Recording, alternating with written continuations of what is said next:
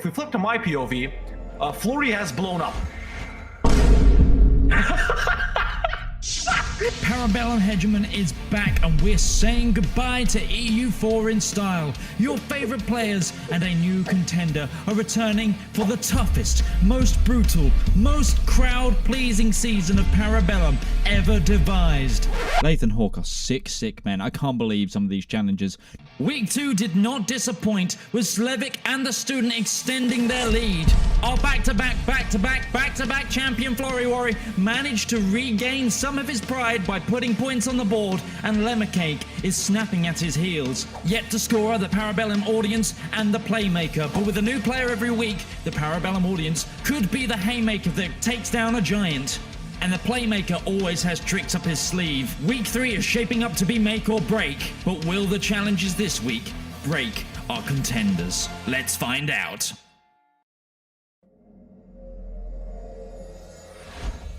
Well, hello, ladies and gentlemen. Welcome back to EU4 Para Bellum. Why are you laughing already, bro? That's right. Listen, because I'm in such a good mood, bro. Why are you in a good mood, huh? Am I supposed to be crying? Listen, I'm in a good mood because we're back with the greatest competitive EU4 show of all time, ladies and gentlemen. Week 3. Okay, our mics suck. Whose mic sucks? Laith, your mic is peaking hard, apparently. Chat, is my mic peaking hard? Listen, I'm just gonna say one thing while he fixes his mic. When is the only time Para Bellum hasn't had audio issues at the start? When I ran the stream 2 weeks ago. That's right, ladies and gentlemen. So everybody say W Hawk, fire Midge, fire Laith. You know what it is, but yeah. Mine isn't that bad, apparently. Listen. What about mine? What's wrong with mine? You know it's bad when Midge is silent. Chats, what's wrong with Mike? Let's see. Are we being gaslit by the audience? Is this are you guys lying to us? Do you guys want to make us believe that we have audio issues when we don't? I hate to say it, was maybe it's just my voice. W Hawk Fire Laith, yeah. W Hawk both mics are peaking. Stream audio is bad. Well, let's do some charades while Midge fixes it. Chat. Okay. All right, one word. I think it's mate. It sounds fine. They're lying. It sounds 3 fine. letters. W Hawk. Okay, let's peaking hard. Midge is gonna fix it. Midge is gonna fix it. While he fixes it, let me tell you, man. If you guys are new here, if you guys are just tuning in for the first time, this is the ultimate competitive EU4 show. All right, every week for 6 weeks in a row, our competitors go head to head to see who's gonna go top of the table at the end of the show. If you win a match, it runs for 60 seconds. For 60 minutes, sorry, you get 2 points. If you lose, you get 0 points. Zilch, nada. If you tie, which hasn't happened so far, you get 1 point. At the end of 5 weeks, the top 2 duke it out in a best of 3 to see who's gonna be the champion. Next 2 play for the 3rd place playoff. Final guys, they're out of here. We never want to see them again. You know, we never want to see him again. So that's how this show is, man. But if you guys aren't new here, welcome back for the 3rd week in a row of our final U4 show. And yeah, we're gonna get cracking soon. But before that, Midge, if we're ready, fine. I'm ignoring everything to do with the audience. But thank you for that intro. I want to say one interesting thing about this week is that it's all to play for. In terms of every single result this week will inform how it plays out in terms of the final placement. Right. So, speaking of, Midge, do we have it ready, the matchups for today? Yes, let's take a look at the matchups. Yeah, chat, I know you guys are interested in seeing who's playing who. You know, who are we going to get to watch first when you guys are playing? That's right, the audience is participating for the first time. So if we can flash that up on screen right here, Midge, I'm sure you definitely have that ready to go. As always, just so we can learn. I will say, so the first match of the day is Florry versus the student, followed up by Playmaker versus the audience, followed up by Zlewikk versus Lemoncake. Now, the reason these are really interesting is because in the case that at the end of the season, there is a draw, it's on the basis of a head-to-head record. So if Florry and the student have the same amount of points, but the student beat Florry today, well, That means the student goes to the final. So That's this right. first match is super important. Same thing for Playmaker versus the audience. The audience has yet to secure their first win. Playmaker has yet to secure his first win. So that's quite a crucial game when it comes to sneaking into the third place playoff. Zlewikk versus Lemoncake. Zlewikk, Lemon. 0 losses. Lemoncake, that's the match name, the official match game. It's Fludent, Plaudience, and Zlemon. Right? I get it now. I get it now. Thank you. Yes. Yes. Now, if we flip over to the scoreboard, you'll see what I'm saying here, because Zlewikk and the student are currently top, no losses. But if Lemoncake beats Lemoncake beats Zlewikk today, I'm losing it. What the hell? Then Lemoncake will go ahead of Zlewikk because the head-to-head record. So same thing for Florry if he beats student. So we could have two entirely new leaders of the scoreboard at the end of the day. If Lemoncake beats Zlewikk and Florry beats student, then it looks like it's a Florry versus Lemoncake final, which you would not have assumed given how Lemoncake played the first game. I'm kind of upset about it. Now, ladies and gentlemen, every single week this season is a theme week. Yeah. Okay? Last week they had to save some saves. This week, we thought we'd go a little bit more old school. A little classic EU4, something a part of EU4 that everyone should be familiar with, that I'm sure many of you guys at home have found yourselves pounding your heads against the wall because you just can't get that what? They can't get what? They can't quite get that achievement. That's right, ladies and gentlemen. There it is. Your Greens as Kale own the most grassland provinces in Asia. This week, the 3 matches are all going to be some of the hardest achievements that we have on in the game of EU4. So we're going to start out with Azkale own the most grassland provinces in Asia. I do want to point out that this whole thing was decided on before. That's right. Before Florry decided to do his doing every single achievement. Not rigged. At least not this season, chat. No one's He also PayPal us hasn't anything. done Kale yet. He also hasn't done Kale yet, so that's important. Now, I think it's about time we get to know our competitors. It's Florry versus the student. Mitch, take it away. Florry Bros, we are so back! A comfortable win last week means that the multiple-time world champion can still make his case for the final. In today's match though, how will he do when faced with the methodical student? Ladies and gentlemen, it's Florry! Despite being our most experienced player, the student has never been able to beat Florry. He said he aims to get into the finals this season. Well, this is the match that could decide everything. Ladies and gentlemen, can he pull out a win when he needs it the most? It's the student! Welcome, chaps. Welcome to the show. Florry, I'm just going to get straight to it. You've been doing every single achievement. Can I confirm Kale and Eat Your Greens isn't one of the ones you've done already? I only need to do like 20 more, and it's the one I haven't speed run yet, so it's pretty fun. Okay, there you go. So pretty good. Right one. Student. I flew off. I left. Midge. Wait, What's happening?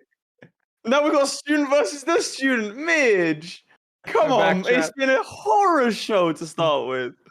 All right. Student, I'll go with you. You had some complaints in some private chats about the challenges. There were some alleged match fixing and corruption. Do you want to elaborate on that? This is a L'Equipe special. Laith, check PayPal. I mean, if you want to put this into public, then I'm not afraid to do the same, you know. But yeah, I was just wondering I like that. How it can be that Florry always gets the bear conquest focused stuff, while you know, I had to save the Florry save in the last week economically. You know, I would like to see Florry on that one, but yeah. We thought it'd be unfair to give Florry PayPal is good. Look, firstly, PayPal Just gotta does Florry. work. we're good. Secondly, when we were looking at the achievements, we were like, let's find like a fun economic one. Paradox doesn't do fun economic achievements. Maybe The Florry, hardest maybe, one, none of them are maybe- economic ones. Yeah, I don't know. You've done 350 of them, Florry. Have there been any interesting and difficult economic challenges? The Venice want to become economic hegemon is interesting, but that's usually the exploit that because the answer is no. There you have it, folks. Straight from There the we man go. Now himself. check your actually, PayPal. right there. Yeah, PayPal already checked. But listen, you know, Of course he says that. man's got to defend himself. But listen, on another note relating to whole this thing, obviously, you know, the audience as well as, you know, you guys are participants right here. People may have noticed by now that we're doing some of the hardest possible challenges we've ever done, and you know, it simply comes down to it. A lot of them will be conquest focused ones. You know, in week 1 we gave you guys some of the hardest starts in Europe. In week 2 we gave you guys some of the hardest, you know, saves that we had that you guys had to continue playing with. Week 3 over here, some of the hardest achievements in EU4, and I think you guys, both of you, probably have one of our harder ones for today. I mean, listen, it's just the theme of this season is hard, so you guys can start imagining week 4 and 5 and the finals and stuff like that. But Student, what about your experience with extremely difficult achievements? I mean, I have some of them, but I don't really like playing for achievements because it feels so straightforward. You cannot really, you know, do some crazy stuff on the way. So yeah, I haven't done the achievement yet, so I guess this is the first time. And Florry, how comfortable are you in this environment? I love starting as a small country because there's not too much to manage, so there isn't too much you can really mess up. And yeah, I just really like starting next to big countries as a small nation, so I'm really happy with this. This is right up my alley. Can't tell if he's ironic. We can't. I don't know. No, I'm not. I like small countries. It's easy to manage. Well, there we go, chaps. I think if there's nothing else from either of you, I will stress on you how important this challenge is, because Florry, if you beat the Student, then you're in a great place to try and head to the final. Student, if you beat Florry, then that almost mathematically guarantees you a spot in the final. So it's obviously still all to play for in the coming weeks, but today is where things start to heat up. Good luck to you both. Thank you. Good luck. Good luck. There you have it, folks. That was Florry and the Student starting off. If you haven't noticed. Okay, so we will think to ourselves, just some what stuff is the from strategy production. here? Because I saw Florry practicing a little bit, and also saw Florry, by the way, complain. Can you believe this? He was complaining about the 15 dev challenge that he got last. He was. That's disgusting. That's disgusting, really. Now, chaps, before we do anything else, before we hop into a game, let's not forget that this stream is, in fact, sponsored by one of our own, C. Mantis, the author of The Path of Ascension, Lit RPG. We're going to talk more about that in a little bit. But yeah, we have a tracking link this time. So click the link, and then we can show C. Mantis just how much Mantis. The audience cares about him and his books. Like I said, and like I've been telling you, I've been reading the books myself. I'm almost at the end of book 1 now. So why not join me on my literary journey? Mantis. And again, we'll talk more about that in a bit. Now, That's right. Hawk, are you confirmed in the game? I can confirm that I am in game. Ladies and gentlemen, it's time to get week 3 of the final season of EU4 Hegemon started with Eat Your Greens. Our players as Kale, the tiny 2-province minor nation of Kale in Burma. They have to own the most grassland provinces in Asia, inspired, of course, by one of the hardest achievements in EU4. Who in chat has Eat Your Greens, man? Who in chat has Eat Your Greens? Tell me. I don't think any of you guys have it. I think you guys are losers. You guys suck at getting hard achievements. Listen, not even half of the players have the royal marriage, man, let alone who has Eat Your Greens. Me, I do? You're all a bunch of liars, man. All a bunch of liars. I don't believe you for a second, honestly. But Laith, can you confirm that no you way. are in? I'm ready. I'm ready. I'm ready. Let's start in All right. count of 3, in 2, in 1, go. Boom. There All it right, is. here An we are. impatient student also, by the way, pinging us to tell us to get going. That's right. That's right. We that's start right. off in my POV. Here I am spectating Florry. This is Kale. Now, what makes this so difficult? Well, let's start. Firstly, you are Theravada. Both your provinces are Animist. They start with a little bit of unrest. In Not terms Doog. of conquest over here, you have this lot. Ava, who have everyone in a tributary around them. You cannot fight anyone, really. Oh, you can do They're Manipur. Let's smaller be than real. you. Oh no, you can declare war over here, but the problem is with Manipur is you kind of want to declare war on them to show strength, to get yourself 100 each category. And your only real expansion route, I would say, is west into Bengal. Yeah. But you can go Which to Ava, isn't you will probably even die. really somewhere. Well, I guess it is somewhere you want to go, right? Yeah, I Actually, mean, why it's don't Asia. you show our players the grasslands, the flat terrain map, and tell these guys what our players are actually Sure. going for right here. So they need as many of these provinces as possible. You see these grasslands? As many as these ones as possible. You can see there are a couple spotted around India, 1 or 2 up here, a Quite a few load in down in Jaunpur. Southeast Asia. Oh yeah, Right. actually, I didn't even know. And about that's that kind of one. the thing. Yep. So Southeast Asia is a tricky one because you need a better navy than a lot of these guys. But in my opinion, right, for this, there's a couple of schools of thought. The first is to hop down this coast, attack Bengal, enter Jaunpur, and then go down the coast into Orissa, and then hopefully go into Ayutthaya. The other, and I think this is more preferable, is go after Ayutthaya and this lot, or no CB straight into Pasai after having secured yourself a coast. The only You problem is to can- get yourself a coast, you need to go down Yeah. through Pegu, Arakan, or Bengal. That's right. That's right. And an interesting point about today's challenge, this challenge here specifically, ladies and gentlemen, if you're watching, since we decided to go off mostly off of the requirements that these achievements have, you will be pleased to know that subject provinces do count for this achievement. Of course, non-tributary subjects, right? So subjects you can annex pretty much. Vassals, marches, PUs, appanages, ALets. Oh, and we have a war started, We ladies do. and gentlemen, This over on is- my end. It's We have actually a- the we same have war one that's over going here on as well. for you. It'll be for Yeah, sure. it's exactly same thing.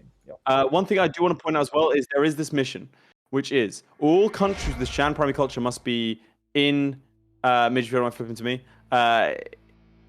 It should be either allies or subjects, and you have to be at peace. And then you get to inherit Hisenwi and all these guys, and your country changes to Sham. That is, generally speaking, a good thing. Very However, powerful, yeah. What is different today? Or Well, you see, so we can torture our players even more, ladies and gentlemen. This mission that Laith just showed off, And it's your country useless changes to Sham. because our players That aren't is, generally allowed speaking- to form any other nation. That's right, they have to start and stay as the nation of chaos. So if you're thinking, it's easy, they can just unite the Shan, and this will be a perfect dandy campaign.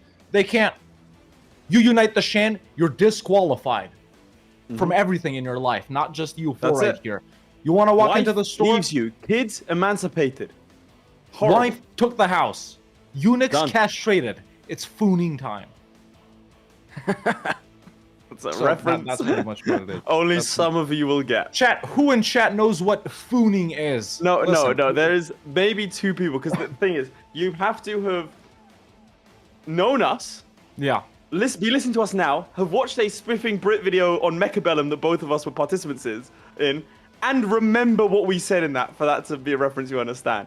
Only real Laith and Only Red real Hawk fans spiffing will Brit know. fans will know that one. Yeah, that's right. But the war with us Manipur, through if we your flip to my POV, yeah, as Florry is about to wrap it up in your POV, if we flip to mine, Midge, you guys will see that Student has already wrapped up his war versus Manipur. Obviously, Manipur, still exists right here. Major truce with Kale, which means a show strength has been popped off, all right? But for some reason, the Student has lost stability. Now, what's the starting guy in your game? 222, same Okay, thing. okay, But, so it was a bit man, something- look at those traits though in Student's game. The what? The traits? The traits. Look. Yeah, well-advised, bold fighter, industrious. Actually really good. Actually really good. Sofa Tarabia Kale. He's my second cousin, by the way. if I could flip to my POV, something very fortunate for Florry has happened. Manipur was immediately attacked and taken by Tripura, which nice. means that That's he actually can lucky. immediately fight Tripura, and Tripura only allied to Kachar. So That's this nice. is a very, very easy fight to win. Yeah, he is already in that war, right? Oh yeah, he's already in the war, won the war, and he's good to go. Any grasslands? Any grasslands? Just so. just This will all the be just the jungle. none that they start with, just the 0. Yeah. Ava has well- like 4 of them, man. Ava has like No, 4. They so if you have to can- go after Ava, but Who's the Ava problem with allied Ava- to in Flurry's game? Muang Fuan. Muang Fan, that's not bad. They're allied to Lan Shang, which I would say is worse Oh, in Students' game. But if you can do an What's the alliance with Bengal Ayutthaya, alliance? with where? Bengal Delhi. Bengal Delhi. Or yeah. Malwa on this side. This is a much better start for Florry than it is Yeah, for. yeah, I gotta say, I agree. The Now, student. what do you That's think an uphill battle. is the route of expansion without the whole Shan thing that we talked about? I would personally agree with you with what you said, and I'd try to go down to like the peninsula. Yeah, I you know, try and the get Malay Pegu Peninsula. and hop across. Yeah, for Mhm. sure. Yeah. Can Pegu? Do you think Pegu can reach? Let's see. Can Pegu what? Like core stuff there? Like Yeah. Pasai? Of course. It's only 3 sea tiles away, of course. Yeah, they're good. Hey, the world's beautiful and wonderful in different ways. You never know. That would be my plan. I think. Word to But the obviously, line. for that you need a coastline. I think Bengal might be too much for them to take. I think Ava's sort of easy in 10, Flurry's 15 game, man. I think so. I think you Yeah. do go after. Let's have a look over here. It's just Muang Fun. And they were the Yeah. whomst? Who Oh, was this is Muang easy. Fun? It was the One fun. Over here. yeah, who? Ah, the super small guys that Lan Shang always guarantees and Dive yet too. Yeah. Pfft. That's No, nothing, this bro. is- The only annoying thing is Ava's level 3 for it, but aside from that, I think Flurry's Yeah. pretty much chilling. He has to know that. No, I think he's in a great place. It looks to me like he has pieced out with Kachar. And I mean, there's no point taking this territory really if you don't think it's going to strengthen you. And it's, I mean, don't it's know. Maybe it's literally even mate, it's 9 development in total. It's not going to help you too and it's much. good to avoid maybe a border with Bengal. I don't know. You think? Depending on how strong they are, depending on how strong they are. What's he done? If you're still an Ava tributary, he has shown strength again. Yeah, maybe. Looks like I think he's trying to get as much. Is he already tech? He is already tech 4. All right, do you want to take us through the students game? We've been on for a minute, Yeah. Let's flip to the student right here. So over on my POV, ladies and gentlemen, after popping off that initial humiliation over on Manipur, the student is just chilling, attempting to tech up and stuff like that, not converting the 2 animus provinces. He is currying, these are his alliances, Jaunpur, Longshang, so good alliances, I gotta say that. Now, this is the problem, right? Like, Lanshang still only willing to help out Ava right here. And ladies and gentlemen, I do have to say something. I am noticing the sponsor of this season of EU4 Para Bellum in the chat for the He's in the first chat. time. There he is, Nightbird skill, ladies and gentlemen. That is the main man, Mantis, right there. Let's get some W Mantis in the chat. Awesome to have you live for the first time. my Hell man. yeah. Hope you enjoy. But yeah, this currying favors to make Lanshang break the alliance with Eva, you think? Or he was just getting 10 favors? I mean, maybe he wants to go around it. I mean, what he can do is declare war on Monyang, for example, north of us, because they're tributary, right? So True. that's probably easier. Big There you go. if true. And this And now is get rid of the huge. alliance as well. Yeah. Yep. If you want to flip to Now- my POV, if you don't mind, over here, a decisive battle has just been won because a war has been declared on Ava and Manfan. Oh, nice. And now he's going to attempt to take. He's going to attempt to take Ava's capital. The problem here, and Florry doesn't suffer from this generally, is that a lot of players can get bogged down in exactly what to do here, right? What I mean by that is, you need to take this fort, and so you need to just sit here on this fort.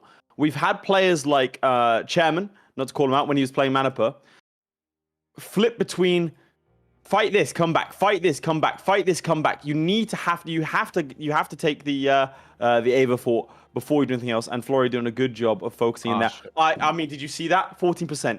That is the shortest Ava siege I've ever seen in EU4 history. At what point do we call him out for cheating? Like, I get it. It's an old thing here. But I'm gonna be honest. Chat, you might want to see this. I got a bit of a black eye here, right? Because I suggested that Florry might be cheating. He punched me in the face.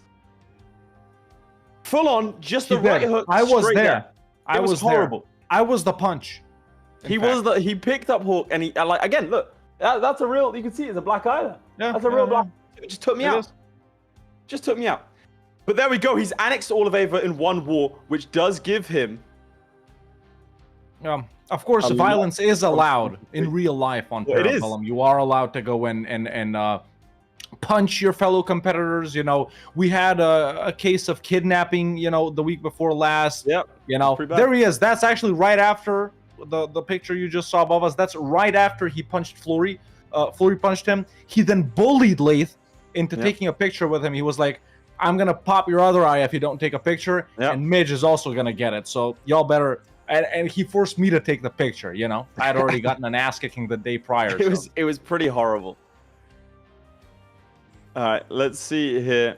Okay, so as Ava, he now has a bunch of tributary states, right? Yeah. Which is rather interesting. He cannot inherit these guys. That is illegal, banned, disgusting. Can't do that. Yep. Now, I do have some major developments here. Yeah, let's flip to my POV, ladies and gentlemen, because the student is doing almost the exact same war, declaring on Mong Yang, Ava, and Mong Pai coming in as well, and calling in the boy Lan Shang. Already got control of the province of Ava itself, so nice. It has the potential to be huge, just like in Florry's game. You know, this is if we just go by this, well, actually, they're not co-belligerent. Yeah, no, Ava is not co-belligerent. I would say you break the alliances and then just go for Ava afterwards. Yeah, but now there's no alliances anyway. So they will probably. Oh, that's no true. choose to enforce it, you know. You know, this is gonna sound weird. Yeah, nice. This is gonna sound weird. You know what I would do? I would have white pieced Ava. Right. But they're easy gonna re-ally Lan Shang then. But not piece out of the other wall. Just sit in white piece and then just wait for 5 years. Oh, radical reforms over here. Smart. Florry getting a cool 400. Let's go back to Laith's POV and we'll go back here when student piece is out so we can see the peace deal. I think he's probably Bengal creeping on him here, but Bengal only has Malwa as an ally. That is not. I mean, it's 44,000. Florry is in the lead right now. Yes. He does have 4 provinces. Very nice. So there we have 4-0, ladies and gentlemen. Florry versus the student in Eat Your Greens. Chat, do you eat your greens? Chat. Does anyone in chat not eat their greens? Over here, we see a spy network taking place in Bengal, in Prom, and in Tongu. That has to be the next step. I think it's expanding everywhere. I think that's going to be the plan. Yeah. Can't pick and choose here. Can't pick and choose. The aggressive expansion might be what gets him though. Yeah. Aggressive expansion is just like so crazy for some reason in Southeast Asia, man. It's like, in my experience, it's more than the HRE somehow. You know? I don't know. But chat, we didn't get any votes in now. So now that we're about 15 minutes in, you guys know the challenge, you know our players, you know their strats. Let's get some votes in the chat, yo. 1, if you think Florry is going to be the winner of this challenge. 2, if you think the student is going to be the winner. Let's get those votes in. Go, go, go, go, go. But that is not going to be pleasant to fight. Oh, yeah. Yeah, he's bringing in some extra troops here. He does go down in stability, and his Queen Regent is a 3-4-5. That's actually pretty good. He can extend Regency and stuff. I mean... Yeah. Only thing bad is a 1-1-5. Which we do know Zlewikk is an expert in, so... Yep. He knows them intimately. Yeah, for sure. Okay, just show off the student, and I'll keep updated. Yeah, I was just about to say, let's go to the student. I don't know about that, Florry. I don't know about that. He's just pieced out. Oh, no, he's good. Look at this. So, taking 4 provinces from Ava. I like that. Non-co-belligerent. You think this is too bold? I don't think so. I think he had to do something, otherwise he would get bogged behind. Like he knows that. But he's on par with Florry 15 minutes in. Yeah. Same. 4-4, ladies and gentlemen. 4-4. Oh, immediately another declaration on Prom now, bringing Ava in once again. I like this. And to be fair, The not taking the, what is it, like 30? Yeah, it's 30 development of Ava and that province north of Ava. That's 30 development. Not taking that, it means he doesn't have to worry too much as much about aggressive expansion. Yeah. A small attack space for sure, and quite decent fort. But yeah, he's good to go. Florry's steaming ahead now, 2 years ahead, but otherwise they were staying sort of close together this entire time. Student is pausing a lot more, I gotta say. Student is pausing, but do you think there's a potential for a full annex here on Ava? Like No, that would no, be just don't do crazy, that. AE, right? Look at this. Yeah, no, just don't one do that. province. Especially given he's going to need to somehow get to Pasai, and I would imagine perhaps the Pegu only no way he can allies, do that- dude. This is very good. Well, you go straight through. He needs to be so quick in this Ava/Prom war, because if he gets Pegu without any allies, wraps them up, that is an additional grassland here. However, more importantly, it opens him up to all of these grasslands here in the Malay Peninsula, in Sumatra, in Java. I think this could be the play. Even Khmer and Ayutthaya here. But the thing is, Ayutthaya is deceptively difficult to fight. People sleep on Ayutthaya, but they do start with 15% cavalry That combat cav ability. combat. Nasty. And what's is Ligor their vassal, yeah? Yeah, Ligor is the Ayutthaya vassal, yeah. How does China only have one grassland, chat? It's all farmlands, bro. That's why they farm it. Yeah. They turn it all into farmlands. They turned it all into farms. Crazy. Really, nature do like that sometimes. But let's see what Florry's up to. And I'll tell you when is about to take Tech 5, right? And it looks like he's lining up on Bengal, which for me would be insane. Who were they allied to? Malwa, you said? Yeah, Malwa. Will you have Now, any help in that maybe one? this was a misplay. Look at this. Maybe that was a massive misplay by Florry. Wait, in which war did he fight Pro? No, it wasn't. It wasn't. It's in taking. Like, I think he got rid of the tributary. Because Prom, I think, starts as a tributary of Ava. They do?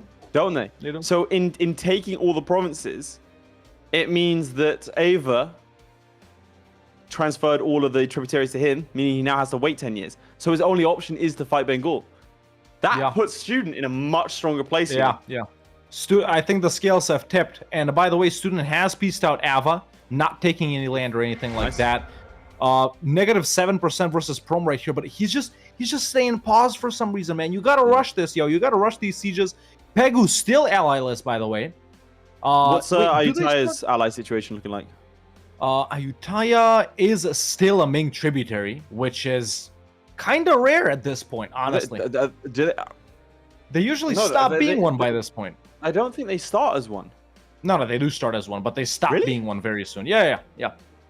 Allies, Daiviet, another strange one, and Arakan, which is common, I gotta say. Sakutai and Ligor are also annoying to fight, especially Sakutai with their level 3 fort, and I thought they had another one, but they didn't. But that's it. Prom's done.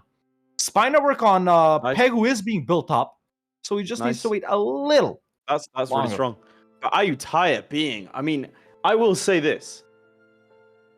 In this game, let's flip and see. Ayutthaya is not a Ming tributary, and has annexed Ligor. Oh, and expanded into Khmer, so they are pretty powerful. Well, but this is still better. No real strong allies. No real strong allies, and I just think this is a much better. Like, if you're gonna rate the start out of 10, in terms of RNG, not in terms of ability. Oh my god, you got gems. Look at this. Nice. The thing is, he's got to go through Prom and Twangu, and Pegu, and he's got truces. Whereas the Student, chat, he just declared on Pegu. Let's flip and see that, folks. There it is, right there, walking right into that battle. Boom, Nice. easy wipe. Now just send in these guys there, split these guys there. Yeah, you know, I'm not a fan of this long pausing and clicking around by the Student. You know, it's obvious he's not a speed 5er, chat, and as true speed 5ers right here, me and Laith, you know, I can't say we approve of that. You got to be a little quicker in this. But yeah, let's go back to your coastline. Yeah, so I'm just gonna say that Florry has embraced Renaissance. He devved up Ava. He's devved it up. Yeah, it's gonna give him a good tag space. I think he's preparing for a bit of a late game storm here. He only has 7 more years until he can declare war on that side of things. But Lanzhang, Pegu are a tributary of Ayutthaya and allied to Lanzhang. That is Oh, not pleasant. that's horrible. That is not pleasant. He's probably better doable, off going but into unpleasant. Bengal. And unfortunately for him, Bengal has allied Bahmanis. So that's not possible. I don't think he can take out 60k. I think he's in a situation where he is forced to wait. He has to wait for pro. That's like the only two places you go. He has to go Pegu. No There's no grasslands, choice. like, yeah. You can't fight Bahmanis and Bengal. You cannot do Okay. it. Yeah. Or you have to wait for a situation to change. But this is nasty. Lots of people in chat changing their votes live Yeah. as we showcase this situation. Flurry mercenaries. The tides have turned in favor of the student currently, ladies and gentlemen. I don't know. If the It's student gonna be can tough. knuckle down and play, you know, I think that's gonna be he's gonna be in a really good place. So the only difference is Ayutthaya. Ayutthaya still being a Ming tributary is really bad for the student. Really bad because that's that's kind of your route down in my opinion. If I go onto the simple terrain map mode, I mean you've got 1, 2, 3, 4, 5, 6, 7 right there. Yeah. And then you can get your claims on Pasai. I think Ayutthaya has to be part of the strategy here. Right? It's gotta, especially in a place look like at where all it's of this. expanded into Khmer, like in your game, right? You can get the Khmer ones, which are like 3 of them that Khmer has at the start. Yep. Or like Venomite said in the you chat. Have to, no CB vassalize. Yeah, that's all. Yeah, but the problem with that is the amount of aggressive expansion that you would incur would be horrible, especially if you are no boats. No boats as well. It's just a bit of a rough place to be. Really, I think that's kind of the tricky part of Southeast Asia is the alliance chains. I would say they're a lot more diplomatically inclined than other areas. Yeah. Okay, let's flip to your POV and take us through what the student's doing. Yeah, as I imagine Florry's going to wait. Student just pieced out versus Pegu. Hang on. Sorry about this. Do we have a deck? And then we'll flip. We don't have a deck, but Tonga has been taken, which means that this route is open as of now. Florry has that's to be actually starting better. towards that. That's actually Yep, better. Much better. I mean, he has to go. It's still 50,000 odd people, but that's a much better way to fight. He has no allies is the POV, thing. And I'll keep you appraised of the situation. Well, we'll get back to that, folks. Over here on this side, the student has pieced out Pegu, taken 2 of their provinces and vassalized them in the one right here. I don't see the point in that, kinda, because he has gotten coalition now by everyone. And that's a declaration on Arakan, who's allied to Ayutthaya, who brings in, of course, Sakutai and Tuangu. Mean, it's bold from the student. We haven't seen student make these kinds of plays before. He has to fight Ayutthaya. He can't fight them any other way because they're tributary to Ming. Yep, there is no other way to do it. This is the way to do it, and he's going to get coalitioned either way. He's gone straight for him. This is gameplay from the student. He's a little slow. You know, he's pausing way too much. Yeah. But this is aggressive play from the student that we just haven't seen before, and I'm liking it. This guy has to, like, if he beats Florry today, that goes a long way. That goes a long way. What are you doing? Yeah. Why are you circling like that? Making the audience dizzy. But yeah, Why? like Laith just said, chat, he declared on Arakan because that's the only way to fight Ayutthaya without actually fighting Ming. Now, additionally, Ayutthaya have joined this coalition against him, but they can't because they're already fighting him, right? They can't be in the coalition and fight him at the same time. So what do you think the move is here? Arakan obviously not relevant. It's just jungle. Does he have any big allies? Yeah, Lanshang is in this. Lanshang is in this. But he's allied to Jampur as well. So that might stave off a coalition. Because if he can fight Ayutthaya, right? Yeah. I think the play has to be just to take land. Screw the overextension. Just to take this right here straight up. Let's see if we do a separate piece. But he can't. He has to go through them like. Oh no! Once he cores it. Oh, that's right. But cores have stopped. On what? Dagon and Pegu. Oh, those are actually the only ones that are taking. Okay. So they've stopped on the Ava ones because he's fighting Ava. Okay, I do have a development on this side of things. So we did say that he would have to declare war on someone, if it's my point of view. Yeah, let's do that. And he's gone for the more difficult option. He's gone over here. 16k versus 60. He has. He's trapped some Bengal troops. He's a tech ahead, I believe. His tech is 6. Bengal is 4. Big tech difference. That's super powerful, though. 6 over 4. That's big easy. Tech difference. But is it 4 times troops worth? If Bengal plays for time, let's have a look here. And Bengal, if they all Bengal gang could up take on tech him, right now. But the AI doesn't usually take tech and switch out units whilst there's a war, does it? They do take tech. I don't know about units. I don't think they'll take it ahead of time though. Or well, I guess they do, but Let's see. Now here's the interesting part. See this? Bahmanis, yeah. 30,000 troops. Oh wait, just they're not doing anything. Do they not have access through like Orisa and Jampur in them? Don't have any access. Interesting. No access because they're all rivaled to the various different places. So this AI, this Orisa Jampur AI is smart enough. Florry fans. They are But that Florry does look enjoyers. like that does look like a stack wipe for Florry against Florry. And that's what the AI really has to do is keep whittling at him because this is Gouda is generally not a pleasant fort to take. Does have a 2 general on him. That's good, bro. Well, it's Gouda. Sorry. Oh, for all the sorry, Dutch Gouda. people watching. It's Gouda. All 6 people. Oh, look at that. He's going to get sniped again. Look at that. I mean, Yeah. the Bengal AI making up for the incompetence of its Yeah. allies. I mean, Bengal, you have to- Bengal, tough cookie to I'm crack, just man. saying, you have to... Oh! I'm just going to see. Sorry, I Access? thought the situation changed. Not yet. No access. That I'd be pissed. If I was the student watching the replay, I'd be very upset. Mhm. Because usually the AI gets all kinds of different things Yeah. here, but no. Tricky. They are not even trying to make an attempt. They can't get that's- access through here. They can get access through this one. What's Cannot get troop access. counts right now? What's troop counts? What's Florry at right now? Florry is at 19,000. Bengal is at 25. These lot, if they could march over, in my opinion, would be the difference. All these slamming over here, Florry would have a really rough time of it. But they are simply not doing it. No access. Just, yeah. He must have known. -1, look at this. Yeah, that's pretty close, man. Why is it? That's Why pretty is close. it? Okay, improve relations. Yeah. Is That he is- improving that is- relations? Yeah, No, will he's improve not. with rivals. But look at, they're not rivals.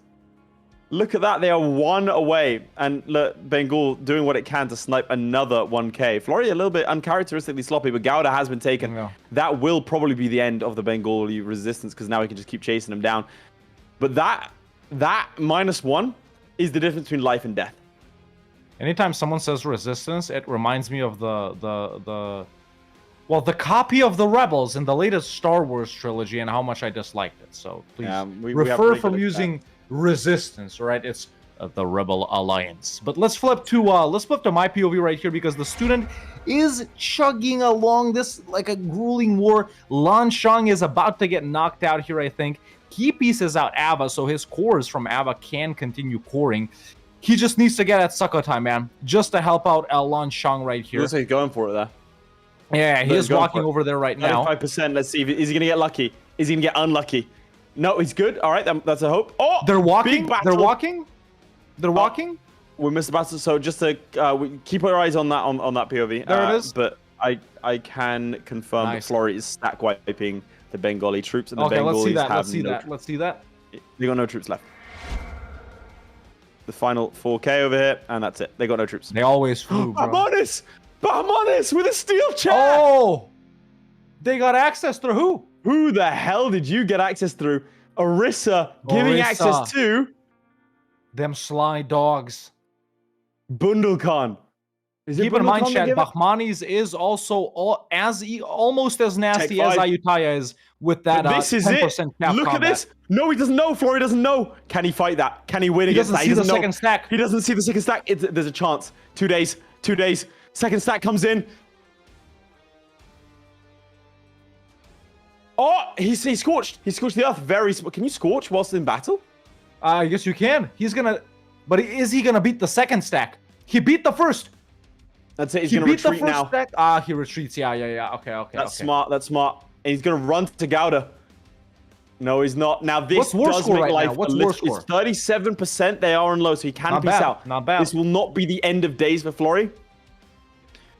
But I can't imagine he's going to get too much here. If they de-siege Gouda, he is going to be in a world of hurt. Gouda. And all of these is... Yeah, that's going to be horrible. He's actually really good on manpower. I'm surprised about that with all of those battles he got Yeah, he's into. been using a lot of mercenaries. Yeah, that's what I was about to ask. Which companies does he have up? I think it's just a free company, but he's been... Oh, Just the free Mawa company? now taking a hit. That's But gonna be an easy one for him right there. He But can't see these areas. Now, Bengal Yeah. able to get an army and retreat. Bengal now on Tech 5. Bahmanis on Tech 5. Malwa on Tech 4 still. So we'll just have to keep an eye on, obviously, flip back to your POV if there's anything happening for you. Oh, yeah, let's go here briefly because that war does have a lot more battles just to show off what's going on over here. So Arakan, meanwhile, is involved in a different war versus Xipa right here.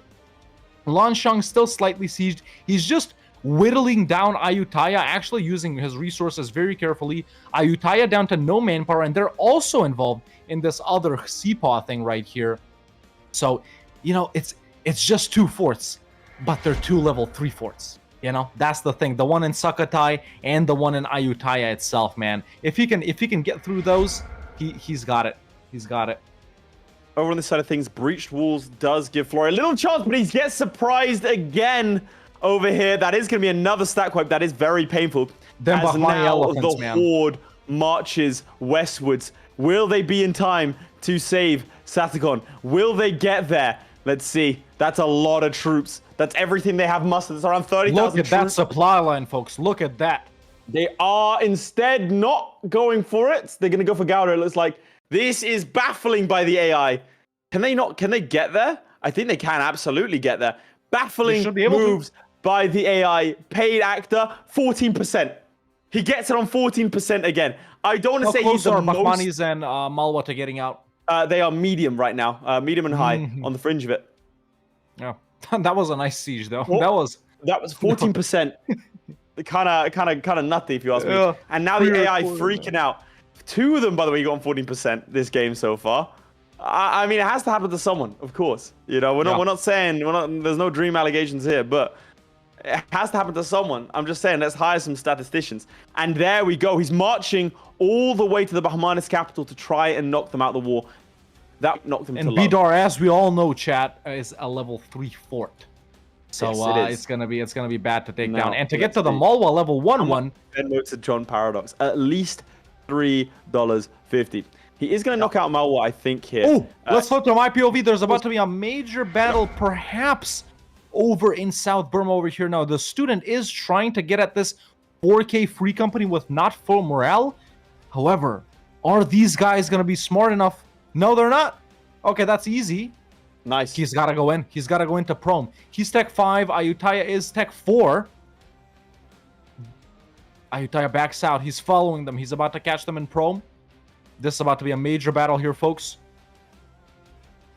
There we go. He gets rebels in the same province, who he's going to fight after this, which is a bit unlucky, I do have to say. And more Pegu guys down here. But a vital win on Ayutthaya. Just slogging along, man. Only 6% war score because he can't get Mrakyu. If you flip to my let's see what POV, Flory is up to. Flory has pieced out Bahmanis. He just stood on Bida, and that was enough. But now Malwa comes back out of the shadows to potentially do some damage to him. Malwa they're close to low, not quite, but this is the siege he's going to be scared of. 28%. Does he piece out? He's got 85% here. These are losses. If I'm Flory, I piece out. Yeah, he's got it. I mean, what else do you want, man, from Malwa? Sure, you can get money in war ups at this point. Just peace out. And Bengal, man, they got quite a lot of grasslands. And if you can get connected to Jaunpur, which I think for me is the main target He does piece in out India. Malwa. Nice, He does piece out Malwa. That should be it. 90-something% war Costly score? war. He did 99%. He's good. Excellent. It was a very excellent. costly war. I will say, I fully think that if a year prior, if they had managed to get that access, Flory's not here. Because there's no forts to navigate. They just slam into him. But Flory, being Flory, has managed to navigate that very, very nicely. Let's go to his POV directly so we can see his peace deal here. So he does sort of kind of single out some of the grasslands, and he has acquired some of them. Most importantly, he borders Tirhat and Jaunpur, which I think are the primary targets in India for grasslands, man. Just Jaunpur has 7 of them at the start of the game, right? So he added 5 more, by the way, so he's on to 9. Excellent. Perfect. So he's, immediately looking at other declarations, chat. Koch or Coach right there. I don't even know how you say them. They do have 1 grassland in their capital, so he should be getting at them as well. Do you think there's going to be religion conversion here? Maybe Flory goes Hindu? Well, they already start Theravada. So I think... Well, you mean flipping to Hindu? To Hindu, yeah. Oh, I don't know why you would. I don't think it's necessary. Okay, very nice. Well, I don't know. Maybe... Yeah, no, I think he's just trying to flip it. He's just trying to flip his Animus provinces right now. Or he's trying to flip 2 Animus. I don't know why he would do that. Some great stream memes there. I'm just going to give him a 25-minute warning. Yes, go ahead and give our players a 25 and then take us through your POV. Yeah, let's go to my POV chat. At this point, I'll also take a moment to let you guys know that we are doing this show for free.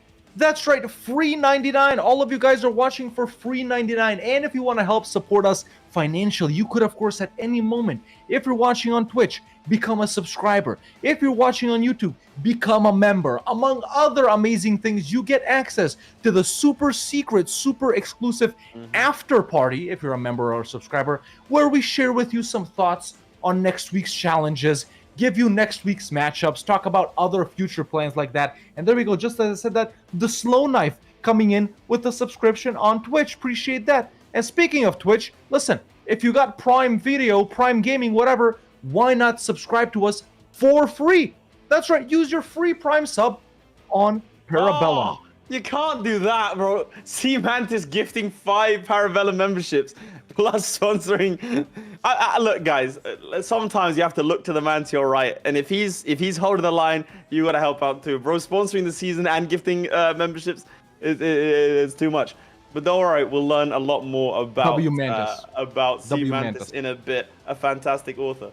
That's right. Now, on your side of things, what do you think he does here? This over here, man. Developing not necessarily to really major slog. So Lan Shan has been knocked out. He is max loans right now. Ayutthaya is at 7% on his capital. He doesn't have any other forts. He can't get Mrakyu because it's occupied by Xipa, so he can't get Teking. Oh no! That's way worse. Wait, can Arakan get annexed here? Yes. No. Okay. Well, yes. Well, no, because it's Xipa. If they do get annexed, they're not a right? main guy. Yeah, Ming If gets they do get annexed, that makes Ayutthaya the main belligerent, which means that Ming comes into the war. Yeah. So really, it's just a siege race here between a level 1 and a level 3 fort in Sukhothai. I don't think he has that.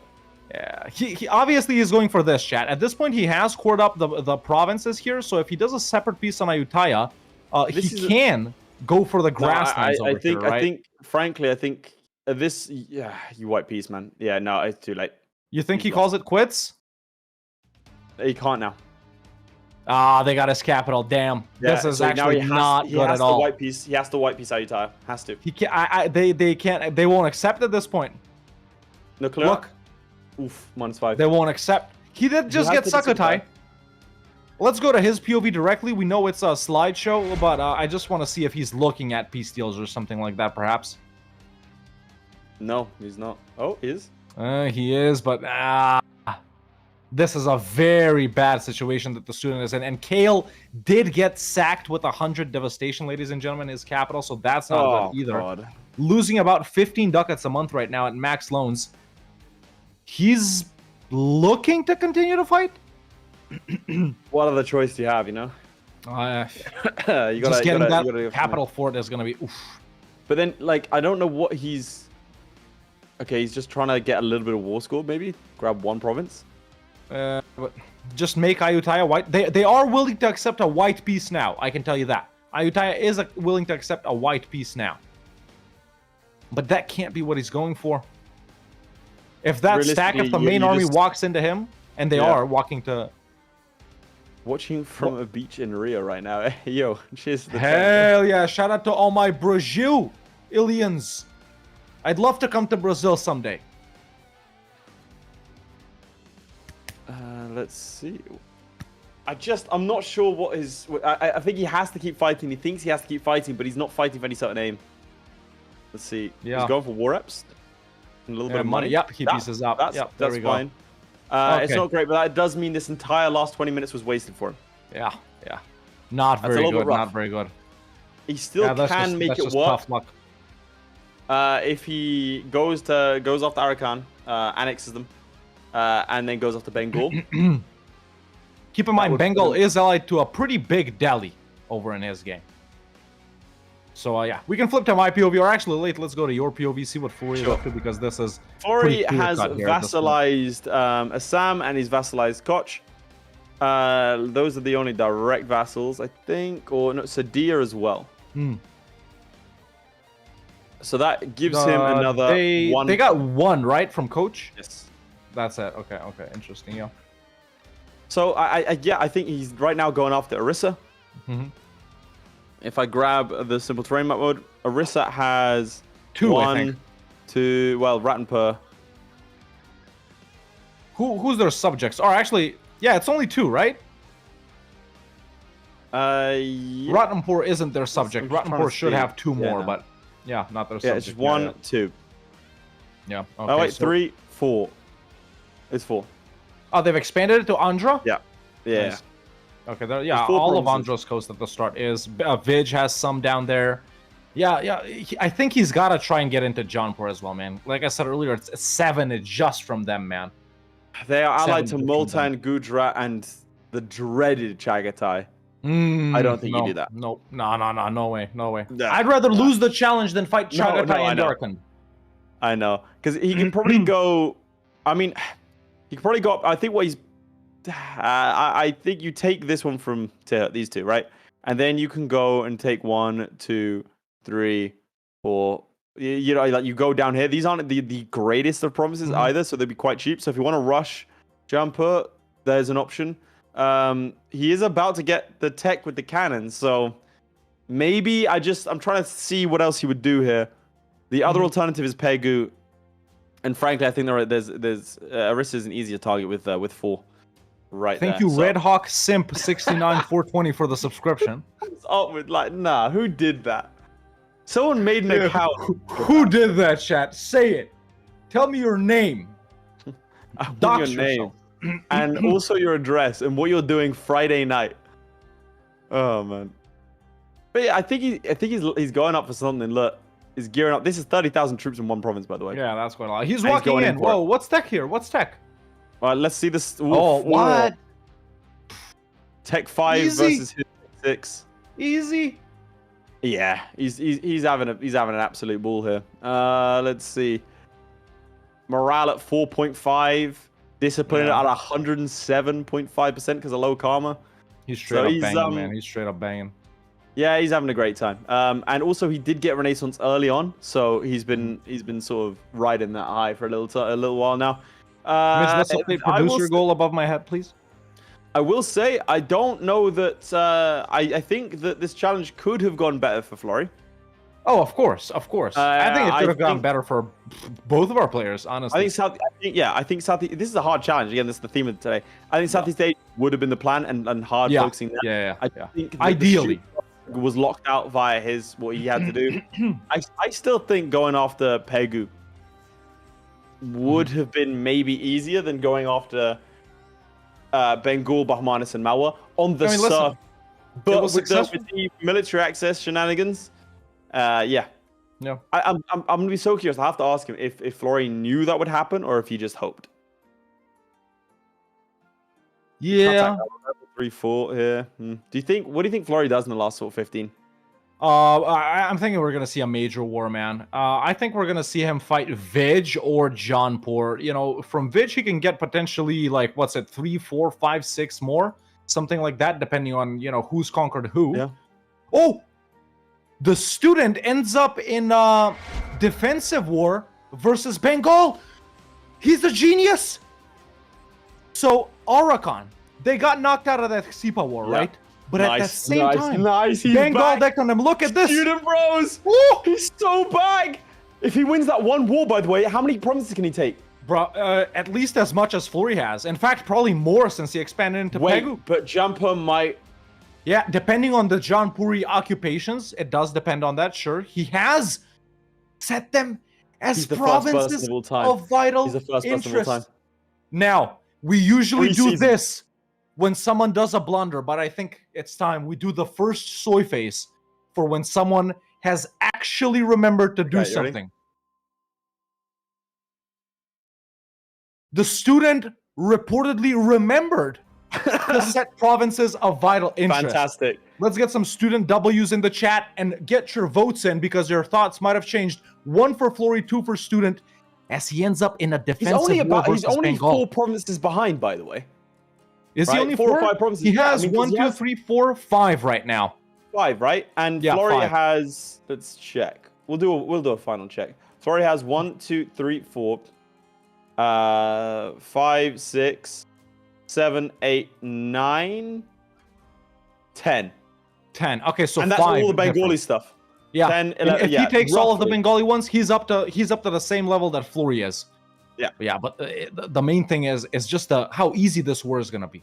This Because should of be his easy. alliances with Lanshang and Jaunpur, and Ayutthaya is somehow involved in this.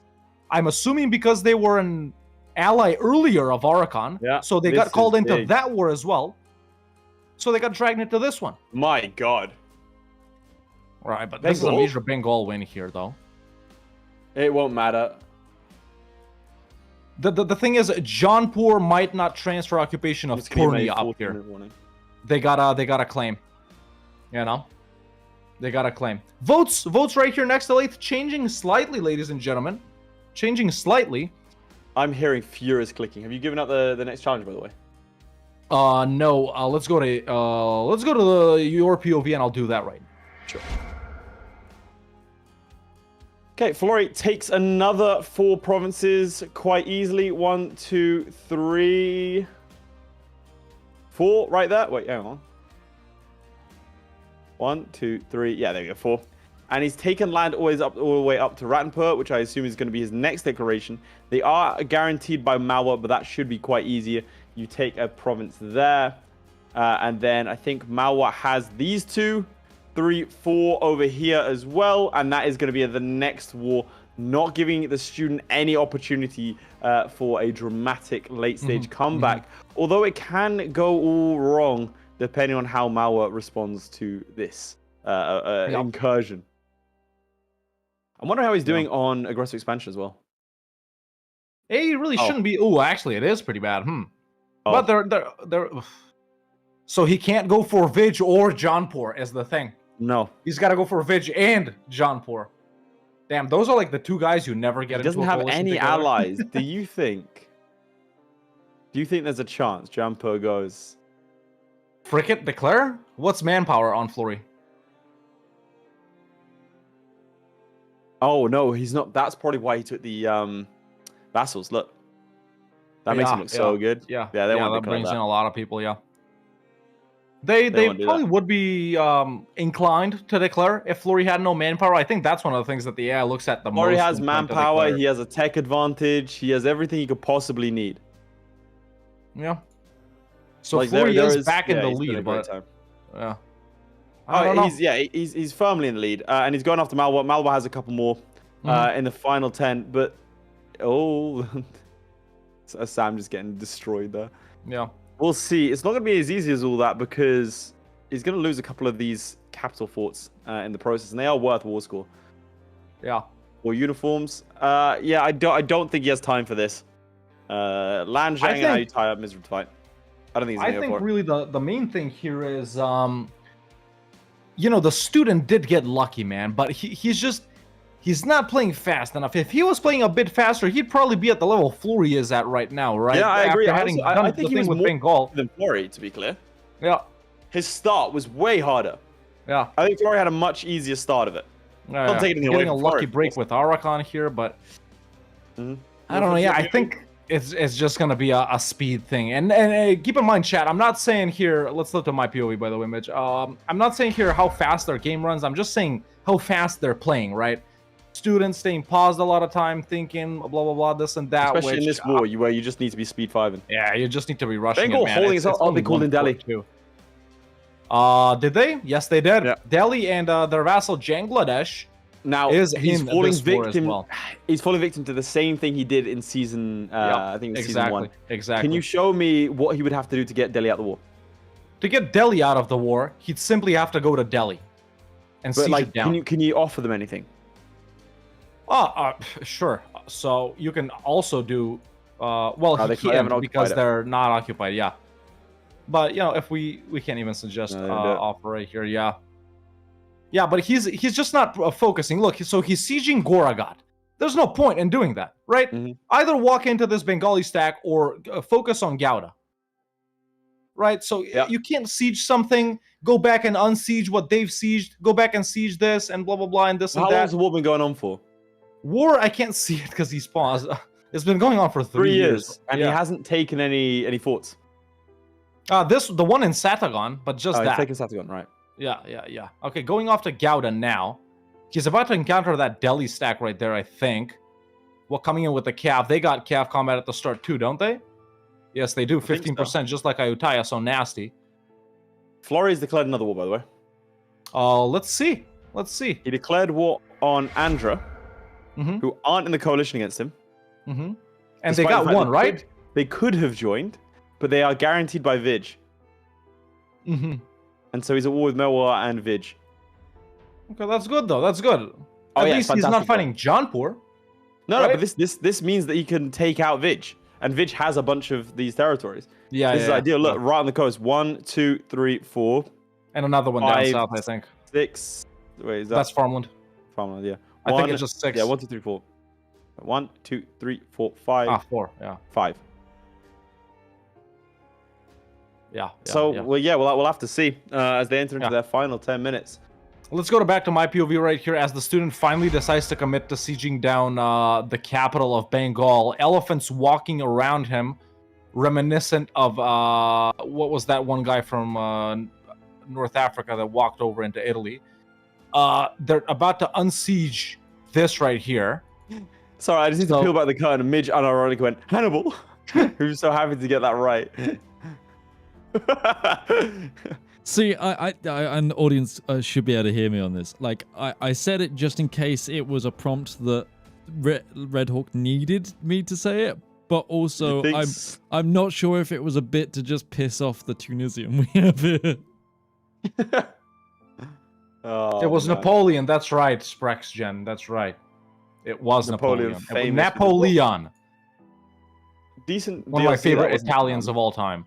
But student continuing to siege down Gouda right here, committing. He is definitely going to get that before Bengal gets Morocco.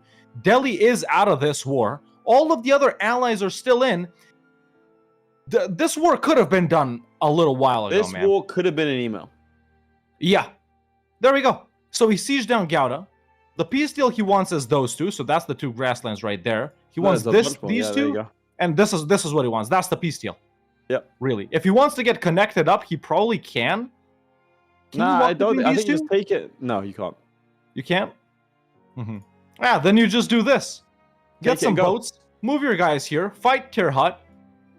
You're already there. Just make sure you're in the right province and then just go for it. Yeah. And they are willing to already accept this, the 77%. Maybe he's going for more. I don't know. He's probably going for what you just did, yeah. Yeah, trying to connect himself like fully or something like that, which I don't know if it's possible. You can't walk between these two, right? No. You cannot. Yeah, you shouldn't be able to, yeah. I think it's like this, yeah. Okay, 88% war score already. Bengal sending peace offers right here. Right, 6. I'm going to flip to my POV and I'll take you through what Florry's been doing. Florry, in his wars, he's gotten cannons. He's breaching the walls and he's been assaulting them to get the war score.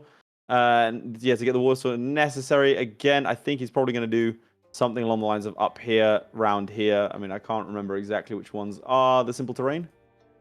Which ones are the... Yeah, it's like this lot. Student has pieced out. There it is. And he didn't take all of the grasslands Bengal had for some reason. Flip to your POV. Yeah, if we flip right here, he's gotten the 5. So he's gotten these 2 right here, and then these 2 and Lucknow, but he hasn't gotten Satagon, which he could have done if he didn't take Nadia. But I guess he did prioritize getting connected, yeah. And if he does declare on Tirhut, that should bring in Bengal again, so he could go for this one and get the Tirhuti one. Yeah, there's little bits and pieces here you can grab for sure. Yeah, but that's not bad at all. With just over 6 minutes left, over 5 minutes, sorry. Yeah. When it hits 5, we'll give him a warning. It'll be interesting to see what he does now. He has gathered up as much money as possible. I think one thing to his credit, he's done well recovering from the Ayutthaya debacle. If you gave him another 20 minutes from now, he definitely has Florry's score. Yeah, easy. Yeah. But see, this is the thing. So he's staying paused right here, man. Even if you're not doing nothing, at least you want to let the game tick. Gather up some points, gather up some money. Oh, there it is. Oh.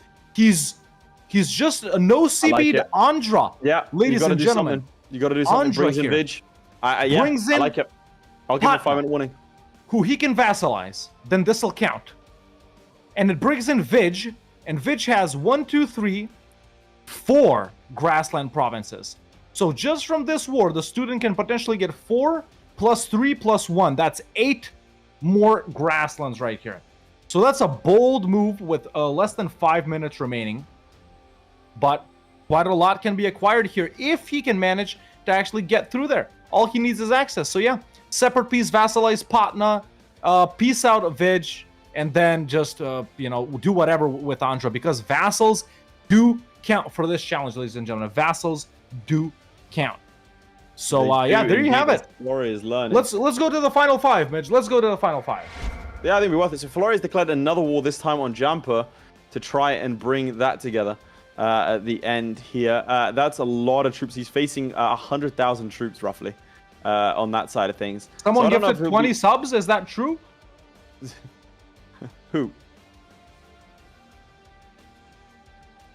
Serious Astoria coming in with the 20 bomb. Boom, there it is. Our player from week 1, ladies and gentlemen, represented you, the audience in week 1, now representing Oilers around the world. Shout out to everyone from the Arabian Peninsula if you're watching, by dropping 20 gifted subs. Gotta love it, man. Gotta love it. But yeah, in the final 5, Florry doing some sort of grimaces, not to be confused with the grimace shake. Student we can't see because he's just a PNG. Yeah, this is gonna be a good one, man. It's interesting, isn't it, that they're both messing around in Vijayanagar at the same time there. I mean, what's the timing differences? Over here we're in 73. 65, and that's just the two pausing, man. Just due to how Florry grabs another 3 provinces. From another 20 gifted. Why aren't we seeing those in chat, Midge? Let's confirm.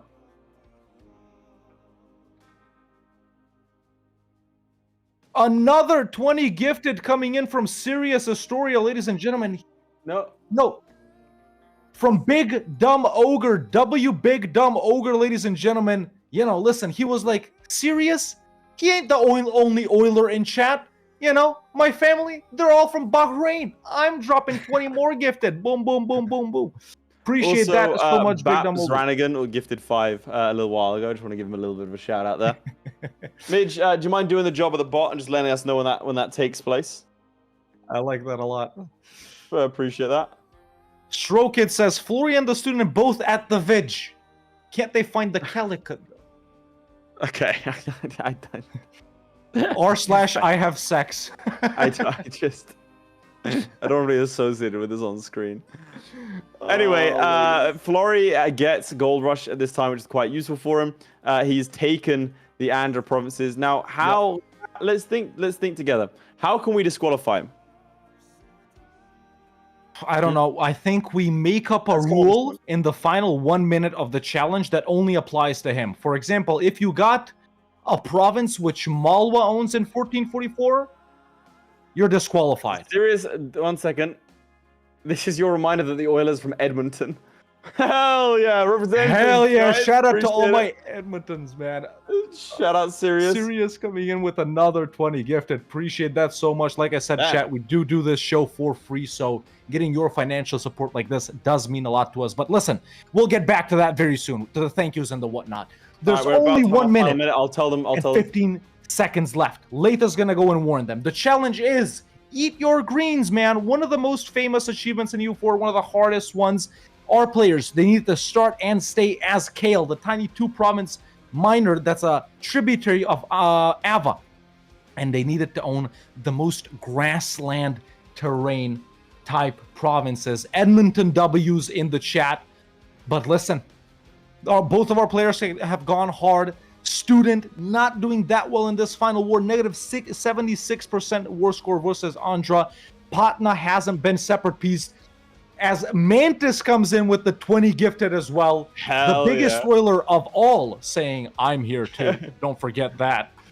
But listen, 27 seconds left. Who can I'm do gonna it? get ready to Flurry, hop in, okay? You say it's Nation final. about to collapse, about to fall apart. Rebel galore. All right. Student losing this war 70%. Tough wars for both of these players. Not expanding where they wanted to. And listen, it's only 9 seconds left, ladies and gentlemen.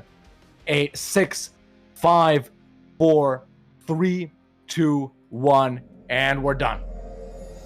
That's it. The challenge is done. Woo! There you have it, Okay. peeps. There you have it, man. All right, you keep in 10. I'm gonna. You wanna shout that out? What was like count? Big shout out to Big Dumb Ogre for dropping 21 gifted at this moment, saying, listen, my thing is the largest in this chat, okay? And by thing, I mean my peanuts. So take that as you will. But listen, as I continue to yap on, and thank you so much for your direct financial support to the big Oilers in the chat, Laith is counting up the grassland provinces that Flurry owns. Once he's done counting, I will proceed to count the same grassland provinces. Well, not exactly the same, but the ones that the student owns. Nice. And we'll Okay, see I think I'm good. who I think won. I have a number. Ladies and gentlemen, did you enjoy that challenge? Are you ready for what is about to happen next? Let's not forget, coming up next, we have the Playmaker versus the audience. Now, the audience players, they fared decently. I wouldn't say that they've had too much like a stinker, but they don't have any points on the board. Is this going to be the time where you, the audience, get on the board for the final, for the first time? We will have to see, as I will send out my heartfelt thanks to everyone supporting. All of you right now who have been gifted a sub, because it doesn't matter if you buy it or you get gifted at one. If you've been gifted a sub or on YouTube, if you've been gifted gifted membership on YouTube, gifted a sub on Twitch, then you have access to the after party. Make sure to join the Discord, and you will have access to that, as well as a little bit of behind the scenes. We did leak a couple of things. There's another 15 subs by Big Dumb Ogre. All right, damn. Save some for the second match. Save some for the second match, because the second one, you're going to know it and you're going to love it. But more on that in just a few minutes, ladies and gentlemen. Now, I think we are ready to announce the winners, well, the winner of the first match right here. Yep. Leith, do you have Flurry's numbers? I do. Give me your number first. So, the amount of grassland provinces that the student managed to conquer, including his vassals, sorry for bumping the mic, in this challenge is 10. 10 grassland provinces is the number to beat. 1, 0, or X, or both of these. I don't know any other ways to spell 10 So with my Flurry hands. unfortunately did collapse at the end, meaning he's left with only 9.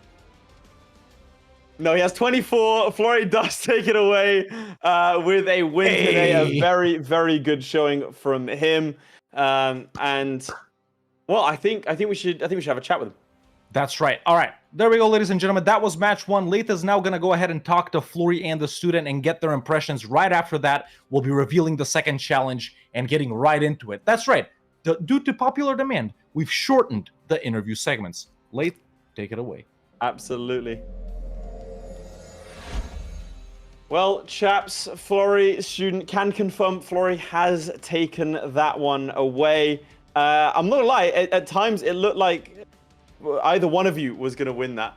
So yeah, we'll start with you, Flurry. How happy with you with your start?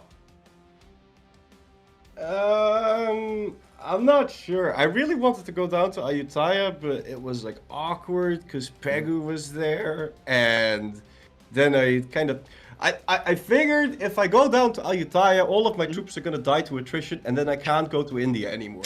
So first I'm gonna go to India, and then I'll go to Ayutthaya.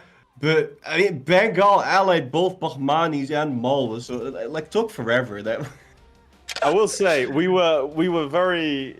So you were fighting Bengal at the start, doing a great job. Bahmanis and Malwa were just sitting there. Did you know that there was gonna be problems with military access for them, or were you just kind of going, I'm gonna go in? No, if you have Tech 6, they're too afraid to walk over, because if they do, they'll just get stack wiped, which is a problem because that means you can't get the war enthusiasm down. So, yeah, no, I knew they were going to do that, but yeah, I mean, Well, I mean, it's they were just- trying to get access. They sat down for a while, sat there, and then they marched on over. So Yeah, at you some go. point they came over. But Uh, I was hoping that they would just, I don't know, that they would walk over, you stack wipe their army, and then if you get lucky, they get decked by someone else because they have no troops. So it was an Uh, inconvenience for you that that they didn't come over early. Yeah, because I Damn, can't. okay. I don't. You only have like 12 units, so you can't.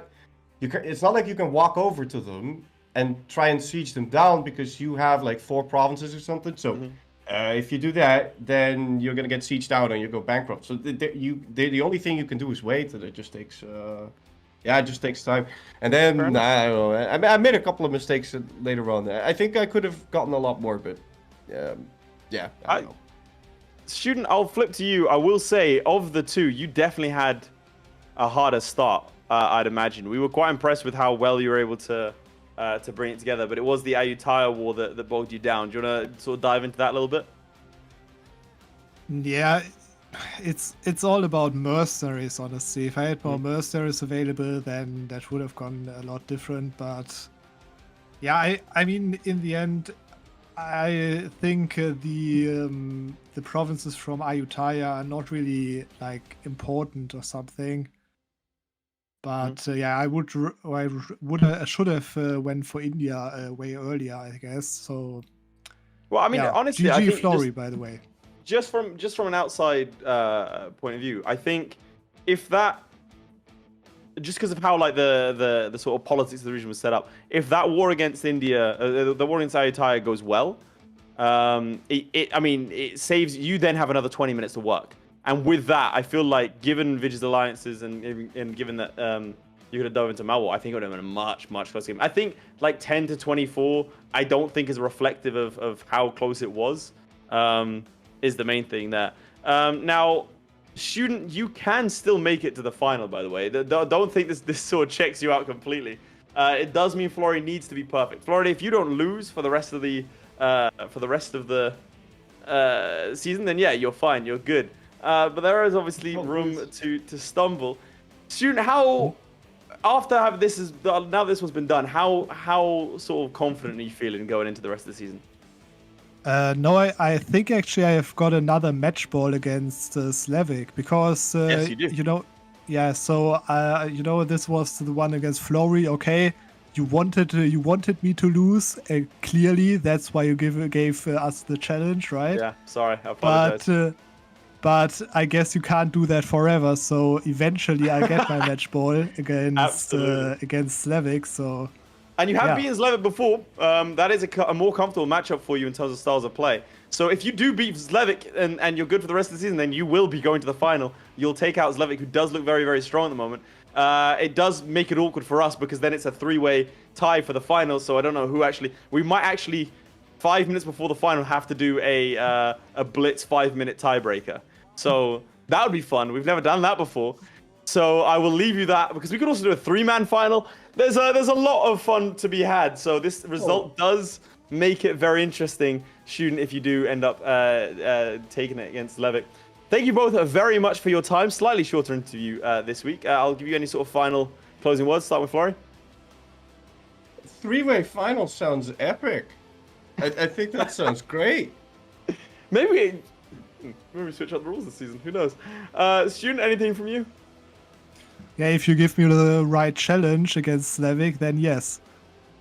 Okay, right. Well, you tell me what that right challenge is, bro, and we'll make it happen. Just Send the don't tell PayPal anyone. in too. How much? All right, How well, much? Look, we don't just add a couple zeros and we're good to go.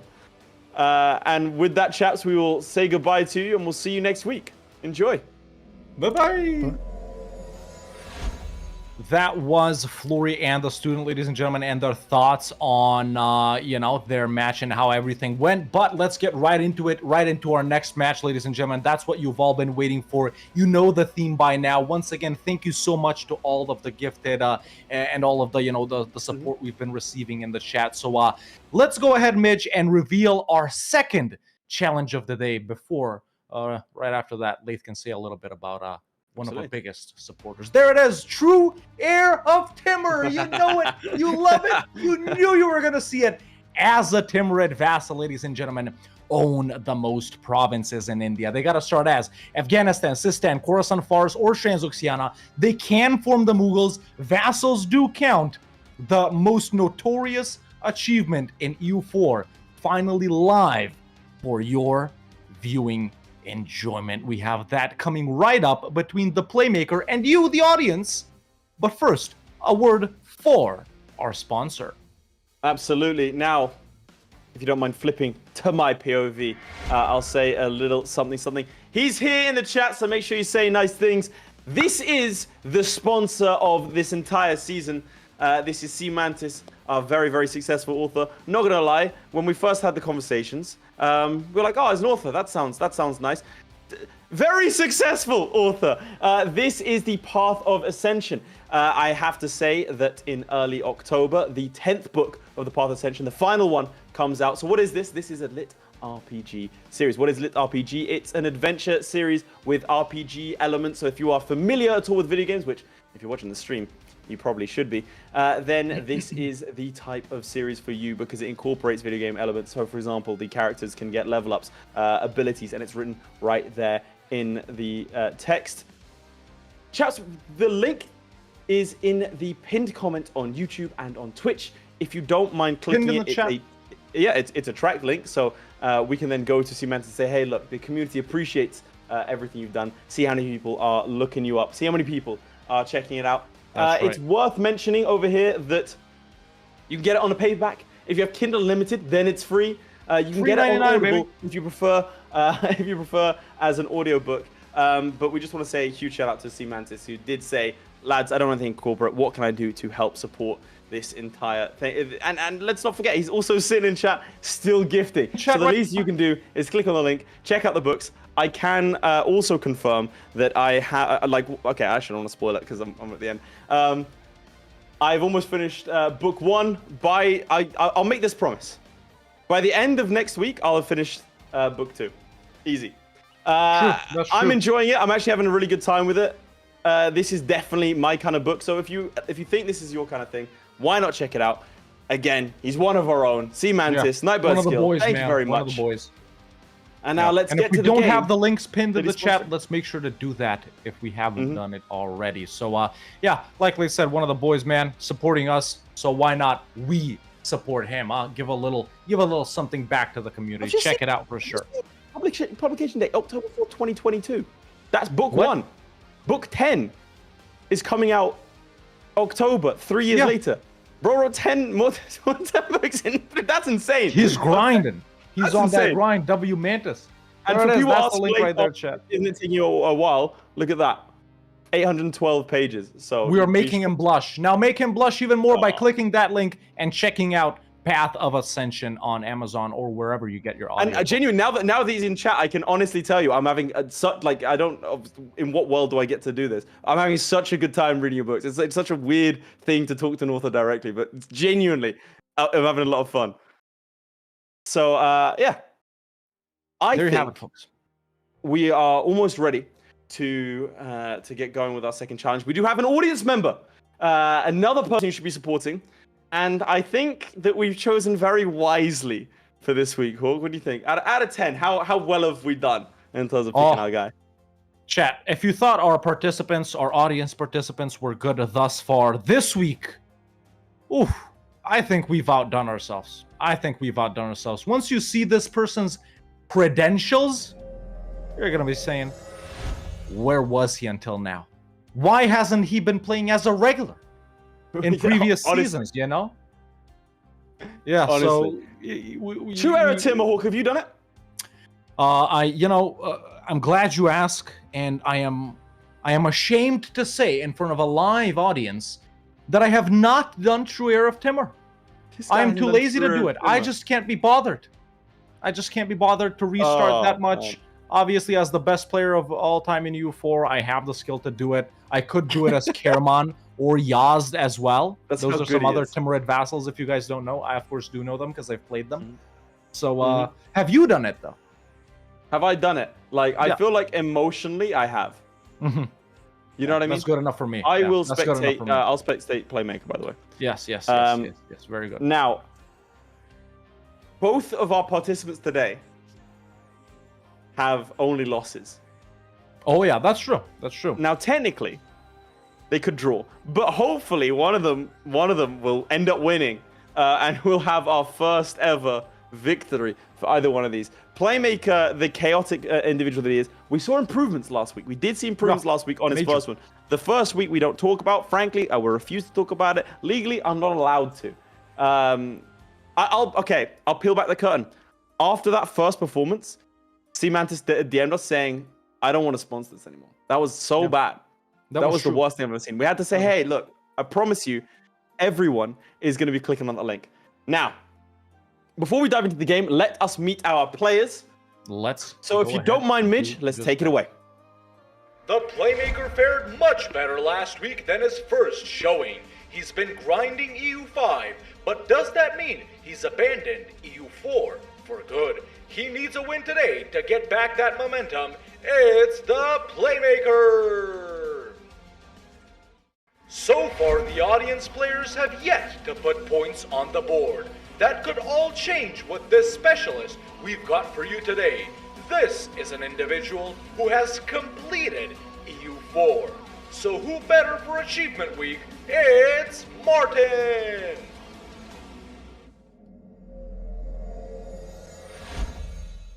Welcome, Hello. Playmaker. Welcome, Martin. Now, let's get it out of the way. Martin, we've just heard you have every single achievement in EU4.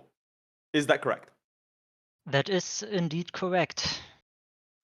How long did that take? I don't was it know, just probably like like 10 years. So since the start of the game. So you might say that this is your ideal sort of challenge. Sure, and also I never choke, I never bird, so this is my cup of tea. Hell yeah, this guy doesn't... I love the confidence. He's so the ready. confidence. Do you think you're going to be the first audience member to take a win off of one of our competitors today? I don't think it, I'm sure of it. Hell yeah. Okay. Oh, I like the confidence. Okay, Them he's fighting ice cold. Playmaker He's ice rebuttal? cold. Playmaker, what do you think? I'm terrified. You know, I respect the hell out of someone that's got confidence. Hell All right. yeah, hell yeah. And so you have... And the no bird Yep. playstyle, I like to hear that a lot. I think You Yeah. like to hear that. You like to hear that. I mean I I'd did be a shaking my no I did an exhibition with no birding, and it was very, very challenging, and it was fun. So you know, I like people that do that type of stuff. For Yeah, sure. Yeah, respect I that. never bird. Never. Playmaker, have you just been grinding EU5, or did you find it in your heart to play maybe a little game of EU4? I haven't played EU5. I'm not gonna lie. He's not been playing haven't? EU5. You've been EU4 maxing. Oh, so sorry. I've only played EU5. Okay, The last so time you I played lied, EU4 was last week. You know. Very cool, very You cool. know, Now, I'm listen, starting we to know sense a trend with the losses. Yeah, listen, but if it's you all don't good. lose it, if you don't use it, you lose it. What do they say? You know? So I listen, we definitely know feel your a bit washed, experience. Yeah. We know your experience, you know, specifically in this type of format. What is your experience specifically with, you know, with gunning for achievements? I mean, this is Achievement Week after all. Do you have True Air of Timber? Martin, we don't even gotta ask him. He's got all of them. So Yeah, I got it about a year ago. who'd you But- play as? Transoxiana, Mm-hmm, which is who I play. I've only ever played them, but it was a long time ago when I did it, and you know, obviously, like a lot of birding. So you know, So out of hopefully I've 10, how improved. confident are you to get your first win here? I'm not super confident knowing this guy is like every achievement, no birding. Like you know, it's kind of intimidating. The birding was a joke. Oh, And the facade Oh. collapses. crumbles. You can't say that. Martin- You had me. You had me. Like Or a minus 1,000. It's over. Right. Well, Can't admit that. Martin, final words from you. Out of 10, how confident are you today? I'm surely like 7.83 out of 10 confident. Okay, 7.83. Nice, very accurate. And Playmaker, out of 10? like a 6.5. 6.5. Okay. Very nice, So very far, nice. the confidence battle has been won by Martin. Well, gentlemen, you both can't lose. So one of these groups, either the audience or Playmaker, will be getting a win here today. Vital for going into the third place playoff match. Both of you, if you don't mind hopping into your games, starting them, but then don't touching anything, but not touching anything. We will then tell you when to get going. Good luck to you both. Don't touching anything, guys. Don't touch it. Look, Don't touching anything. I don't know if he said fuck or good luck, but listen, cursing is allowed on Para Bellum. But It's yeah, legal. that's our second challenge of the day, ladies and gentlemen. Truer of Timur, the Playmaker versus Martin, a player with very high credentials over in the EU4 world. Every single achievement, almost 4,000 hours. I may not have every achievement, but I got more hours than him. So that's what I can take away from that. But listen, if our players are ready, Laith, I think we just get right into it, man. Truer of Timur, chat, you guys have been asking for it. For 3 seasons now, we finally brought it over to you guys. I'm just wondering, what's the true era of Timur going to be for EU5, right? What kind of achievement are those guys going to cook up? Because we don't know of any achievements about EU5 just yet, so... Yeah, sure, you don't. Just saying, I might have made a few of them. Who knows? Right, let's get going. In 3, in 2, in 1. They've been told to get cracking. Let us begin, ladies and gentlemen. Here we go. So we are go in for your the game. Translectiona start over here. The coward start, in my opinion. If you don't play Sistan, get out. Bruh, everyone knows Afghanistan is the best. You know why? Let me tell you about something in the 70s. Yeah. Just play. Oh, let's flip to my POV. Insta war, ladies and gentlemen. Insta war right here. Declaration by You haven't done your POV. I haven't. Hold up. Unprofessionalism. It's almost like Midge has, you know, he's infected me. But look. Insta war. There we are in my game, ladies and gentlemen. Shahrukh already dead. Timurids declaring on a jump. He just died. He died January. So. Super lucky start right there for Martin right here. Has he even set up his estates? Nah, he's doing his estates live, unpausing immediately. So Martin, he knows how this works. No pausing, no pussyfooting around. No, let me think about the peace deal. Straight into it, bro. Straight into it. Got the first army up. Estate set up. Just giving out the privileges now. He's about to start allying the other guys. Are they disloyal? Yes, they are. This is a crazy pace to start. This is insane. Yeah. This is like if you watch boxing, they come with like the first round, both of them come out absolutely one of them comes absolutely swinging. You're like, surely he can't keep this up for an hour. Yes. By the way, I can confirm. John Paradox just texted me. He did get the bribe from Martin. In case everyone was wondering. Mitch, I was muted for that, right? You can unmute me now. Cool. So. Going in this war, the Independence War versus the Timurids. What is vital, chat? That's right, keeping Afghanistan on the side of the Timurids. Because what do you want to do right there is boop, just get Roh, and then you just pound straight into India. Through. Go for Delhi, form the Mughals. That is allowed, and then just start blobbing out. I'm really interested in seeing what we think so far. At least I think you'll agree. Such a high-skilled player that we haven't seen his capabilities just yet. So. What's going on in the Playmaker's game, by the way? He's just unpaused.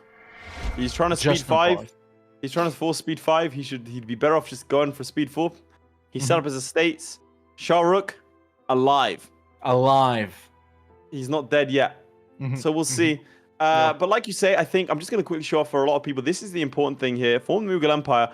For those of you who don't know, very, very powerful formidable nation. You need to own Delhi and one of Lahore, Doaba, or Central Doab. It is within one war, you can get this done here. And we see a war deck from the Timurids on Ladakh. You know what we see here? What? A solo independence war. No. Solo versus the Timurids, Afghanistan, Dawasir, Fars, Khorasan, Nogay, Sistan. Look at this, ladies and gentlemen. Free company up. Bukhara band up. Already standing on Herat. Just going straight into it. He said, frick massively Timur. overstacking frick Herat this other well. guy. Yeah, massively overstacking. This just is to the not only get bogged time down. that I think it's because he needs Herat because he's seen like how badly the Timurids are losing to a jam. Yeah.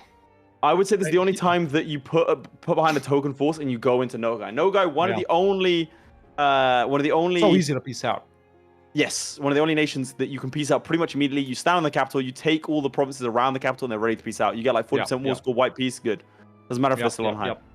There we go. Already 0% on Herat. Crazy pace though. Yeah. All he's got to be careful of is that Row doesn't get occupied by someone else, because like that, his pathway into India disappears. Actually, no. He could do it through Badakhshan, as well and get into Ladakh. I feel like, Ro I is feel like the you one want to you take want. those two. I mean, he should be fine, right? Yeah. Yeah, he's taking himself.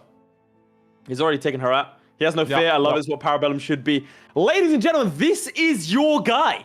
Yeah. This is your you. champion. How confident, how happy are you? W in the chat if you think he's going to take it home for you. W in the chat if you think Martin is your guy. If you back him to the hilt. If you think he's going to spin off into a mildly successful Twitch channel after this, this is what we're expecting. You know, before ultimately attempting to join the culture war and then try to flip back. We don't talk about that here. Massive W's from everyone involved. W for the full send, even if he loses. That's what we want to see. That is what we want to see. Speaking of voting, chat, let's get the votes in too, man. And listen, just like last week, if you don't vote for one of your own, you get banned. So, 1 in the chat if you think Playmaker is going to take this away. 2 if you think Martin is going to be the first audience champion. Well, not champion, but winner. Vote like voting Gaddafi's Libya. You have one option and you should choose that option. Yeah. Or like the Democratic People's Republic of Korea. Listen, if you got democratic in the name of your country, well, take a look at Congo and Korea and probably a couple of other guys as well. But listen, look at that. It's not the Democratic Republic of United Kingdom, is it? Look at that. People are loving it. No war here yet. He's still vibing. No war here. Is it okay if we stay on this, or do we have any news? No, he's just improving relations. I believe he's waiting for the Mamluks to peace out, and then he's gonna get. In fact, flip to me very briefly, Midge, if you don't mind. He's just waiting for this war. He's gonna get this independence, and he's gonna fight it with the help of the Mamluks. The Ottomans are neutral, so they won't do it. Yes, Clint, that is exactly what that means. That is exactly what that means. Yeah, Clint, congratulations. Everyone in this chat now has access to all EU4 achievements. Check your Steam account. It's true. It's true. Going back to Martin's POV right here, actually my POV of him, we can see he has already sieged down Ro, a vital province. And he is sieging down Kabul as, there we go, it's done. Level 1 for simple, he's got Herat as well. 47%. Some guys are already out. I think he should be going for Nogai now. Potentially Khorasan. Fars and Khorasan have been chomped by a Jam, which is actually good for him. They got that one annoying Fars fort out of the way. Or, no, it's just one. Sorry, my bad. But yeah, there we go. I gotta say, his army management is pristine, man. Midge, can you let me know if we do have a connection to his direct POV? Let's flip to him directly. I really want to see how he plays, man. And this guy's got a good PC and internet too, let me tell you that. And maybe we should have done this the other way around. So there we go. Already getting ready for the peace deal. Independence on lock. Golistan, Khorasan, whatever that one is, Ro. The 2 cores back from the Timurids. Some shmoney. That's it, he's done. There he is. There's the peace out. Doesn't feel like he needs it. Yeah, that's fantastic. There it is. Insta-claim on Margala. I think he's going to insta-declare. He planned it on ahead of time. Look at that. Management. Bro has 4 different hands. You see that? Yeah. Hitting the enter key, clicking over to take the tech. There we go. There's the deck. No allies. Straight in. Okay. Straight in. He's like Davy Jones, chat. He's like Davy Jones playing the organ, except he's playing EU4, man. He's got 4 arms just for clicking C, another 7 tentacles for escape, 7 mice, 9 monitors, 4 consoles.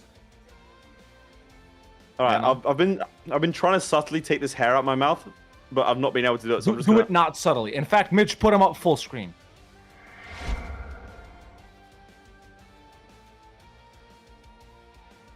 We're good. There we have it, ladies and gentlemen. Riveting stuff right there. As Martin just pounds. Flip my POV as I can show you that the defense. Well, I mean he's gone for it. Defending his capital, transactional war for independence. He's called in the Mamluks. This is going to be a much easier war than riveting gameplay. Thanks, Sarah. It's going to be a much easier war. A lot more. Who's his boys? Or actually, he doesn't have boys either. He has Mamluks. He has supporters. Okay. Yeah, the Mamluks take a little while to get to the Timurids, obviously, because they're far away, but they're a great support. Look at this. They will definitely help. These guys are loyal. Well, that's good. That's good. You do want at least Afghanistan in, right? Yeah, but what I'm saying that's not good because it means their troops are going to help out. you're going to take Afghanistan either way because you just march into their territory. But it means that many more troops are running around. Again, it's not untenable or anything else like that, but it does mean you need to be conscious of it. Yeah. And just making a quick note here, ladies and gentlemen, on how we're going to be counting these provinces, obviously with vassals, with no vassals. Martin right here at the start has 22 provinces outside of India. And if we flip to my POV, he's acquired his first 3 in India. In the lead. Look at that. 3-0. Is he going straight for Delhi is the question. He does have claims on all of this. Surely Ladakh, 4 Mughals. relatively easy with Sang right here. Claim on Kangra as well. Multan always allied to You Jaunpur, have but to Delhi, rush Mughals. You have to rush Mughals. It's Oh. too good. he's allied Jaunpur already. They'd help. Yeah, easy, right? Yeah, go and jump or betray them because you want to fight them anyway. Let's flip to his POV again directly, if we can. Martin They did are pay the roughly, tribute. by the way. He is like Playmaker now is ahead in time, just to be clear, because you were saying about speed. Playmaker is ahead. And look at this Selecting his amazing rival. message from our friend OPB. One proud Bavarian. Look at that. Non-sponsored right there. He was gifted a membership, and you can be too. Truly, celebrities like him are one of us. You know, I can tell this. I was in Stockholm, right? For a little PDX thing, and I was walking next to one proud Bavarian, and a guy was staring at us weirdly as we're walking past, right? And OPB looks at him, and he's assuming that the guy's recognized me, and he goes, "Yeah, look, it's Laith, it's Laith." And then the guy looks at him and goes, "Bavarian." And I've never seen a man like, he found it so funny that a guy might recognize me. He crumpled immediately and walked away, went no, and ran away from someone who recognized him. It's one of my most cherished memories, OPB. And I'm glad that you've reminded me of that. So in front of thousands. It's so good. Good one. Gotta say. But yeah, I guess it is cool. over here we can see Martin right here. Deck on Delhi as expected. Jaunpur is in, so is Bengal and Sindh. Sindh easy to piece out. Bengal a The little bit problem more is annoying. he didn't get to Delhi. He didn't. He did set it as a province of interest, but Jaunpur does have They a will claim. take it. They will take it. That's bad. They That's will really not bad. transfer it over to him. And he has Since to he did take it. set. Well, he didn't set interest for Upper Doab. He doesn't Oh, need there's it. another deck on the Ladakh up there instantly. Ladakh Damn, is in okay. India, in EU4, of course. Sang also involved, but relatively easy to piece out. Yeah, look, Jumper are not gonna hand over Delhi. Surely. Nah, not. they Yeah, didn't. No, that's Yeah, they bad. didn't. That's really bad. That's why I was saying you shouldn't have brought him in. He cannot now. He now is faced with a choice. Does he peace out and take more later, which I think is the smart choice, or does he hyper focus on Delhi, wait for Jumper to peace out separately, which I think would be a terrible idea because they'll probably take Delhi in that separate piece. So I think he has to. He might be the first guy smurfing in EU4. How is he smurfing? Hey, not wrong. But this is what I'm saying. I think that Yeah, he needs to just I take as actually much agree with territory you. possible. I agree with you. Don't yeah. fall on the Mughals yet. Do you mind showing off the mission tree? Sure. So the Transluxiana mission tree, man, is actually a pretty good one as well. It's the one like the what? He didn't take prepare for war. No, he didn't. He didn't. That gives him morale of armies and Some claims. Yeah, but listen, when you're rushing, when you're such a good player, you don't even need this, right? Imagine we pick him up this entire game and he loses. Yeah, honestly. Now, flip to my POV. Let's see that. Look at this. There it Points is. Very on nice. the board. In fact, over he's here. ahead. He's ahead. Playmaker's got the 5, lead. so Playmaker in the lead right now. He's got Playmaker's the mate 2 there. from Look at Ladakh as that. well. Shout out Playmaker. Playmaker He in the lead, 5 heard to 3. we were chatting. 1, 2, 3, 4, 5. And he has the manpower to continue as well. Yeah. Okay, not the best source of alliances here, but he should be fine to go after Delhi. Now, Delhi did get formed via Sirhind, which means Ibrahim Lodi Bahlul Lodi, I think it is. Yep, is in charge, and that is a 3-star general. That is horrible to deal with. Really nasty. I think at this point, I'd probably go after maybe. Mitch, let's get rid of this the bar. North. Yeah, So I Kangra, all think- of those other minor guys north of Jaunpur. Multan, if you want to fight Jaunpur as well. Looks like he's carrying favors. With whomst? With Oh, Jaunpur got pieced out. the luck. What? Yeah, What's look, your flip POV? to my POE. Now, this is kind of lucky and unlucky at the same time because Johnport did get pieced out. And there we go. He pieces out of who's up here? Ladakh. So Ladakh. now in the lead with 6 for Martin. One But now province. Johnport, yeah, no longer occupies Delhi. The problem is Bengal and Sindh are still in, and he's got no Released from manpower. Delhi. That's And loaded, he's bro. got no man.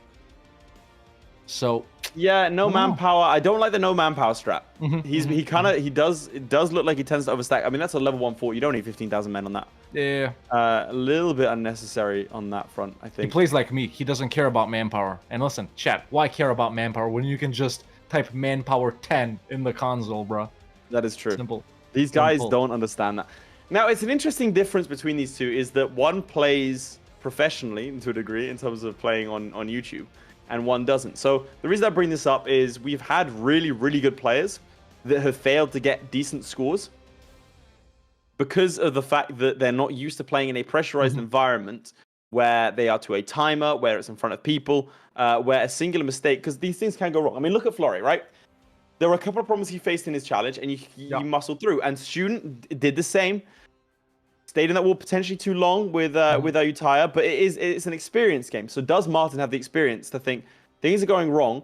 Let me not panic, because it's when things go wrong that you have a tendency to spiral and make poorer and poorer decisions. I mean, listen, based on how he's been performing so far, I gotta say, he doesn't seem that unfamiliar with high-pressure environments such as this, man. You know, he may be experienced in MP. I mean, you know, and there's the piece out, actually. We just saw it live. Going for Delhi, he does not have Lahore. But is it doable with... Yeah, it is doable like this. Yeah, Yeah, he can full Mughals. He just needs to core up Doaba and Delhi, or Doab, whatever And you in the want to call meantime, it. you can go after Kangaroo, you can go after Multan. Yeah. I think this is a really good play. If I'm him, I'm trying to get allies with some of the guys you're not going to touch. Potentially Bahmanis. Bahmanis, yeah, for now. Shoot, you can even go for Bengal early, man, I gotta say. Yeah, I would think say this Bengal's is good. a You play. just swap to further ones. He doesn't seem to be improving with anyone else. No, I think he's just going no allies route. Yeah, maybe. When he said no bird, he meant no diplomacy. Yeah. No allies, no birds, no loans. Truly a Florry I student, did if you will. hear from IGN that in order to mimic the pressure, he played last night in, you know, one of those like barometric chambers. He was like, I'm going to lock in. So that, we'll see if that does help. I have heard cutting edge technology, it does make the difference. Yeah, So yeah, for sure. we'll have to Now, see. Over well, on my Martin is POV, at peace. I'll, Yeah, let's see what Playmaker's up to. Playmaker has been dealing with these rebels, very comfortable playing at a very, very fast speed 5 here. He is getting these claims against Delhi. I can only imagine that he's going to be doing this and calling in. Now, he has to be careful. Because again, that's a problem. A 4-5 general, not fun to deal with. Especially when Bengal is sitting pretty over on this side of things with 16,000. They got a 2-star, a 1-5. 5 shock is that's bad. not yeah, that's nasty. That is true, by the way, Monte Cristo. LeBron does play EU4 in a hyperbaric chamber. We still don't know how that'll affect his legacy, but Bronny Jr. called me up yesterday. He was like, I'm tired of going on Aiden Ross, blah, blah, blah. Let me come on Parabellum. I was like, maybe for U5, but maybe for U5. We don't need that clout. We don't need that clout when we got them Oilers in the chat and we got wonderful sponsor such as C Mantis. Check out Path of Ascension on Amazon now. I think, I mean, surely he has the claims. I don't know what, I mean, he's probably just getting the spy network right now. He's currying favors with Mewat. Okay. That's not good. With who? War of Honor. Yeah, it's just a small ones. Just some small Someone ones. insulted them. Yeah. You accept that. You accept that. I easy. respect it from Jamper. I Yeah. respect it. You ever do that? Like someone insults you in game? I've done. I don't know. It's probably my like my toxic EU4 trait is if someone like insults me in EU4, I have a big tendency to declare it a war of honor. Gets me, bro. It's like you're an AI. Calm down. You'll love you. I can uninstall. You know. Simple. So we'll have to see here. I mean, oh, there it is. Lodi's dead. Yeah, yep, he's dead. So has he been prepping just for the Delhi thing this whole time? Who are Delhi's allies in that game? Bengal and Sindh? Same, huh? Bengal and Sindh, like it's not a terrible thing to fight. It does depend on how healthy Jumper's feeling. He has more manpower than Martin. I'm surprised we're not seeing a deck.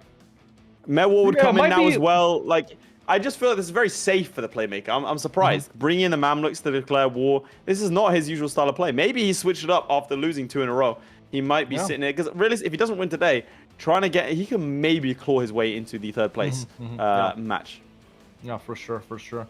But we'll have to see on that. So yeah, a brief period of peace for both of our players here, chat. Obviously, Martin has pushed a little bit further into India. He's just waiting to core up the stuff he took from Delhi, so we can see a formation of the Mughals. After we get the Mughals, I think we're about to see him go, hey, I'm fuck it, a damn, you know? There we go. So yeah, there's the deck on Delhi. Yep, there's the deck on Delhi. That's what we. Now the numbers are very much in his favor. That is going to save him again. Oh, that's what he's trying to avoid. That's a lot of losses for his allies. Jesus, look at this. Delhi going ham, stack wiping about 16. That's crazy. Mewar in the Mawari, the War of Independence, declined that one. That is rough. They got stack wiped. This was literally what I mean, actually, don't even decline it. You accept it. It's just a scripted event, isn't it, of Mewar. Sorry, I thought it was a vassal or something. He might run into the same issues here. Let's go to Martin directly here, Midge, if we can, just to see the formation of the Mughals live, because he is about to get done coring Delhi, and there it is. They're done coring. We should see the Mughals right there. He needs to state it up first, right? Yeah, he needs to state up Delhi, the classic forgetting to state up something. And there are the Mughals unlocking that amazing. I'm going to flip to your POV and show it off.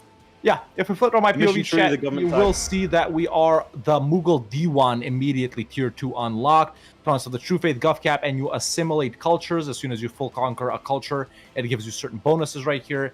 And the Mughal missions are absolutely awesome, giving you various perma claims on shoot, man, pretty much around you everywhere. And then this bottom branch is all the Dev 1 and stuff like that. But really, what our players will be focusing on here is just this, you know, this main stuff to get perma claims, and that's what they'll be focusing on. So yeah, aggressive expansion, really, honestly, So yeah, we'll see. We'll get back to this if we have another war. But let's go back to the Playmaker.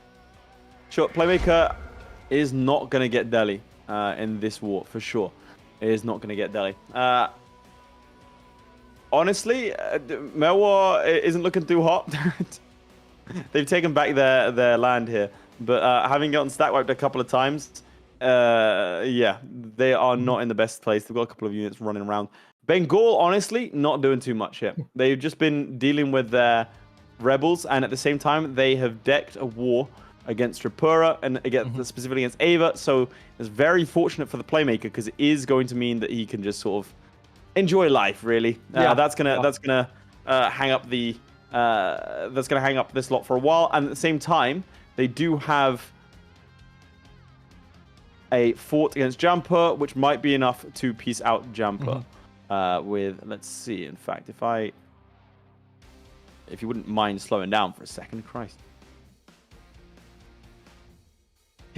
Everything is popping up, so he plays fast. You cannot take that away from him. Yeah. Okay, so I'm playing as Delhi. He has 3 years ahead now at this point. Minus 48. Yeah, okay, so he's not. He might be able to piece him out. We'll see. Very cool. Very cool. I'm not sure what he'd do from here. What do you think? I mean, surely you just take land, right? And yeah. It's a similar situation to what Martin got involved in his first war. Like, you just take the max you can right there and then go in again. Yeah. Really, the formation of the Mughals, since this isn't like the full achievement run, isn't as relevant to getting them out of the way early, like it would be in a normal run. So I think continue as Transoxiana. Yeah, I would say as well, like, there's no, like, you white piece out these, well, get rid of those alliances, Christ. I would even say it's better for you to take, which one is it? What are the requirements again? Oh, it's Lahore, Doab, or the other one that's down south, or Central Doab, I think. So I say you avoid Lahore. Oh, yeah, that's the highest dev one, I guess. And you do kind of want to get a border with Delhi if you can too, right? Or just just give it to Jaunpur and then fight Jaunpur. I mean, the 5-year truce from breaking the alliance is shorter than waiting for the truce with Delhi, right? I'm just sitting there thinking, like, is it better to try and dive into these lower dev provinces, you know? In the meantime, Martin has ditched Jaunpur and allied Bengal instead. That's just something to note right here. Good, cool. Can we go to the Playmaker directly? Yeah, let's see how he's getting up to. Oh, he's flipped. He's a member of parliament. He's a what? He's a member of parliament. He's The Oh, MP. Can we show off the stream memes, please? Is there any stream memes? There's a is couple. there any There's good firstly, stream memes Zeb today? is back hand drawing things. I've got to Oh, see yeah, that hell first yeah. one. And then there's an exclusive image of Martin that I need to show chat. That Yeah, it's that good, is. He has done a face reveal in stream memes, chat. If you join the Discord, go to stream memes, or don't go because you might see some things in there. But yeah, if you want to come in there, yeah, let's get that exclusive videos face of us reveal kissing. up. It's No, don't uncomfortable. say it. Don't say it. Don't say it. You don't gotta say it. It's in stream memes. We should delete that actually. We should delete stream memes. I actually agree with that. We should. That was a bad idea. It's only a good idea when Zeb draws. Aside from that, Zeb's drawing. Yeah, okay. Can we flip to my POV and I'll show off what's going on here? There we go. Exclusive right there of Martin's identity. him. He has face revealed. It is Martin for sure. And then we show off Zeb's drawing because it's pretty fantastic. All right. How do I gain now- access to the Discord? It should be pinned in the description on YouTube or under the stream on Twitch, or just type exclamation point Discord. It's and also on our website, parabellum.gg. parabellum.gg, which you should go visit. Yeah. Yeah, let's see. I think Playmaker is considering his options here. He's declared another war against Multan. Oh no. Look at this. Bahmanis with a steel chair. I love that. Watch out. It's so good. Some people just have talent, dude. Some people just have talent. I wish I was one of them, but unfortunately, I have to watch map. Well, games. yeah. Now, do you think you go for the full annex? I don't think so. I don't think. I so, mean, honestly. listen, vassals count, man. So our players do have They a do. little leeway over here. I honestly you even don't take consider mul- popping Punjab here. I don't know why our players aren't doing that. Easy reconquest on Delhi later on, especially for Martin. And those high value and you provinces could- like yeah, Lahore and yeah. stuff I mean, like that. I so, completely agree. I think the reason he hasn't done it over here is because he hasn't taken the land yet. yeah, He has yeah, 100% against. Okay, he has the 100%, but he's waiting for. Oh no. There we go. He's done it. Right, we're good. I think he's waiting for these Delhi peasants to take Delhi. The problem is this province. So he has to hope that these guys run over Oh here. yeah, that's right. Yeah, and Jampur isn't coming back Oh, to do anything. They're going there. for it. They're going for it. Are they? They are. They're running for it. Batiana. Buzz down Batiana. But that does mean that he's been in this war for a good 8 years. He has. I'm actually a little surprised if we flip to my POV here briefly, that Martin hasn't gotten into anything else since wrapping up that whole Mughal business, The claims are there from the Mughals. Maybe he's just looking at favors and stuff like that, or maybe even waiting for the truce with Jaunpur to expire, because he is currying favors with Bengal. For whomst could he be currying? Oh, he's allied the Ottomans too, actually. That's nice. For Jaunpur? I think this is what he's going to do, man. I think he's going to fight Jaunpur. I think he actually is going to go for the Hindustani culture group just for the CCR. Do the classic true air thing. I don't hate it. Over on this side of things, the rebels have done their job. Oh, let's see. And so we are going to see another set over here. Mhm. Now, Very nice, he is yeah. currently at war with Jampur, with Multan, Mhm. Yarkand, and Mogulistan. That is... A war you don't want to be in. That's maybe untenable. Wait, he declared it. Yes. Why? He declared it earlier, right? He declared it earlier against Multan because he was because there's the whole Jampur's in a war with him. The problem is, I don't know if maybe it was a mistake, maybe it was intentional, but that does mean that Jampur is now at war with him. Yeah. I don't know if that was intentional. From the amount of pauses, I'm thinking not. But Oirat has given him an opportunity here. Yeah. Yeah, he's You got wanna get those north guys out I quickly, cannot man. imagine this was intentional, given the fact that Mewar no longer wants him as an ally. Given that he's just hired the Grand Company. Yeah. Let's see. Chagatai, man. We should give these guys a challenge, man. Whoever conquers Chagatai or Venice the fastest, Venice no navy, by the way, gotta rely on your allies. I don't know, Venice, wind no or navy. something like that, We should do no. What if we did a no troops challenge? I think, didn't we do that one already or something like that? I don't know. But he's close to piecing out Mogulistan. And in fact, Yep. he's running there for himself. Look, because this siege will tick. It's very useful for him. getting Mongolistan out of this war, so crucial. Oh yeah, He does that's like not- the first thing he's gotta do, man. Yeah, That's like the first yeah. thing he's gotta do. Oh, there we Playmaker go. doing the AI Timorid strat of getting into a random war with the bet for no reason. Yeah, pretty much, man. Oh, that's a good one. I like that one. But yeah, how will we see this go from here? What's Almost Martin doing? halfway in, man. Almost halfway in. Yeah, if we flip to my POV I'll right give him a here, warning. yeah, you can give them a 30-minute warning. On my POV, I think he is really just waiting for the truce with Jaunpur to expire, which will be done in just a couple of months right here. It is December 62, so just a couple of months. Favors with Bengal have been curried. They are willing to help. It's I've just run into a Multan and slight Mewa. problem. What? Martin has deafened himself on Discord to remove all distractions. Unfortunately, those distractions are also me saying his time left. So we're just gonna have to hope that he knows what time it is. I typed in the chat. I don't know if you can see that. Is the chat at the bottom left thing? Is this the chat? Yeah. If you're observer, if it's observer, you can't type. So I gotta jump in as a country, or no? You can't do No, that. don't do that. If you just jump in as a globalism. country, then yeah. No, I meant Please. like with this. I meant like with this. The Bro's I gonna down jump there. in his jumper and then like No. unconditional surrender. Well, I guess we'll have to add him and tell him or something like that. But yeah, Alright, just switch waiting my for a POV. truce with these guys to expire. Simple as.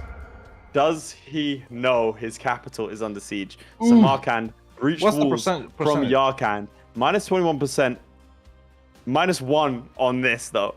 He has to hope 0, 3, he can piece him out. Yeah. Surely he knows. Does Surely that's he the know? only thing he's been looking at. Surely it's the only thing you look at, right? I think Oh. instead he's looking down here. We have a declaration. We have a declaration. Hear ye, hear ye. If we flip to my POV, we see a deck on Jaunpur. That is what he was waiting for, folks. That is Nice. what he was waiting for. Bengal coming in from the east. They come into him from the west because his stacks are actually sieging down that one Multani province. He's actually already got the capital. Oh, no, that's Delhi. My bad, that's Delhi. So these guys should be relatively quick to peace out. I'd honestly split this stack, just send them off, you know? Yeah. I agree with Mewat that. involved in on- this as well.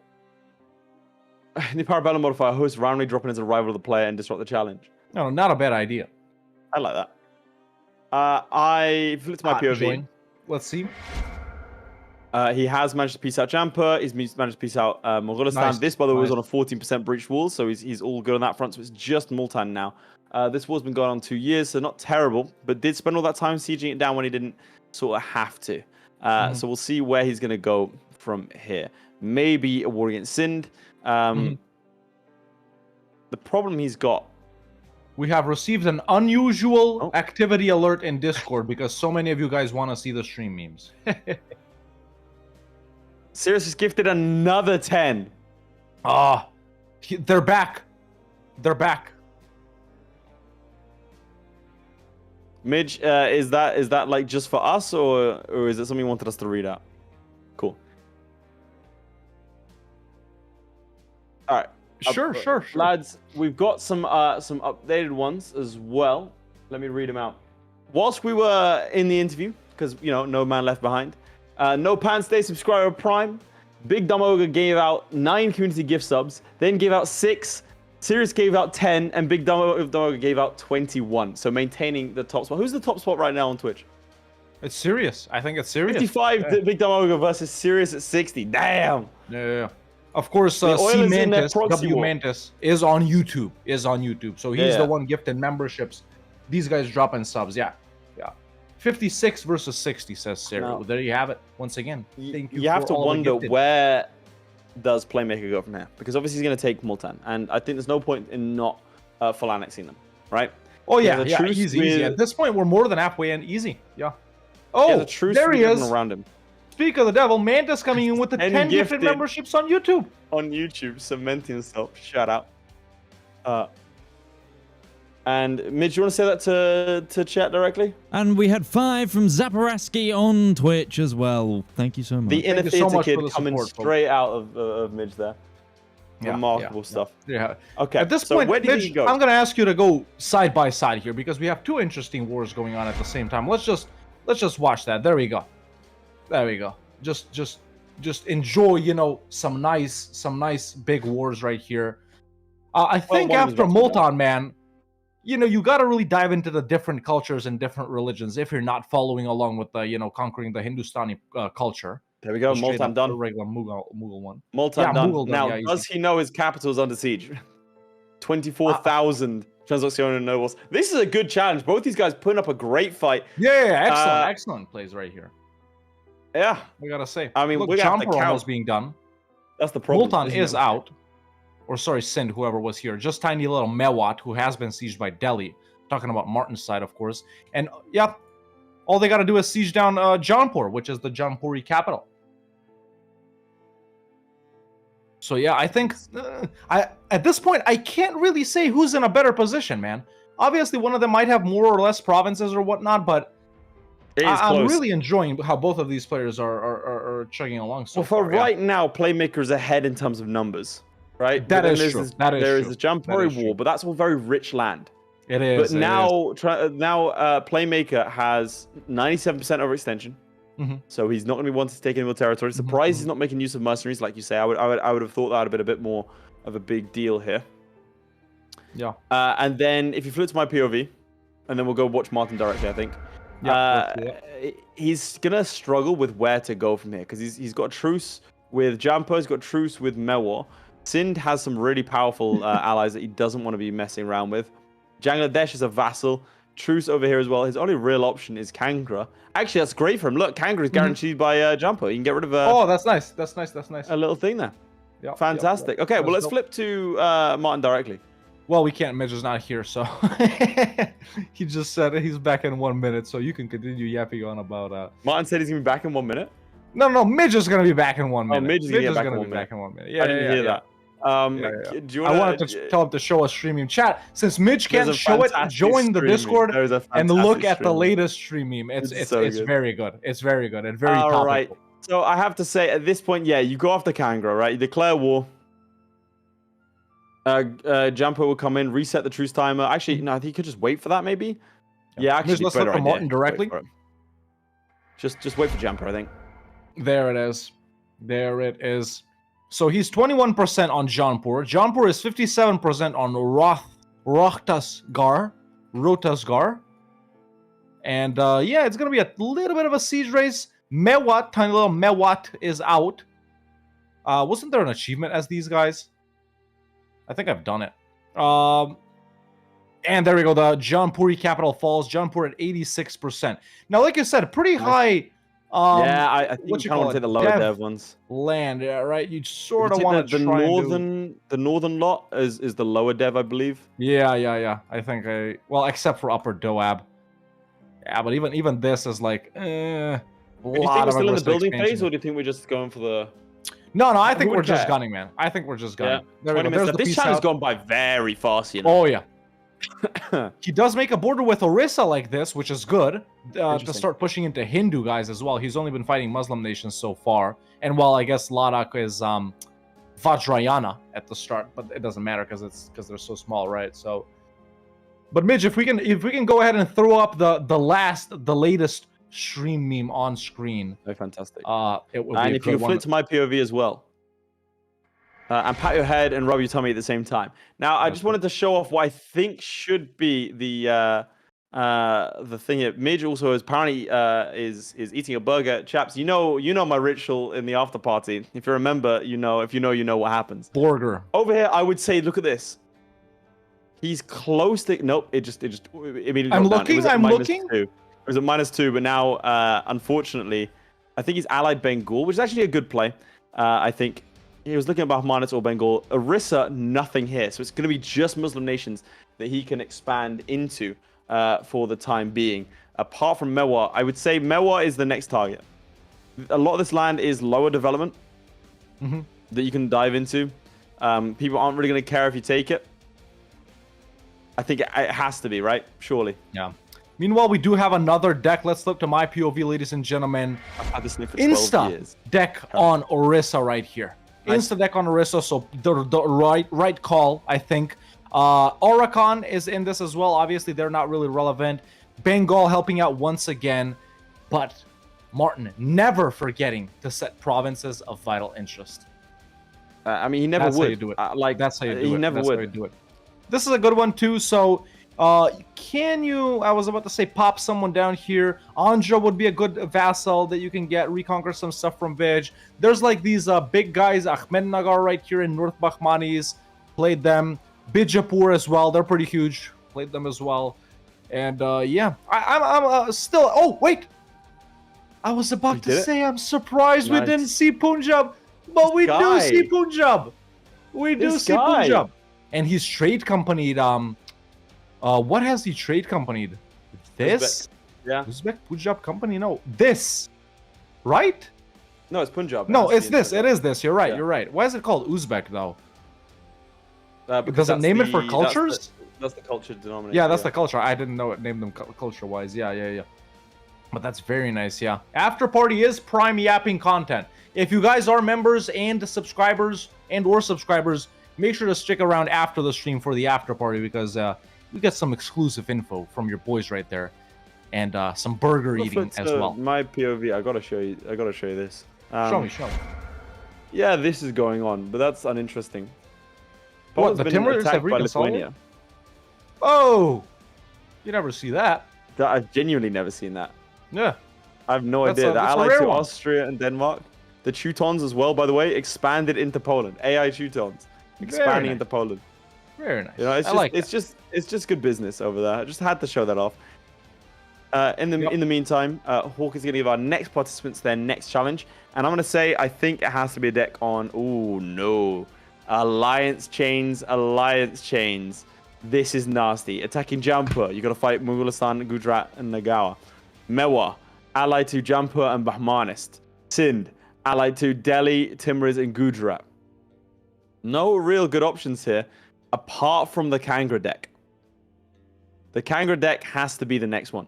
Split them off from their friends and go for them. Either that or you muck up. He's got manpower. He's got money. I'm surprised we're not seeing a deck right now on Kangra. It's what I would do. It is also in the India subcontinent, so you might as well take it. I'll have to keep a count of these things as well. We're gonna have to count at the end. It's gonna take us a little bit. So I counted already at the start. If everything minus 22, that's the number for me. Because Transoxiana with the 2 provinces or 4, sorry, Martin took, and along with the subjects. So it's everything in India. Your POV, I'm gonna do a similar thing now. Yeah. So, chat, the way we're counting this challenge is pretty much just all of these provinces here, minus 22, which for my game is everything that they have outside of India right here, plus, of course, anything that their subjects might have. So, really, it's 46 minus 22, which is 44 plus 3, which is, you know, you get the point. But there's another declaration. Huge piece out on Orissa right here, taking out a massive chunk out against them. And then an insta-deck on Malwa in order to prevent them from joining the coalition. Because they're one of the people that are most mad that, you know, the Mughals are expanding such as this. So, yeah. This is good. This is good, man. The challenge, by the way, is the true heir of Timur. Just own the most provinces in India, bro. And vassals do count, by the way, boys. Vassals do count. That's why we have a release for Punjab right here. Reconquest for some juicy cores, you know. But yeah, Malwa is the minus in this one. Minus 24 for you. Very nice, very nice. But yeah. So we're like, let's do a quick count, and because we haven't done that yet, shall we? Sure. So over in my game, he's already finished his war in Orissa. Yeah, it's done. Look, there's the peace out. He's already fighting Malwa. Yeah. Look at this, Gujarat in this one. Yeah, over here, and we'll do the only one. In fact, let's just not do it. You think we don't count at all? No. Okay. Well, you know what? We can count the number of global producers. Chat. We're only 63 away from hitting the goal. So check those primes, baby. Check those primes. But yeah, let's see what Playmaker is up to. Vibes. Again, he's prepping for a big war. He has to do one big war. These alliance chains are nasty, and I'll tell you what's even nastier. He let it go too long. Timuriz, Jampur, Mughalistan. Not nice. Not nice. He has to go up against some of these other guys now. Mewar, through Malwa, through Bahmanis has to be the only play realistically available to him. You cannot wait. Yeah, really bad. Really not good. Mughalistan, by the way, not as much of a threat as you might think. They've been taken out by Oira. Yeah, I can see that, yeah. I think you have to do this. And he's gone for Kangra. No, he's gone for Kangra. Nice. He has. Okay, yeah, that's some easy miners up there. You know, well, actually, he's been trapped by Jaunpur, but if you can push through all of these OPMs and 2PMs up north of Jaunpur, man, that's just some easy provinces. You can like chain belligerent. I think you take. I think you take like 2 provinces here. And you go after Doti and you go after all of these lot here to try and take this north lot. Let's not forget, chaps, these are all part of India. Yeah. I think that has to be the play. He has to make a movement. He knows he has to make a movement. Yeah, otherwise, maybe against the Sind, he unfortunately he's backed himself off into an alliance chain that is nasty that he's going to have to break. Yeah. Yeah. Can we go to Playmaker directly? Yeah, let's go to Playmaker APM directly for sure. Yeah, look at that. He's just focusing on Jumper, as he should, really. Let's see. Do you white piece here if you're him, or do you go for, like... They're not the main belligerent. Are they co-belligerented? No. They are coalitioned as well. I think you just I don't think you really... There's 15 minutes well, left. at 15 minutes left, yeah. Actually, at 15 minutes left, I agree. And just fight anyone that could potentially, you know, end up in the coalition. You know, you just try not to get down to 0 manpower because that is something that the AI looks at a lot when trying to coalition you. So, yeah, just pretty much do what Martin did here, man. Malwa is the one that was most mad at him and the biggest guy. As soon as he wrapped up Orisa, insta-deck on Malwa. You know? But he isn't really going in this war like he was in these previous ones, man. You know, he's sort of getting bogged down here in the north. Yeah, let's flip to this POV. There, you can see him up there sort of like running away as well from the Malwa guys. He does have the manpower. This was maybe primarily a declaration for, you know, not getting them in the coalition. Tech is... Malwa is not ahead of him. Same tech, but ooh, look at this. Look at this. Overextension?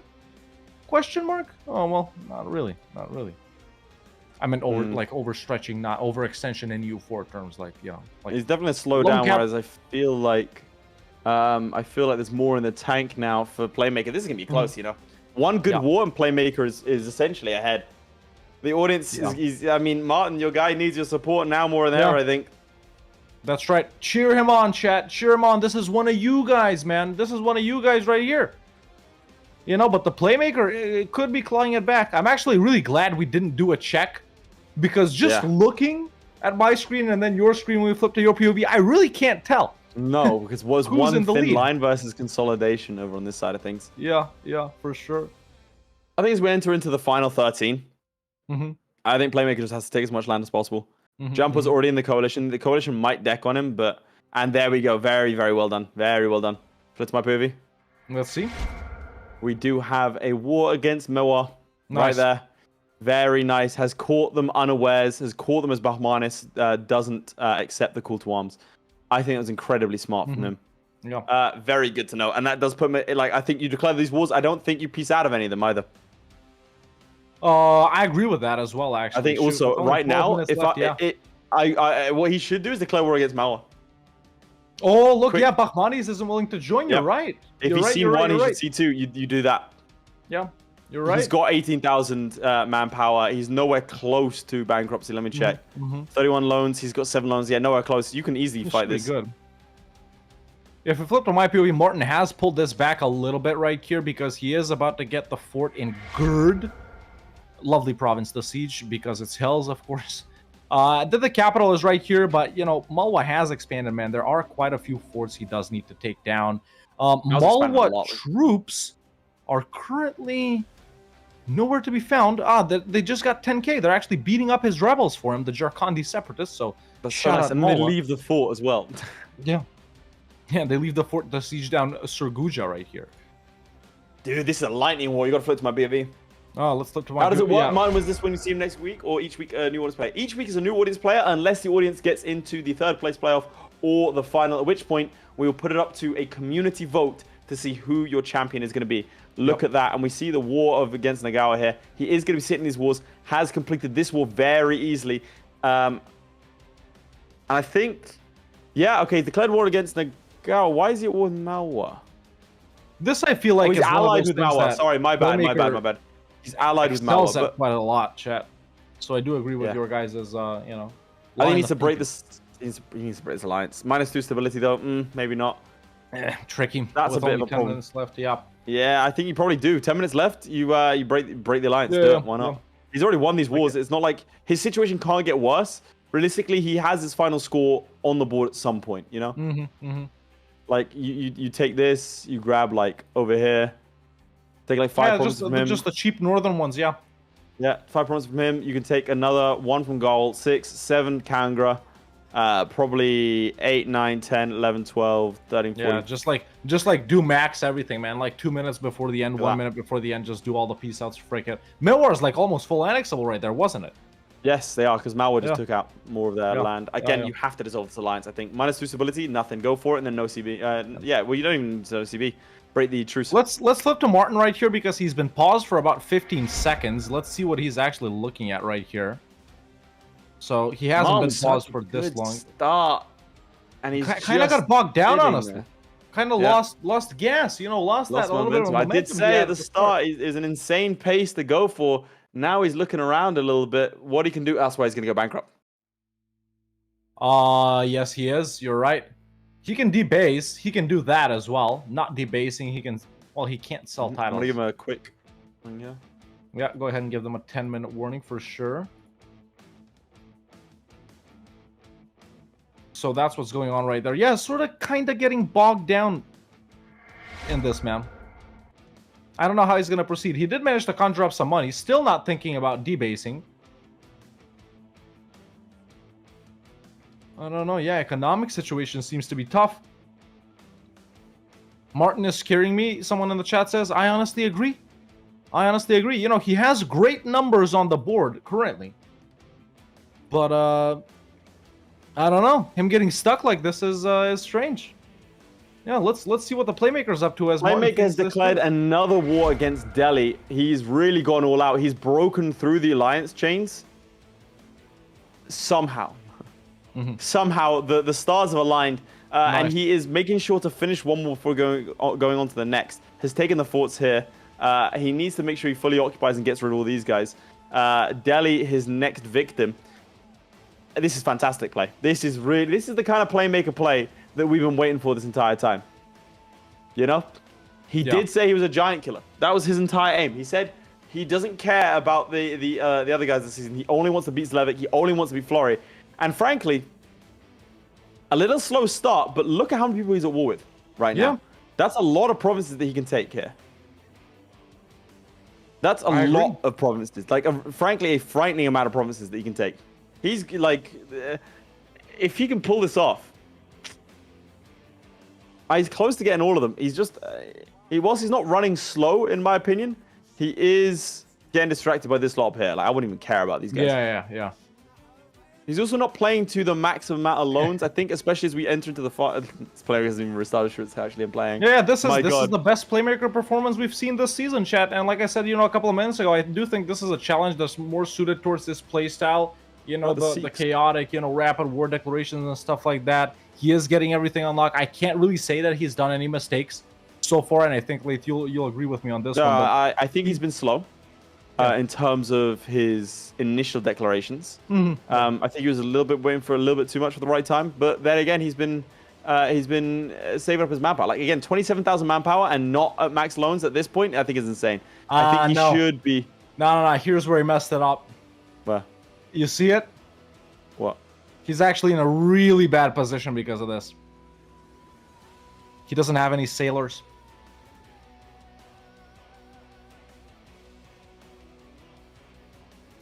Chat, how could he forget? That might cost him the whole game.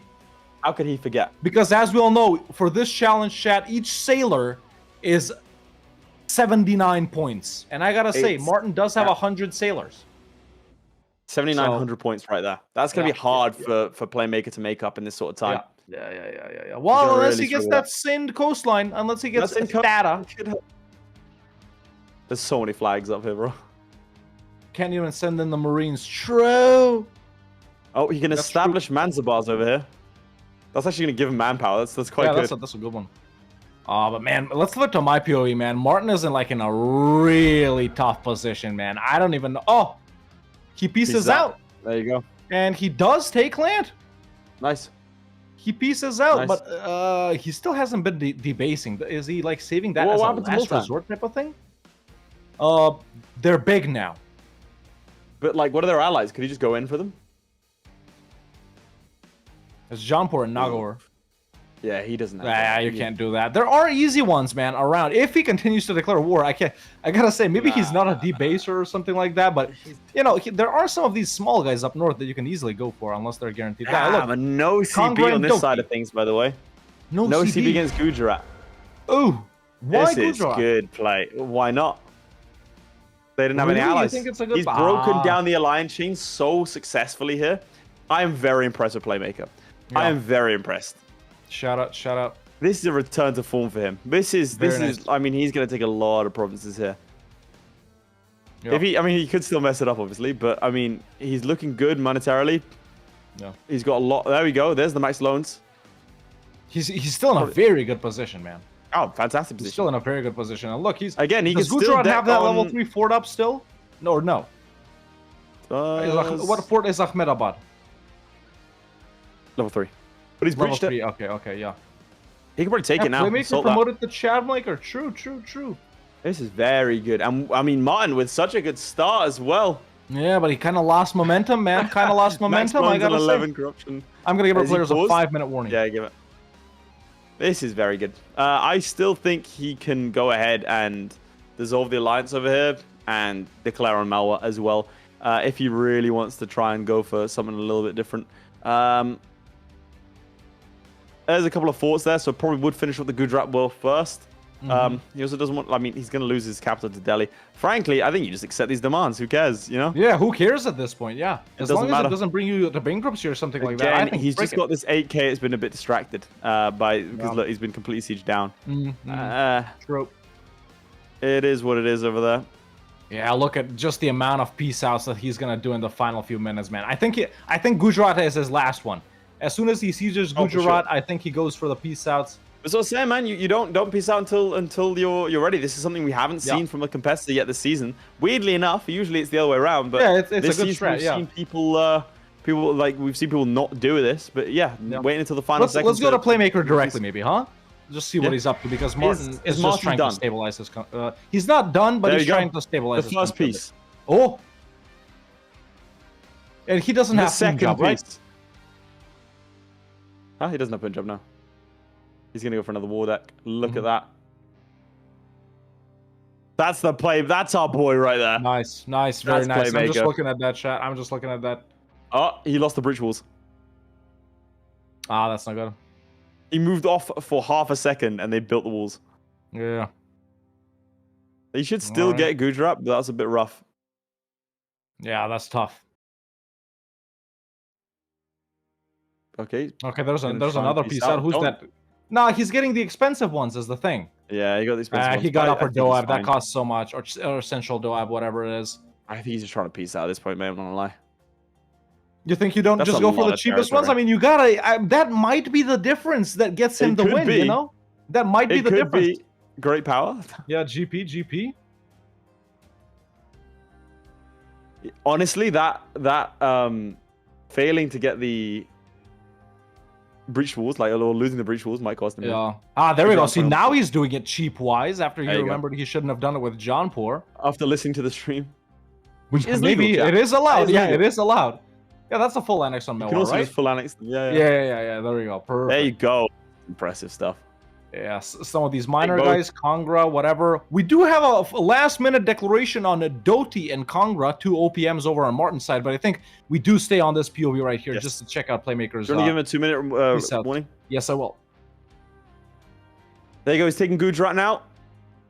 And his alliance with Mal was done. You should start to see the coalition form. And it does indeed. Again, if they declare, it doesn't really... Well, if they declare, then it does mean that the guys he's currently at war with are less likely to peace out. But I think this is going to be a big He's win got the against capital. Gujarat here. What's his percentage on Gujarat? He's always Sindh? War of Mughal aggression.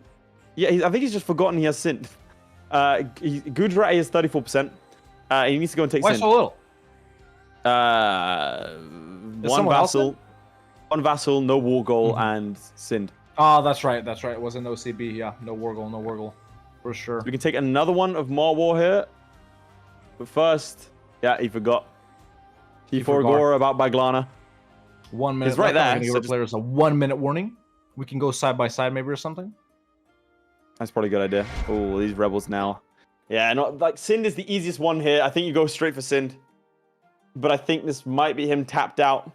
Gudrat, just take the last 2 provinces. Just do it. Take the last 2 provinces. Oh, this is gonna be close. Make sure you get the number, yeah? Yeah, for sure. I think Martin might even be done because he's been paused for about 30 seconds right here. So I'm gonna go ahead and count up over on this side. Nice. While Playmaker wraps this things up right there. 30 seconds left, ladies and gentlemen, only. Well, actually, Martin has unpaused, but I think. Well, you can talk. Playmaker is, yeah. So I'm just enamored. I think Playmaker is done. I think they're both done. Right. This is a good showing from both of our players. Martin did get bogged down, chaps, but as we enter the final 5 seconds, that does it. It is done here. And that's it. That was the second challenge of the day, ladies and gentlemen. True Heir of Timur. As a Timurid vassal, Afghanistan, Sistan, Khorasan, Fars, Transoxiana, both players chose Transoxiana. They needed to own the most provinces in India, and vassals did indeed count for this challenge, as well as the first one. Straight up, possibly, I have to say, the best showing from one of you guys from the audience so far in 3 weeks. Very valiant effort. Extremely powerful start. Did get bogged down a little bit at the end right there, Martin, but we'll see if that was enough or not. But I think we just straight up announced it. Do you have? I think we do. The Playmaker's numbers? I have the numbers. I will go first. Okay. Martin, a man with all achievements in EU4. Your champion this week at home, folks. He has, along with his vassals, if I counted correctly, and I think I did, 37 provinces in the subcontinent of India. 37. That is the number to beat. Laith, do you have Playmaker's numbers? Playmaker, I believe, if I have counted correctly, and I think I have. Double check my maths. 55 provinces. 55. It is, if you want to flip to my POV, Midge, real quick. Right at the end here, look at these provinces. Look at that. Amazing. So in total, he has 79 minus the 24 he had at the start, like before he went into India. Fantastic play. Could have potentially gotten a couple more here. Right at the end, maybe like 3 against Sind, 1 against Marwar. But what a showing. What a showing. Again, never count him out, folks. Never count him out. Excellent. The and that does Playmaker's mean best he gets performance. his first points. He does. And we will update you all on the scoreboard towards the end of the show. Now we're going to have a quick chat to our players.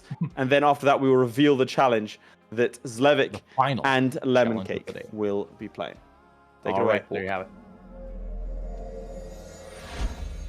Playmaker and Martin, valiant effort from both of you guys. Excellent showing. Best performance by Playmaker so far this season. Best performance by the audience so far this season. And boys, I have to say that Playmaker, congratulations. You are the winner of this challenge with 55 as opposed to 37 for Martin. So congratulations, Playmaker, on your first win. The audience is going to have to wait a little longer to grab their first win, but Martin, excellent showing. Playmaker, let's go with you first.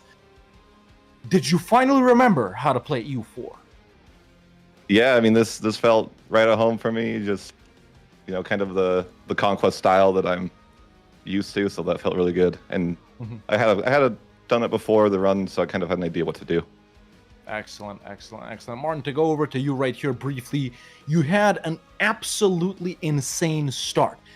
Shahrukh died like 2 or 3 months after that. Insta solo independence war versus the Timurids, all of their allies and all of their other subjects. Quick peace out on that. Quick formation of the Mughals. But you sort of got bogged down in the second half of the match. Where did it all go wrong, really? I think I overcommitted right at the start. I took too many troops, too many loans, and that's why at the end I couldn't commit that much. And I always saw in Para Bellum with the players that they didn't commit too much. And I thought, yeah, I'm gonna do it differently. But I miscalculated, so I was nearly bankrupt 10 times. Yeah, we noticed that. Now, something else we noticed, you were, of course, taking out loans, what you call it, exploiting tax dev, but you never once debased currency. Was this on purpose, or did you simply forgar? I just forgot. Oh, he reportedly forgot to debase currency, chat. What else do you want me to say? But yeah, that was an excellent showing. Martin, to continue with you, during this match, you know, we sort of got the impression that you kind of have experience in these types of high pressure, you know, low on time environments. You know, we honestly felt like you were right at home, like we've been watching you for years. Do you have any experience in, I don't know, competitions such as this, MP maybe, something like that? Just life, huh? Just life. So... Well, there you have it, ladies and gentlemen. It's enough to have experience in life to be good at EU4. So why don't you guys at home try this out? Playmaker, back to you. Now your first win in week 3. Obviously, with you getting points on the board, nothing is over. Obviously, you can still take 2 more wins, which will put you in a very, very good spot, depending on if something else happens. Is this the momentum you needed? Oh yeah, definitely. You know, obviously there's some giant competitors up ahead in, you know, the Florry and Zlewikk, but I'm super excited to see where that goes. Very nice, very nice. You said that this was like more up your alley, you know, a straight up conquest focused ones, you know, a straight up conquest challenge like this. You know, is this what you're hoping and praying for for any of the rest of the weeks that we have coming up? You know, challenges similar to this. Oh yeah, I would. I mean, I don't think you're gonna let that happen. I imagine it's gonna be more cursed in the next couple of weeks. But I would love something like just, you know, HRE conquest focus would be my ideal going into one of those matches. Yeah. You never know. You never know. I mean, listen, the overarching theme of this season is hardest X, hardest Y, hardest Z. So listen, if you're lucky, you might get a conquest one. If not, hey, you know, better luck next time. But yeah, Martin, you know, obviously the audience will have the option to vote you back in potentially if the audience does manage to play like in the finals or in the 3rd place playoff. Would you be down to come back if the audience makes it into there and if the audience votes for you? I mean, yeah, but I would vote Zlewikk's twin. Zlewikk's twin. All right. Yeah, he had a good showing, man. But listen, we said this is potentially the best audience showing we've seen this week. So, you know, Zlewikk's evil twin was right up there. But yeah, that's from last week's chat, if anyone hasn't checked it out yet. But yeah, a shorter interview this time, boys. I'll leave you with any, you know, final words right here for today's match. Playmaker, if you have anything to say, you know, overall for today. Well, just GG. Yeah, and the same for GG, you, my Martin. man. Excellent, excellent. Well, thank you so much, boys, for participating. Playmaker, obviously, we'll see you back again next week. Martin, if we don't, we do hope to see you around in the chat and anywhere else you might find our community, like Twitter or Discord. But yeah, that's it for today, boys. Catch you next time. Bye-bye. All right, have a good one. Bye-bye. That was Well, Martin. I've got something to tell you. Tell me. It's super important. Midge, do you mind flipping to my point of view, please? Tell me. All right. So I'm trying to, like, you can hear me, yeah? I'm afraid I've been robbed of my time because the sponsor of this season, Sea Mantis, or as we know him, Nightbird Skill, a long-time supporter of Para Bellum, came to us and said, hey, listen, boys, I like what you're doing. I like what we've got going on here. How can I help? And he said, you know what? I'm not expecting anything, but I am a successful author. I'm a successful man. What if I sponsored Para Bellum? What if? And it didn't. And that's exactly what has happened here today. Ladies and gentlemen, the Path of Ascension, a lit RPG adventure. There are 10 books, the 10th one coming out, I believe it's the 8th of October. I'll be horrified if I got that wrong, but I don't think I have. These are books that you need to read. They are free with Kindle Unlimited. You can also read them in audiobook form or get the paperback or a hardcover if that's your kind of thing. But what is a lit RPG? It's an adventure book with video game elements. As you can see here, tier 1 talents rated as detrimental, and no guild or group will take him. The main character, Matt, right there. So that means that, let's say the character gets a level up, a skill that is embedded within the text. It's something that, for me at least, reading, like, I'm going to not use the announced voice because I quite like this genre, and I think it's been around since sort of 2013, I would say. And I love this genre because, as a video game fan, as I'm reading, it hits that little part of my brain that it's like, oh, they've gotten a level up, oh, they've got this skill. They get +5 to this. They get, they're better at this thing. I really do love this kind of style because it melds together reading, which I love, and video games, my favorite hobby, and obviously my profession, into one sort of thing. So if you like sort of Brandon Sanderson type books, then I would, and you've never read a lit RPG adventure before, I would highly recommend it. And what a place to start than someone who is helping out, someone who's from the community, been supporting us since day one, sponsoring this season, and also gifting memberships at the same time. He's like, I'm not done sponsoring. I want more. He's like, I want to sponsor more. harder. So that's fantastic. The link is a tracking link, ladies and gentlemen. So why don't you show empirically that you support us in Para Bellum, that you support Seamantis as an audience member and as a community member? Why not click the link and check it out? Like I said, if you have Kindle Unlimited, it's free. Go and check it out and buy it. I guarantee you, having almost finished the first book, this is a Laith guarantee. I guarantee you will not regret it. Fantastic book series, and obviously we're very, very grateful for his support. But Hawkeye, I think it's time to show everyone what Seamantis is sponsoring, and that is the final challenge of today. A momentous one, really. Midge, if you don't mind getting us ready for that, because it's Lemoncake versus Zlewikk. If Lemoncake defeats Zlewikk today, it throws everything into chaos. Out of whack. Absolutely everything into chaos. Yeah. Because it does suddenly, somehow, propel Lemoncake into being the #1 contender. And we don't even know how. I'm scared, we don't have the ability to do that math, Chad. The technology is not there yet. But I don't like him as a person, so this genuinely hurts me. But I think it's time to reveal the challenge for today.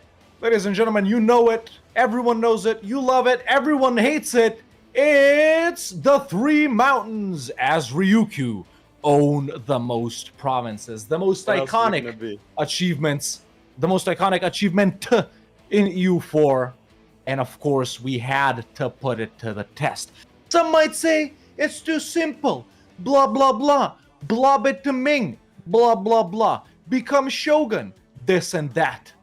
But listen, if we didn't put this one in, we couldn't live with ourselves. And Zlewikk and Lemoncake were both trembling at the thought of receiving this challenge. They did receive it, so I can only imagine how many underpants have been changed in the last 30 minutes. But speaking of, well, Zlewikk and Lemoncake, I guess, let's learn a little bit about them and what they did last week, shall we? Let's do it.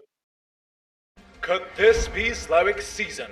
He's been casually dominant thus far, but rumors are trickling in that he's starting to get complacent. A win today all but assures him a spot in the final. It's Big Z, aka Zlewikk! A first defeat after a valiant effort last week. Lemoncake could shock everyone with a win over Zlewikk today. If he does, it propels him into title contention. Could this man pull out the ultimate upset? It's Lemoncake! Chaps, welcome back, Playmaker and Martin. Yep. Midge, at least I Playmaker's can got a cam confirm, now. is drunk. Unfortunately, he's had a He's on terrible week. painkillers from the truck accident, you know? It's the painkillers truck accident, and he said the wine makes me sleepy. It makes me feel good. So let's move on very quickly because I'm pretty sure we just violated TOS. Zlewikk, how do you feel today? How do you feel about this challenge? I actually gonna answer your first question first because I'm actually a bit unwell, but not unwell enough to not win against here. Are you alleging that Lemoncake is poisoning you? No, I think it was Florry, but I don't have evidence yet. Crazy. Can I say I'm so good at doing it, he has no idea. Lemoncake, how are you feeling? Are you feeling ill? Bit tummy due to unrelated things, but you know, all of these excuses, you know, no one's ever claimed to be in their peak physical condition. So. I'm not gonna lie, mate, and forgive me because this is, you know, I'm just gonna say it. The way you make it sound like it just sounds like you've been up all night with various activities. You know what I mean? Like, just a bit tired. You know, you couldn't relate. Like, is that you all know what he means by activities? Yeah. He has like, frankly, a variety of different women in his life. Lemoncake, how is that affecting? I would like to deny these women allegations immediately. You know, I'd like to make sure here and there. I mean, men, it's you know, I've just heard partners. You know, the gender-neutral term. How do you plead when it comes to that might be contributing to a lackluster first and second performance? I believe that all these allegations are, you know, a lesser man would take the excuse. But I personally believe that I work with what I'm given, and the fact that this is my first time playing Ryukyu did not stop me from speaking with a person that's played Ryukyu like 20 times and done 20 world conquests for like 30 minutes before this challenge started to get all the tips and tricks. So you know what? Maybe my first time loading into Ryukyu, but I don't need any of these scratches. I don't need any of these things like sleep beforehand or any other excuses. I'm ready to do my best. That's right. Let me go back to you. Are you willing to reveal what the poison is doing to your body right now? How will that affect your gameplay? Blurry vision, weakness, trembling, unable to click the debase currency button, perhaps? Well, I guess you'll see. Mysterious as always, ice in his veins, ladies and gentlemen. Folks, any final questions here before we get started? I mean, Ryukyu is pretty straightforward. Zlewikk, you have had experience as them, I believe. Yeah, but my strategy for Ryukyu is not for a 60 minutes run, so it's like I'm playing for the first time. Okay. Well, there's a first time for everything, including losing this season. Just to make sure on the same page that if I start a colony and it's like 0% completed, there still is a province, and it will be in the province economic map. I'm just going to say it is in the province tab. That is what we're going for. All right. It's in the eco tab. All right, it's in the eco tab. Hovering over eco tab, looking at that. Oh, look how many provinces there are. If you have vassals, then we'll count the vassal provinces the exact same way. Okay, that is how it is. I can't tell you if it shows up because I don't know. Now. Neither do I, but of course we do know. Of course, you know, I'm going to play it up for the audience. Chaps, are you ready to get cracking? This is an incredibly important game. Zlewikk, with this win, it does put you in a almost perfect position to go to the final. Lemoncake, the same for you. This is literally the most important game of today. Zlewikk, how are you feeling about that? Final thing. I feel good. Yeah, I've been under this pressure before. Absolutely. It's up to Lemoncake to beat me now. Wow. And Lemoncake, how do you feel? What can I say? The ball's clearly in my court, so I can show up, do my best, and hopefully get the win.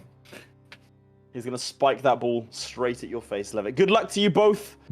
Keep it on the chat. We'll let you know when to get cracking. Have fun. Thank you very much. There you have it, folks. That was Zlewikk and Lemoncake. Just a quick question right here. Who am I specking today? Who am I specking out of these? Zlewikk. Okay, are you sure about that? Because Lemoncake is closer to you. That's the reasoning. In game, I know, but my connection is a little bit slower than yours. That's right. Okay, just for today. In that case, to peel back. Okay, you know what? Whilst waiting to peel back the curtain, I almost had I mean, the ticket was about to be booked. We'd have had to refund it. Oh, this was I was going to have to take a train south because my internet has been so bad that it didn't look like I'd be able to run Para Bellum. We were looking at helicopters. We were looking at planes, trains, automobiles. Honestly, there was a man who was a Sherpa, right? Who said he was willing to carry me down south to where I would be able to have a connection. But fortunately, managed to get it solved. He wasn't even Nepali. He was from Kent. He was from Kent. I don't know Kent Sherpa, who had a 20-year stint as a Sherpa in Nepal. But that's where we are. Fortunately, we didn't have to do that. But just know we're always willing to go the extra mile for you and for C Mantis. Are you ready? Of this season of EU4 Para Bellum, W Mantis. I am ready. I am in game. I am observing the province of Xuhing in southern China, and the province of Pur. Shout out to the T. All right. Well, if you are ready to get cracking, I think we should get started. In 3, in 2, in 1. Final challenge of the day. Let's go. Ryukyu. There we are, ladies and gentlemen. We are live with the most iconic achievement in EU4. We are in my POV with Zlewikk right here. Chat, for the uninitiated, do you see Ryukyu from here? No. From here? Nope. From here? Nope. From here? Yes, you do. This is Ryukyu, one of the smallest countries in EU4, starting off in the province of Okinawa coastline. 5 dev, not 3 dev, animist, tributary of the great Ming. The mandate of heaven was bestowed upon them, but Xi Jinju kinda sucks, so he's about to lose it. But yeah, the 3 Mountainous Man requires you to conquer the entire world as this tiny little OPM right here. How do you do that? No, I'm serious. How do you do that? I haven't done it. So Ryukyu's start has gotten a lot easier.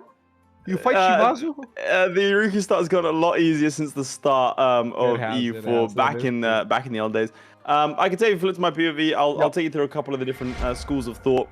The first is for you basic bitches out there who just go to war with Champa.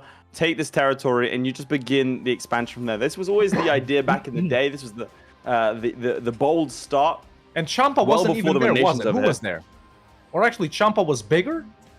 Yeah, well, Champa had these territories. It was literally Champa used to have 2 provinces or 3 provinces. 2 provinces, yeah. It was kind of ridiculous. That was the start. And then in came the ideas surrounding A, claiming the mandate of heaven from Ming and going through that, and B, you can do some shenanigans with the shogunate where you become the shogun and go through that. So it's certainly gotten easier. It's like one thing when we're discussing this challenge, one thing that's interesting is that a lot of achievements that were in the game at the start have become a lot easier.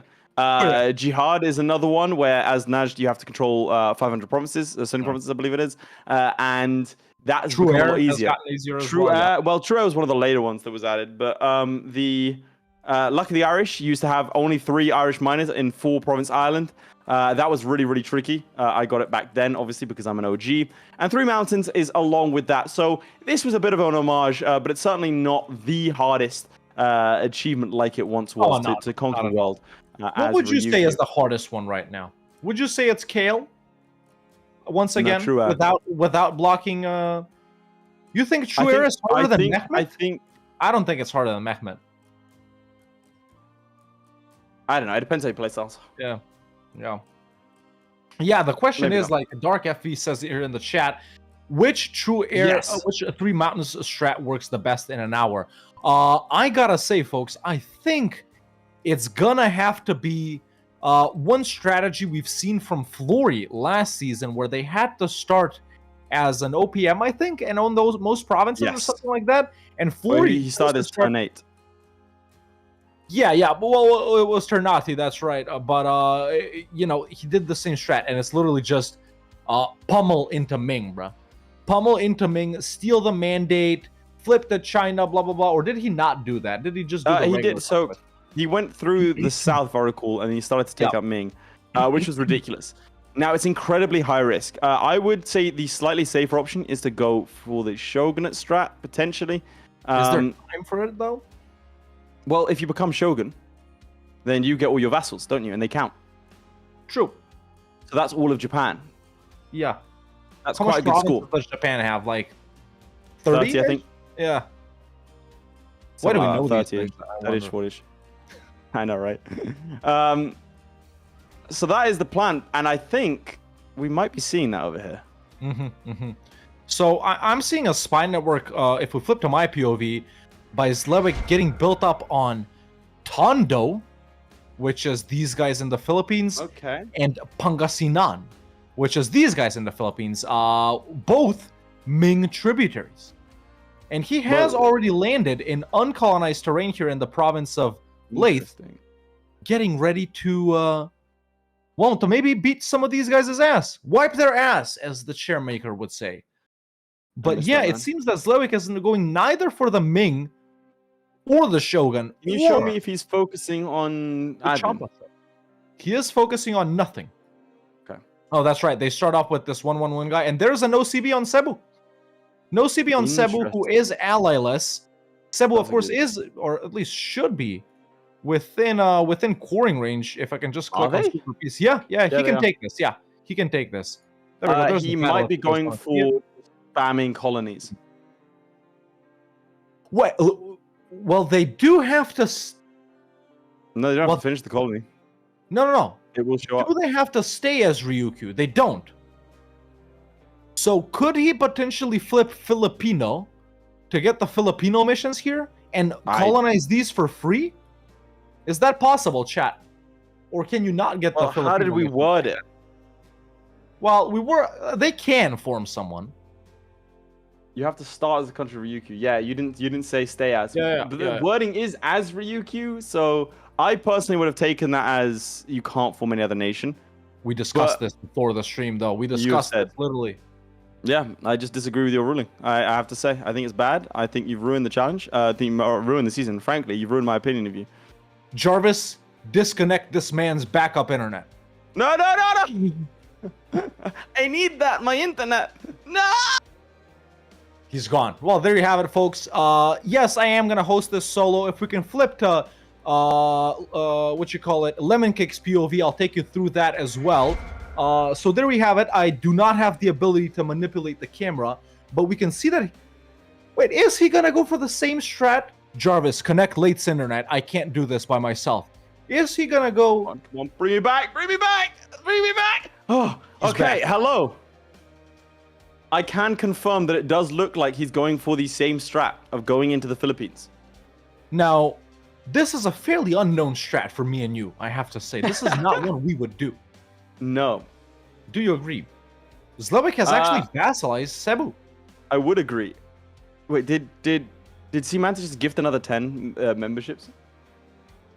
I don't know. Midge, can we get confirmation? No, it's over on the Twitch side. On Twitch? No, I'm seeing one on YouTube. Midge is saying that he's seeing 5 from who, Midge? Dark FV. Nice. I can see it. I can see them on YouTube. There's 10. I can. Well. Appreciate all the gifted subs, ladies and gentlemen. Of course, we do this for free, so your financial support does. It's ironic saying that whilst our sponsor gives us more sponsors. Well, you know what I mean, right? It's not like, It's not a full-time job, no. It's not a full-time job. We are. I mean, yeah. If you want to compare it to, we are. Yeah, sure. We are losing money in terms of like. I'd make one if I streamed on my own channel, yeah. But still, that's not what this is about. It's about the passion. It's about having a good time. It's about having fun. It's my about POV because he's got window on these guys if they suck at the game, you know? So, yeah, that's what it is. But like Zlewikk, currently in the lead, boys, with 2. Yeah, that's what's going on right now. Let's go to your POV. With 2. Yeah. So he didn't full annex Cebu.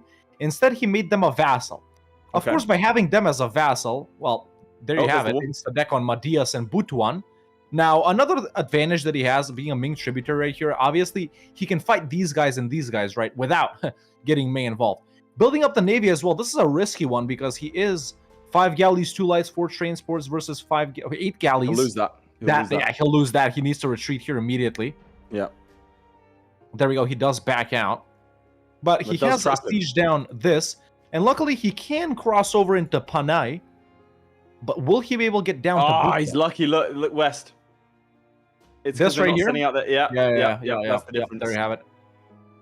Cebu, of course, disloyal at this point, not helping out. He can placate them. Interesting to get them loyal. Just the quirk of how the AI works, right? His nation is disloyal, but his vassals' boats aren't. Boats just they do their own thing.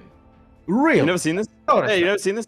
Like they will, generally speaking, in my opinion, maybe it's been patched or maybe it's changed, but in my experience, they will run around and do stuff usually because they are on a trade mission or they act. You know how like if you go into a disloyal vassal's land, then they'll fight you. I think it's structured similarly. Now, if you want to flip to my POV, I want to show something.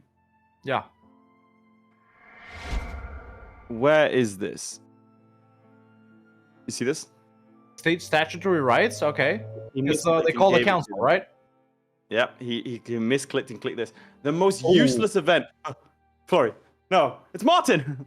It's the most useless event in EU4 because it pops up and you say, no, I don't want to give them this super powerful thing. Yeah. Right? And instead he just clicked it. And instead he just had plus 25% minimum autonomy. Wait, we got Yes. 2 Martins hosting instead of us? Well, there was a thing saying fire. That is really bad, by the way. He's done. It's horrible. Yeah. He should not have done this. Yeah. Let's go to He should not Zlewikk have done directly right here. See what he's up to in his war versus Madias and Butuan. Oh, his guy died? No, what the hell happened? -3. How did he go down to -3 stab? Battle in a battle died, maybe. No. It's the same guy. It's Shitatsu Sho. Or was it? Is it the same guy? I thought the Ryuku starting guy is 1-1-1 as well. What happened? Yeah. Tatsu Show. So what did happen to him? Detributaried from Ming? No. Did he detributary? Declined whatever? No. Chat, what could have caused him to drop to -3 stab? Instantly as well. Bankruptcy? No. No, he's not bankrupt. What the hell? He's not happened to him? bankrupt. You want to check his government notifiers? Chat, help us out here. Yeah, I'm checking. No, nothing right there. What the hell would have happened? Event? -3 stab Republic? event? Pirate Republic? Let's see. Did he go Pirate Republic? No, he's on autocracy. He's not Pirate Republic, no. What event drops 3 Oh, wait, stability? religion flip? Check his faith. But he is animist. He's still So he hasn't animist. done that. Does he know? Comet? I'm gonna But ask he him. was at 0. What kind of comet is that? I'm just Oh, gonna- right, dude. He was at negative already because he knows CB'd. And then it was just a comment to bring him down Okay, to -3. right. Okay, That okay, makes you're sense. stupid. What's 9 plus 10? You stupid. But it's a there's good job. another vassalization on Madias. Yes, If we well, put I my think he POV, got can show that off. brought Let's go in. to my POV. There it is. So vassalizing Madias as well. Not doing anything with Butuan. Actually, they got annexed by Maguindanao, but now he's in defensive war versus Tondo. Tondo is a fairly large-ish nation over here. 4 provinces. I mean, we gotta see him start taking some provinces as well, right? It can't just be vassals. You have to think. I think there's a different strat going on over on this side of things, maybe. Well, let's see what could it be. Because he's built up 2 heavies. Heavies. Who's he gonna and fight? 5 galleys. I don't know, but like if you were gonna deck the war, surely you would just go for it. Like there's no sort of like he has the navy to be able to stop any crossings from here. Yeah. Does he know he can land on the uncolonized and then deck? Look at this. No allies. Cebu, same like in Yeah. same like in. So it leads me to believe he must be doing something else. Can you check his? Well, he isn't spying on anyone, is he? He's getting Renaissance. So he's deving. Yeah. We are running a little slow, so if he requests, we might hop out halfway through. We'll see. Oh, Zlewick's 51. Yeah, but Zlewick's also been doing things. This has been a flat speed 5. Yeah. We'll keep an eye out on that. Let's He is just deving. Yeah, let's go to his POV directly a little bit. I know we were on there, but I just want to see like what he's looking at. The dev screen. The dev screen. He's just deving. It's not most dev, it's most provinces. I hope Lemoncake knows that. Bro is literally trying to build a mountain right now. He is building the 3 mountains through development. This is the richest province on Earth. Development in EU4 has always been a bit goofy like that, isn't it? I miss it. Did he expand infrastructure? Oh, he didn't. He didn't. Seru I don't think says he did. Tech 6 and Island Trap / Fight Ming, but yeah, I don't know. Honestly, since he was looking at the Philippines as well. Could be. Dev, sell institution to Ming, then Island Trap them? Could be, honestly, could be. Yeah, I think Ming he is the needs something play. big. Yeah. No, I do agree. think- I think either Ming or Japan. I think yeah, it's gonna be an interesting one. Again, the speed we're gonna have to keep an eye on. For now it's neck and neck, but yeah, I mean look at the difference in speed 5 between the two of them. You're saying like Lemoncake's slower? Oh, much slower, way slower. Okay. But like I said, we'll keep an eye on it. Confirmed it? Confirmed what? What did I confirm, chat? He doesn't know what he confirmed. No, I don't remember what I said. Mexico? Nah, it can't be Mexico. Nah, you don't have time for that. I don't think they got time for 15 minutes admin in. 5 and then Diplo 7 and exploration and stuff like that. We're already 15 minutes in, chat. They will not reach America in this time. No. Florry, Still maybe, getting a- if I had my gigabit internet and I'm specking Florry. Maybe. Yeah. Yo, get that But yeah. spammer out of here, bro. Yeah, Zlewikk getting a little bit bogged down in this war, walking into Tondo, you know, walking into the uncolonized provinces, walking back to beat them up. He's just cleared their army, standing on their capital finally. There we go. He's on to Pangasinan, so very nice. This, I hope he takes land here. I hope he takes land here because these guys are getting disloyal. I think a third vassal here, they might get a little rowdy, right? They might get a little rowdy. So after that, sure, he has Maguindanao, allied to Manila, which is obviously the only guys that are going to be left here, the purple guys. So that's the Philippines done. You know, Zlewikk is in the lead currently, folks. Let's not forget, he's up to 1, 2, 3, 4 provinces. But potentially with an inferior strat. Yeah, potentially with an inferior strat. Yeah. So that 25 mineral autonomy is really bad. Yeah. The state stat story, right? That's a big misclick. Yeah. That's a huge fumble. Pretty standard estate setup, by the way, from Zlewikk. Yes, subjects count as well, chap. Subject-owned provinces count as well for this challenge. But yeah, slightly slower start right here. Oh, there we go. There's a major naval battle over here, actually. We got, Galley should win it out on Zlewick's side. Yeah. Oh. There we go. We got a little reinforcement from his subjects' ship, and that's done. That's done.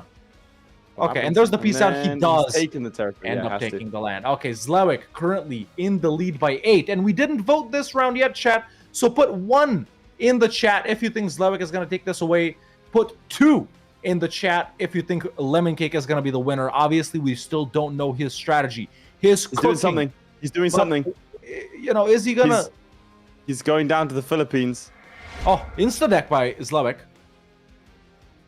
It's not. I thought, no. Surely he's not doing the same strat, but 12 years later. Yeah, why would he wait so long? I mean, he's deving Renaissance. Yeah, but you can dev while you do these things. For sure. And also, it means he's going to be potentially behind on tech. Yeah. Let me see. Is Zlewikk deving? He's not winning this. Zlewikk has not been deving. So Zlewikk doesn't care about the Renaissance. So who's he going after, do you think? This guy? Whichever one of the top 2 guys is easier, I guess. Unless they're allied to each other. No, this guy's allied to Madias. He can take tech 6, so if he's going to deck, he needs to do it now. We'll take tech 4, sorry. Yeah, if he's going to do it, he needs to do it. Yeah, let's go to my POV. Or actually, I want to see what he's thinking. The 2 heavies as well are kind of... Okay, so some Ming stuff right here. Knowledge sharing, but yeah, they won't accept. Ming usually doesn't want to. Yeah, loans. Yeah, they are Ming tributaries. Yeah. If that was his strat, Ming has attacked Oira.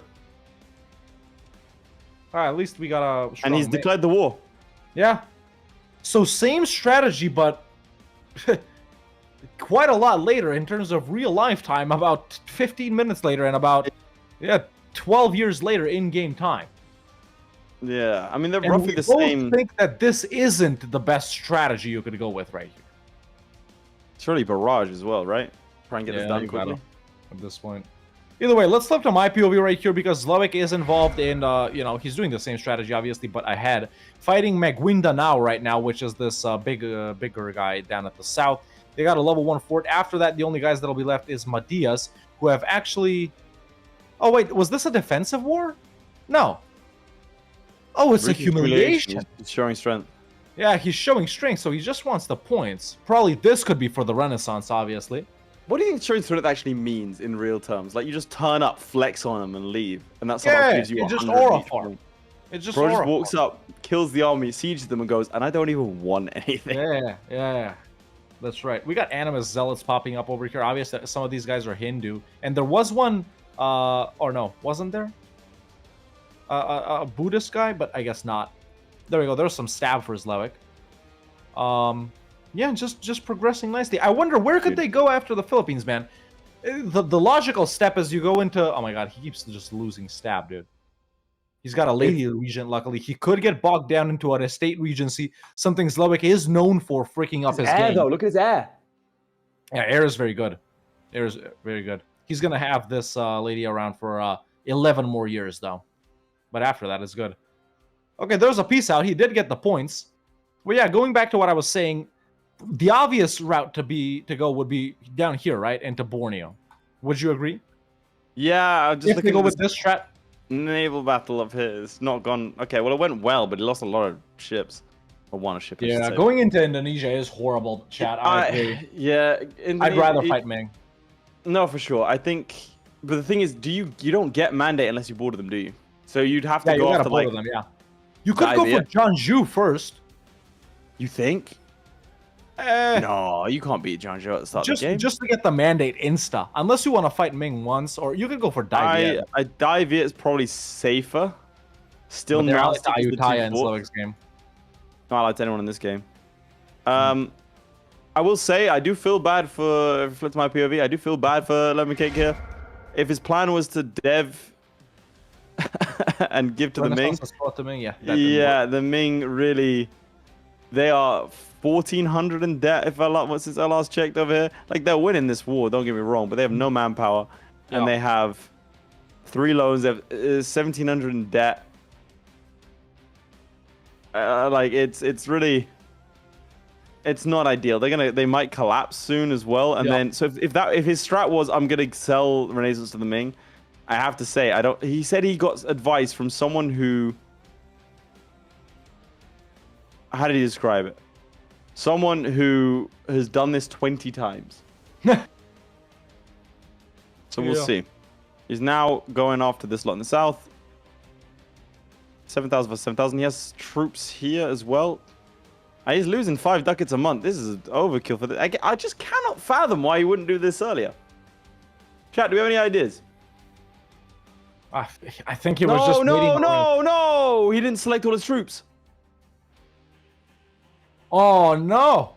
That's, well, at least they can't wipe him. But that was that's not good.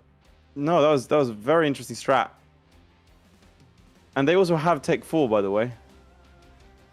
That's the problem with waiting this long and doing it this way around, because now they have Tech 4. No, don't do that! Oh, God, why? Why did you think you were going to win that? He had his troops. He didn't even commit all his troops. He had other guys sitting in the north. He's a tech down. Like, why? Why would you do that? You see that? No, it's like we got some misplays going on over here, honestly. His eunuchs weren't castrated. Actually, that could be a good point. That could be a very valid point. That is true. Have we checked if his eunuchs are castrated? So so now he's going to do the same thing again. Get all of his troops ready. Right there. Good stream. Nice, but it doesn't seem it's to have factually true. It's factually true as well. Yeah, canonically. Yeah. All right, let's see if he's going to go for it this time. I mean, he has a 2-star general. He's got a 3-4. That should do it for him. Where are you going now? What is this? Don't do that. If they march in, you're dead. No, you idiot. Oh my God, they're going to get him. Stop. Why? Oh, maybe he wants this? Oh. Oh, he moved finally. Yeah, but he's just killed his own troops again. Oh, wait, do these God. guys have a tech advantage over him? Yes, they do. They do? What's it, 5 over 4? Yeah. It's 4 over 3. 4 over 3? That's and that's then horrible. Did they just die? Yeah, he's got stack wipe, so he has no troops left. I'm so intrigued to hear what the strat was. I don't know. He's lost all his troops. Let's go to Zlewikk directly right here. I just want to see what he's doing a little bit, because he has been pieced out for a little bit right here. So, you know, telling these vassals, you know, getting them loyal and stuff like that. Looking at province war score cost out on Megwinda now.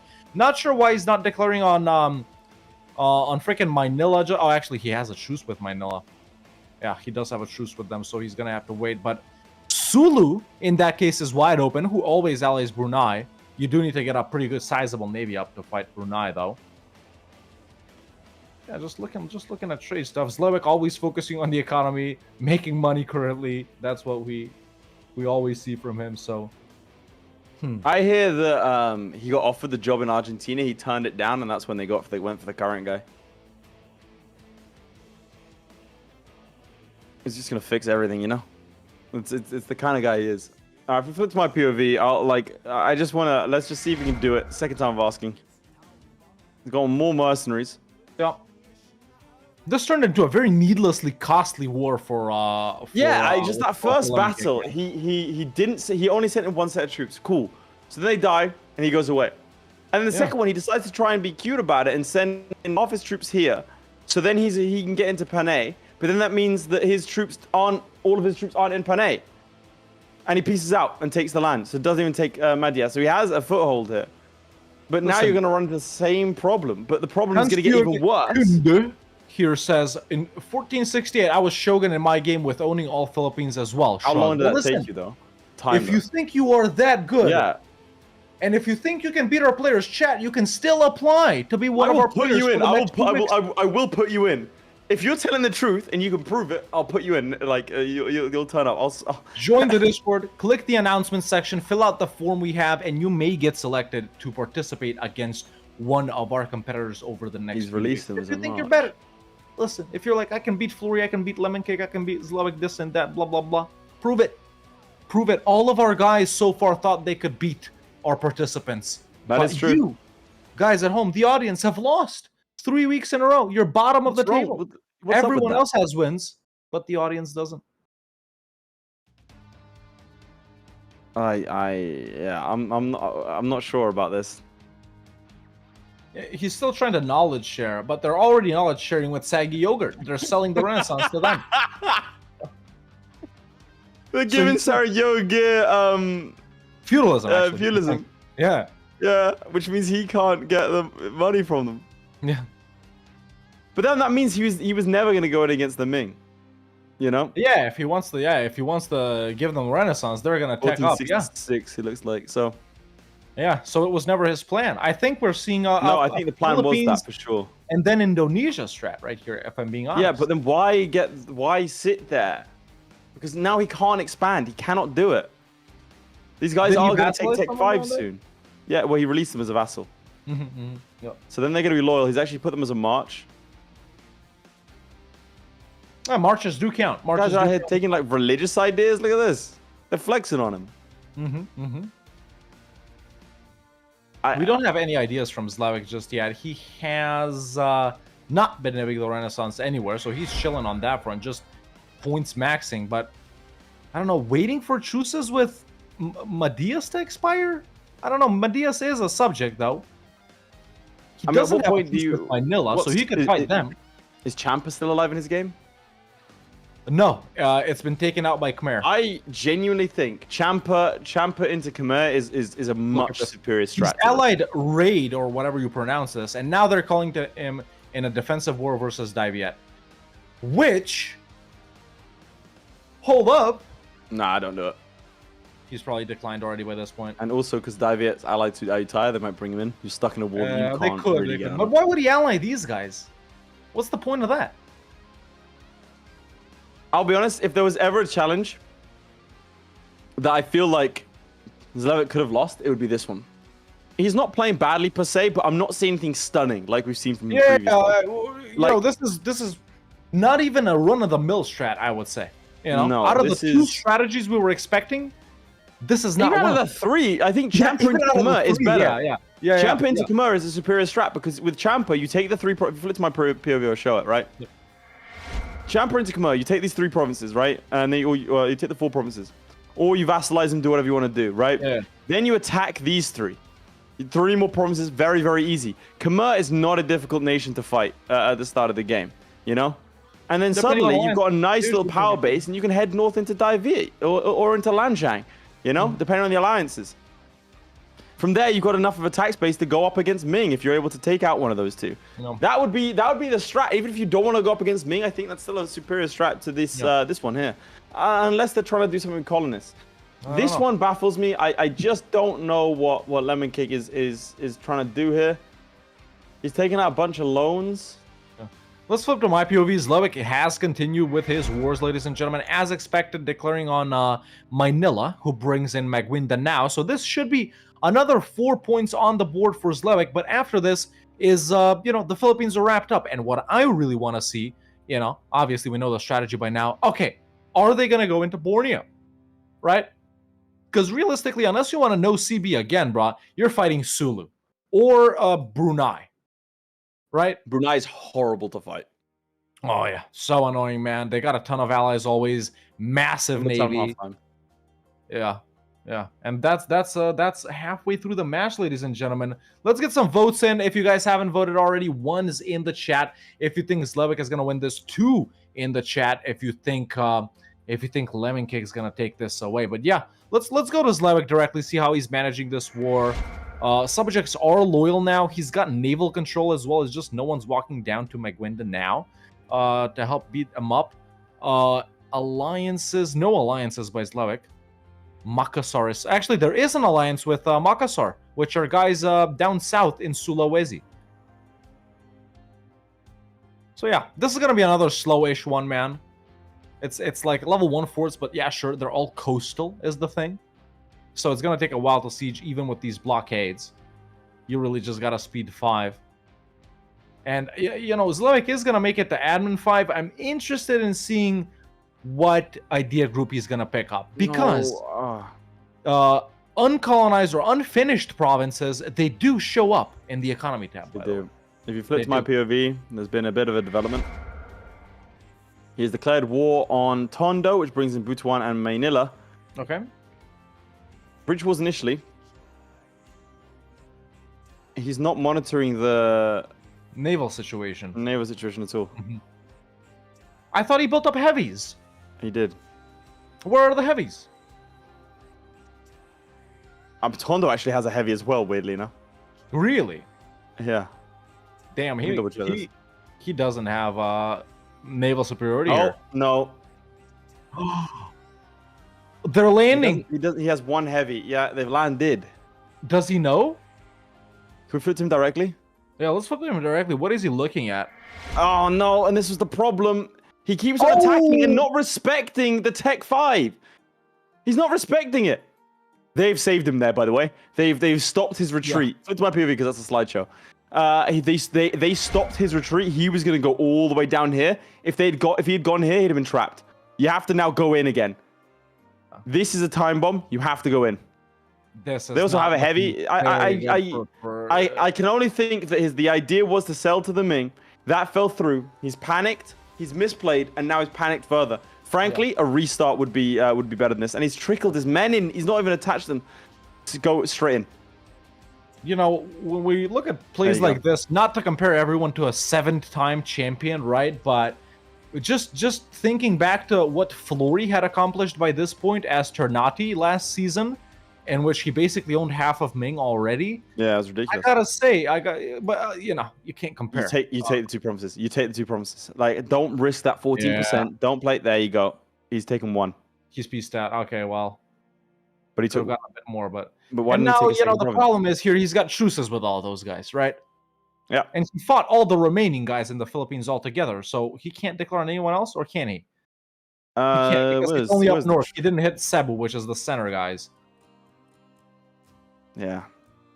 He has some truces here. Like, he can still hit Cebu. But he could have taken... Here's the thing. He could have taken this province here as well. Yeah. Which would have unlocked the center guys for him. Yes. I still think, right now, to be honest, I still think Champa into Stateless, into Khmer is the play. Yeah. Even now, you do that, these guys fall easy. Right? You go after Khmer, allied Pegamon Mao, that's fine. You can get an ally down there easy, too. You can link up with one of them. No, for sure. One of them will join you. And then you go after Dai Viet. Dai Viet has weak allies, Lan Na and Mang Fuan. Go after them. If you're not confident with the Shogun or Ming strat or Emperor, sorry. Even then, let's look at my POV there. Zlewikk has finished his wars. He does grant some provinces to his subjects, keeps some for himself. Obviously, to points max and whatnot. Oh, he's attacking up. Exploration ideas. There you go. And now he can take. Wow. Can you Now, show at off the this clone on point- map mode? Sure. So if we go over here into the, it's actually, there it is. He can colonize anything he wants right here, right? So that's all we want. Well, all Well, of those yeah. green provinces are points on the board for him because he can just colonize and pull back, colonize and pull back. He can just start them, yeah. But why not go with expansion here, I wonder? Because he doesn't really need to explore. He can go for 2 colonists, unless he wants to save admin points for conquering. But then again, he can just feed Maybe Cebu for and the freaking, the colonial range, idea 3. that's true. That's true. I give him another 50%. It means he can hit more of the islands. I think if that's the strat, that's the strat. It's not a bad strat, to be clear. No, it's I not still that strat think at all. Ming or Shogun might be better. We'll see what numbers he puts up. Ming is definitely better. Shogun, It's might riskier. not be It better is than him. Yeah. riskier for sure. Yeah. But yeah, he hasn't started colonizing just yet. I think he's probably not even gonna. I think he's just gonna send out guys at the end. Yeah, I think so. Everywhere, And just so he doesn't go bankrupt. He could maybe do one like just somewhere else to extend his range, like the furthest one he can get to, so that he can then get to all of these other ones. you think he can do it in time with his finances? Like to finish one? Yeah. Well, he has He to finish probably it first, doesn't he? could. He probably could. You know, Do you give have the to finish it? I voters think you have to that. finish it to get the colonial range. Yeah. You have to I finish. flipped to my POV. A similar strat here, as you can see. So exploration as well. Probably a same strat, I'd say. Both into Philippines, both exploration is just. Well, listen. If Lemon's in a worse position. He is in a worse position, but they Because got of this- tech at the same time, though. They got tech at the same time. He's gonna go bankrupt. Is he really? He can't debase. No. Can already he did that. exploit Dev? I mean, just accept the bankruptcy. You're a Ming Yeah, you're tributary. not doing anything. Sure, yeah, you're a Ming tributary. That's right. Yeah, bankruptcy ain't gonna be bad for you. Like he's taking the ideas. What else? Like why would you not? You know? Yeah, I agree with that. Idea cost, monthly autonomy change doesn't matter. Mandate growth doesn't matter. Institution spread, he already has it. None of this matters. You know? Yeah. Just dev up. Okay? Agree. Or do that. Or no CB, someone else. On... Well, now he's definitely gonna go bankrupt. Right? I think so. He's got tech 4. These guys are tech 5. He's stack wiped them, which is good. What was the idea? He's got 6 months left. Can he exploit tax? Well, he only has 1 province, and I doubt he's called it yet. Well, we could probably do it over here. Oh my god, he's done it again! They're landing again. Oh my god, dude. Butuan's been sitting there this entire time ready. Yeah. But why this war? Again, if you know you need to colonize, right? Oh, he's at that 8. means I think he's gonna go bankrupt next month. Is he yeah, 2 months. But Can if you he know debase you're now? gonna do that, but he's now in a war. He's deleted his troops to give him a little bit longer. Why declare this war? You're a Ming tributary. They're not going to deck on you, and you had truces with everyone. This was the idea here. Would be. Wait, did he no CB truce break? Oh, don't. I think he did. On who did he declare? Yeah, he truce broke. Look, Right. he wouldn't have gotten coalition if that wasn't a truce break. He was a no CB truce break. Oh my god! And Why? Zlewik's about to get 8k pretenders in Okinawa, Why? and he But, can't like, land 8k troops. He's at war He's with. gonna lose a 665. Let's say he's bankrupt. He's But now he's bankrupt? at war in bankrupt. Oh my He's at war with bankrupt, and his capital's under siege. Why would you declare this war? And on the other hand, you have Zlewikk saving the event down here. If we flip to him, let's flip to Zlewikk. Just so he doesn't lose his 655. There he is. There's the pretenders. He's just popped them. And Lord Eki the First Show is safe. Very nice. Zlewikk isn't colonizing, by the way, not just yet. But he is building up a lot of galleys. So maybe preparing to fight these guys down here. Either way, I'm not I haven't had enough pain and suffering, so let's go back to Lemoncake a little bit and The only thing he can do movement. is seed the land. Like, he's gonna lose everything he's been working for this entire time. He's back to square one.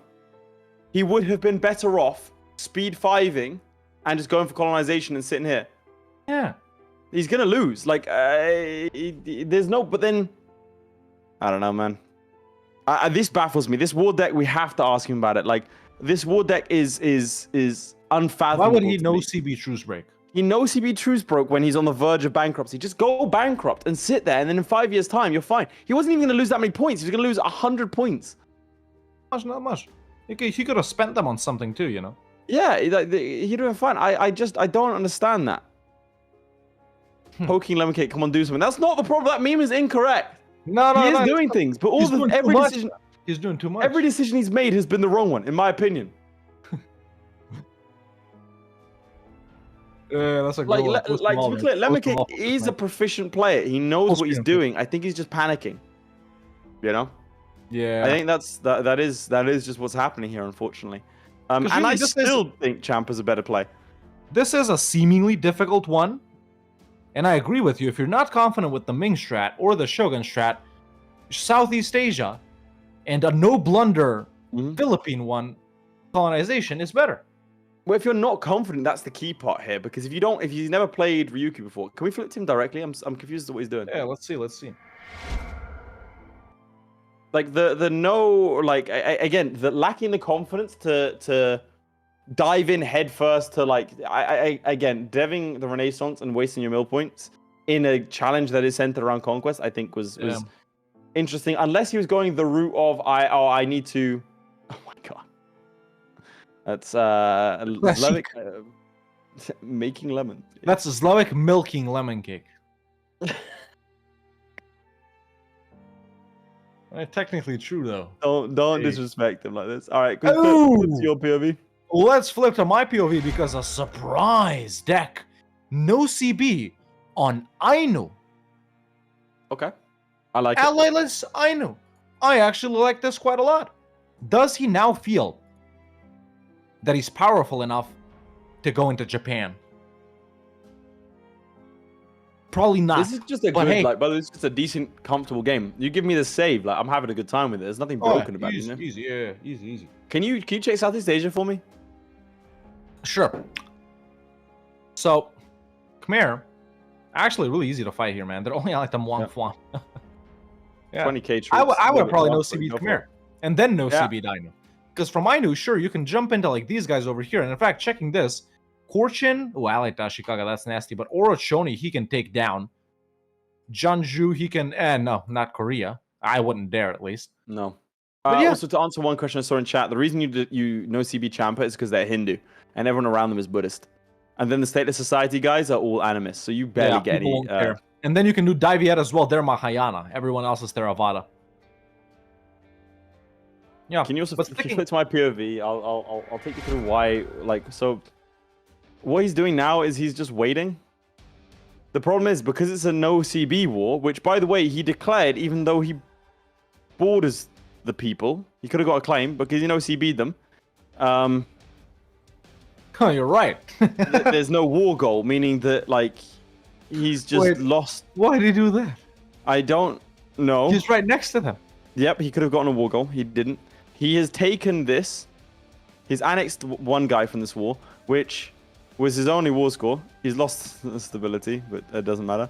But that doesn't. There was no point in doing that because they're just going to take this now as well. I don't see it, man. I guess he's just going to wait until they're on low. I mean, he's got very technically, he's not doing anything else. So he's not wasting time because he is bankrupt until 2 years. So very technically, he's not losing anything apart from dignity. Dignity is a big part of that. His peers and the audience. Let's face it. Ming, by the way, going crazy, going up against Chagatai in the Ming War for Chagatai tribute. Still have loans, so still can't give the Renaissance to him. Let's look at my POV because interesting things are happening here. Zlewikk has pieced out Ainu, not full annexing them, leaving them in another war, and Ainu has become a vassal of Korchin now. Now, we do see him build up a major spy network on Ashikaga. So if he hits Date right here, or Uesugi, Korchin doesn't come in. All of the other daimyos do, of course, along with Ashikaga. No one else being annexed at the present time. But it's 50-something K. I mean, you run for Date, you blockade the strait. You can hold the strait. You can take farm war score on Oshima. 25%. You get a province there, and then you start to look for things like You see if you can drop on the south of Yamana. Or you build up a massive army and go straight for Ashikaga. You know? His troops are down here. Yeah. He's not at war, is he? No, he's not at war currently, but there are quite a lot of options for Zlewikk, man. You know, I'm gonna say this once again, not to compare, but had any one of these two participants right here come up against Florry. Well, I think if Zlewikk, this is a weaker game from Zlewikk. He's doing enough to win, so let's not knock him. Yeah. But this is a phenomenally weak game from Lemoncake. Like this is. Yeah, that's what I was about to say. This is a good game from Zlewikk because this is a very bad game from Lemoncake. But you know, aside from how that, many provinces does Zlewikk have right now? Zlewick's up to, well, 11? I can even count this manually. Yeah, it's 1, 2, 3, 4 over here, 5, 6, 7, 8, 9, 10, 11, and then 3, and then 2. So 16 provinces. Yeah. It's not terrible, and we're going to see an explosion of him later. Yeah. What's his aggressive expansion? Aggressive expansion is pretty much non-existent, except with like Ainu because he didn't full annex them. But yeah, the only reason this is a good game for Zlewikk, man, is because it's a super weak game from Lemoncake. I think honestly, if Zlewikk had come up against any of our other That's my POV. What a brilliant strategy here. He waited for rebels to rise up to kill the troops, and now he has 13% war score. Hell yeah. He's back in. Does that mean? Oh, he can't call this territory. Can he? You're bankrupt, so we can't do anything here. So we can't raise troops. I think he's sticking out this war, you know. I think he's sticking out, but I would say, like, so he's gonna no longer be bankrupt. I think now. Check the expiry. Yeah, he's no longer bankrupt. So that means, by the way, now unfortunately he does have some ton and separatists. Am I POV lagging or are we good? He can get the free company. Oh no, he pieces out. Chat, Lemoncake is in a position to beat Zlewikk from where he is right now. Which is surprising. Which is very surprising. He's pieced out, by the way, not lost any territory. So he's actually gained a province in that war. Sure. So he has 4. 4 to Zlewick's. He's going to lose that province. Look at the first notification. Oh, yeah. No. Check the progress on the rebels. He's got a little bit of time. 13 months. He got a year. He'll have 4,000 troops. You can get the free company and these lot. He should be okay. What's his unrest? Yes. That is truly what you call it. I think one sec. Hawk, if you don't mind joining me.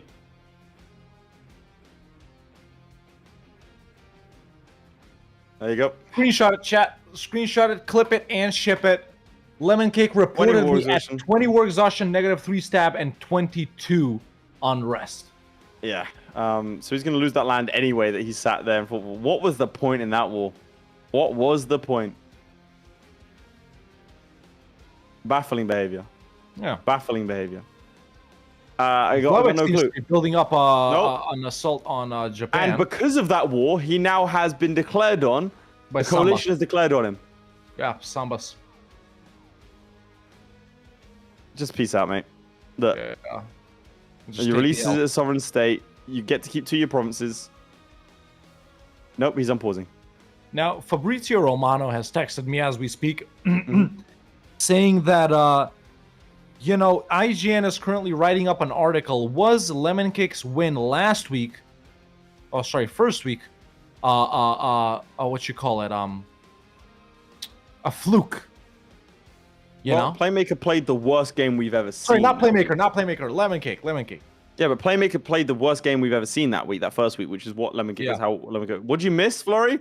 Nothing, Florry, this is the 3 mountains achievement. They got our own Ezreal owning the most amount of provinces. This is Lemoncake's game. He's currently in a defensive, punitive war because he no CB truce broke a nation, this nation, 3 months before going bankrupt. That was an interesting decision. So he stayed at war that entire time. That meant that he has a huge coalition and they've declared war on him. And he is, for some reason, not just surrendering. This would still mean that he has some availability here.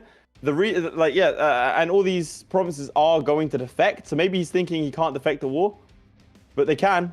So I don't know what he was thinking there, as they just did. Listen, you can give our players a 10-minute warning. I have much better news if we flip to my POV. Zlewikk has launched a full-scale invasion of Japan. They didn't do it in World War II, but Zlewikk is doing it for 500 years early right here. Date already being full sieged. Walking into Uesugi now, we're about to see some major battles as he's killed some troops. Morale is a little lacking there. He's killed some troops there. Yeah, this is, I think, gonna be an L as well. Morale is about the same. He's good. Maybe? He's good. He's good. Yeah, he should have tech over these guys. Yamana is 5. He himself is 6. Yeah, so he should have tech advantage over all of these guys. He also has samurai infantry. Over there. Yes, his capital is under siege by Kikuchi, Ito, and Shimazu, and Ito, Kikuchi, and Shimazu are also still landing on it, so he's probably going to lose his capital right here unless he sees that. He does have the boats to go and beat them up, but he doesn't know. He lacks the knowledge, chat. Let's flip to Zlewick's POV directly. Has he noticed? Is he zoomed out enough to where he can notice? He's not. He's moving his boats around, but moving them up to, what you call it? There we go. Straight. There we go. He sees it now. Doesn't even flinch. Yeah, I see his face. He's losing a lot of money here. He's about to loan max. With the 10-minute warning, I think he's going to start setting up the colonies as soon as this war is done. Can you flip to my POV? In a stunning turn of events, he has managed to get the rebels, his enemies, to attack his rebels, thereby meaning that he has secured his provinces. He does lose one. He does lose one there, and is forced to end his overlordship, but his score remains at 3. It's huge. It's big for him. Now, even at this point, I would still recommend no CBing Champa. He can still do it. He should get the everything that he needs to. No CB Champa. It is still there. They have 1,000 troops, and I can't stress this enough. They have 1,000 troops. They have no allies, no CB them, and you have 4 provinces right there. Let me just say something. If he did none of this, just speed 5'd, got an exploration expansion, and not even colony maxed before bankruptcy, just straight up regular colonized, he would have more. Yes. It's 1477. He's 6 years ahead of Zlewikk. You want to know something really horrible? He is 53 minutes into this challenge. If he restarts now, he has a better chance of getting a better score. This is factually correct. This is true. Can we flip to his POV? What's he doing? What's he thinking about? What is in the mind of this sick man? He's looking at his kingdom. He's looking at rooting out corruption. Is he just trying? Oh, he's trying to colonize. He's trying to colonize. But I think he's trying to. Yep. Well, a colony has started. 30 corruption maxing over there. Let's check out his war exhaustion. But the problem is he wasn't paying for his colonies, so it instantly died. The colony instantly died because he wasn't paying for his colony. What's his policy? Huh? What's his policy? I imagine the agreement. Policy. Coexistence. So coexistence. Okay. But he needs to drop his maintenance a little bit. You know, let's look at some actually good gameplay right here. If we flip to Zlewikk right here, ladies and gentlemen, you will notice that he has sieged down Kyoto. He's sieging down some other important Ashikaga provinces. Walking back over into this stack, or perhaps, is he looking at... Yeah, look, he's even river maxing, dude. He's even river maxing. Probably going to walk into these guys, and that's a wonderful freaking unit model right there, I gotta say. How's his capital doing? His capital has been sieged down. But it's only 3,000 there. By the So, yeah. So he's fine. He'll be able to drop back in. There's a battle right there. Naval battle. Oh, that's nice. A wipe. Easy. All right, just spread them out. There we go. It's not for sure. Like, and again, Lemoncake will have gotten 15 minutes into the strat. Sunk cost fallacy sinks in. Ironically. Let's go side by side here. Let's go side by side. There we have it. And Zlewikk still hasn't even started up his colonization. I really think we just focus on Zlewikk. I'll Sure. We'll stay on Zlewikk. You can give him like a 5-minute warning as well. I will do. Yeah. So we're about to see a minor naval battle. He's got colonies over capital too. Okay, why is he? Okay, he has started moving those troops down. There's a naval victory as well. No risk of that. How much could he maximum take right here, for example? If we just go like this, not even cheapest provinces. That is quite a lot. 1, 2, 3, 4, 5, 6, 7, 8, 9, 10, 11. Yeah, like 12 provinces, and it's not even the cheapest ones. If we go by war score, 1, 2. What if he takes? If he full annexes Ashikaga, doesn't he get the? Oh, that's right. You're right. Yeah, you're right. That's what he wants to do. So if we take a look at Ashikaga, that is all they own, and we can do this. Ashikaga is full annexable. Nice. Sorry, without Kai. And yeah, like this, he gets all of Japan, and all of those guys count. Yeah, for sure. But he needs... How close is he? Yeah, he's got to keep going. He definitely needs to unsiege his capital, man. That's tanking him negative 37. So if he unsieges the capital, he does have a chance for a peace out here almost. And he's done? He probably wants to focus on full annex. He just took Kyoto, and he became shogun like that. That's right. Yeah. That's an option as well. Okay, same thing pretty much. But there's all of Japan in Zlewick's hands. With just 4 minutes remaining, I think now he's going to start up the whole colonization thing, right? Lemoncake is done, by the way. Lemoncake is done? Well, there we have it. Don't bother. No, because Zlewikk isn't done, Midge. Zlewikk is going to be sitting there trying to add. So Midge was asking if we can call the challenge. No, Zlewikk is going to be now doing his colonies. Yeah. Now, the important thing that Zlewikk needs to do that Lemoncake did not do. Let's go to Zlewick's POV, Midge. In the economy tab, right? He needs to, if he does colony max, which I'm not sure why he's not doing, he needs to make sure the slider is just above the level where they will cancel. Yeah. See that? Because right now, if you flip to my POV briefly, I'm not going to show the score, but this used to be up here. And so he was losing 200, a couple hundred ducats a month. Yeah. You can see that he's going to go bankrupt if he ticks once more. So, yeah, he's done. So it's only losing like 1 a month or 0, ideally. Hawk has gone to fight Florry, who's turned up in his home. Sorry, it was just, I had to jump over to production right here to the studio and slap Midge around. Oh, and there we go. There's actually another declaration by Zlewikk right here. I don't know about that. He can get another like, I want to say 10 at least, 15 provinces by doing the colony strat. I guess he's doing this for. Has to. He went probably when I give him a 2-minute warning, he'll do it. Yeah. Well, there's almost 2 minutes left. Oh, look at that! I love that quick. That's a man who was barraged and assaulted many times in his life. Yeah. Are they gonna do it? Yeah. There we go. He's got it. Very nice. Maybe he's trying to get the range. That's great. There is no one better in the final 5 than Zlewikk. Yeah, that's where Zlewikk really shines, ladies and gentlemen. So for the uninitiated, why would you barrage and assault? That's so another the reason you do it is you would barrage because do you want to give him a 2-minute warning, Hawk, while I'm taking Midge's question? So the reason you barrage and assault is that you can only assault when there are breached walls. So you barrage it to open the wall so you can assault it.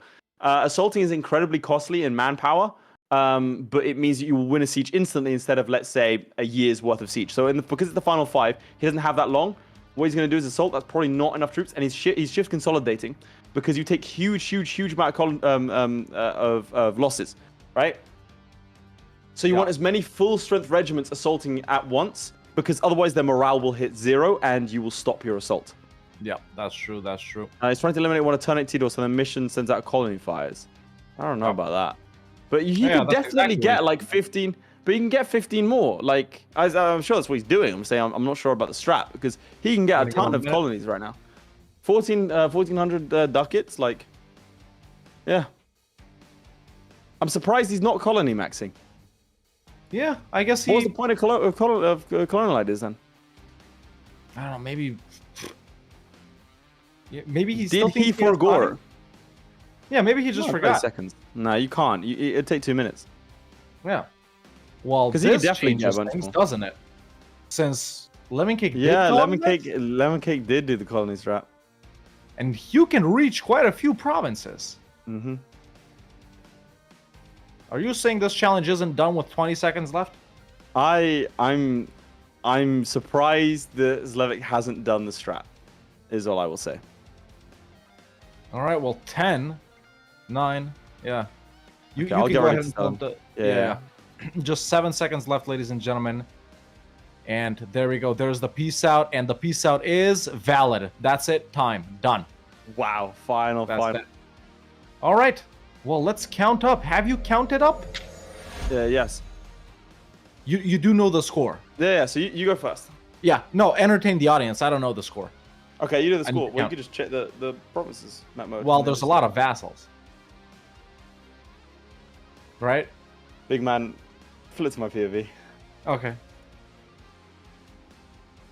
Midge, you don't mind? We don't need to count. He's got 10 provinces. Ah, okay. Well, ladies and gentlemen, I'll there you save have you it. the 30 With minutes. more than 10 provinces, Zlewikk is the winner for the 3 mountains, and that was our final, challenge of the day. There you have it. 3 out of 3. Midge, if we can get the scoreboard up, if you have that ready, or if not, we'll just show it off in the... Yeah. Fantastic. Whilst Midge gets that ready, I do want to just thank everyone who has been gifting subscribers and memberships and everything else. If you have been on the lucky end of the receiving end, then we will see you in the after party, which happens immediately after this, just before we look at the scoreboard. Thank you again to C Mantis for sponsoring. It's your final chance today to go and click on those links.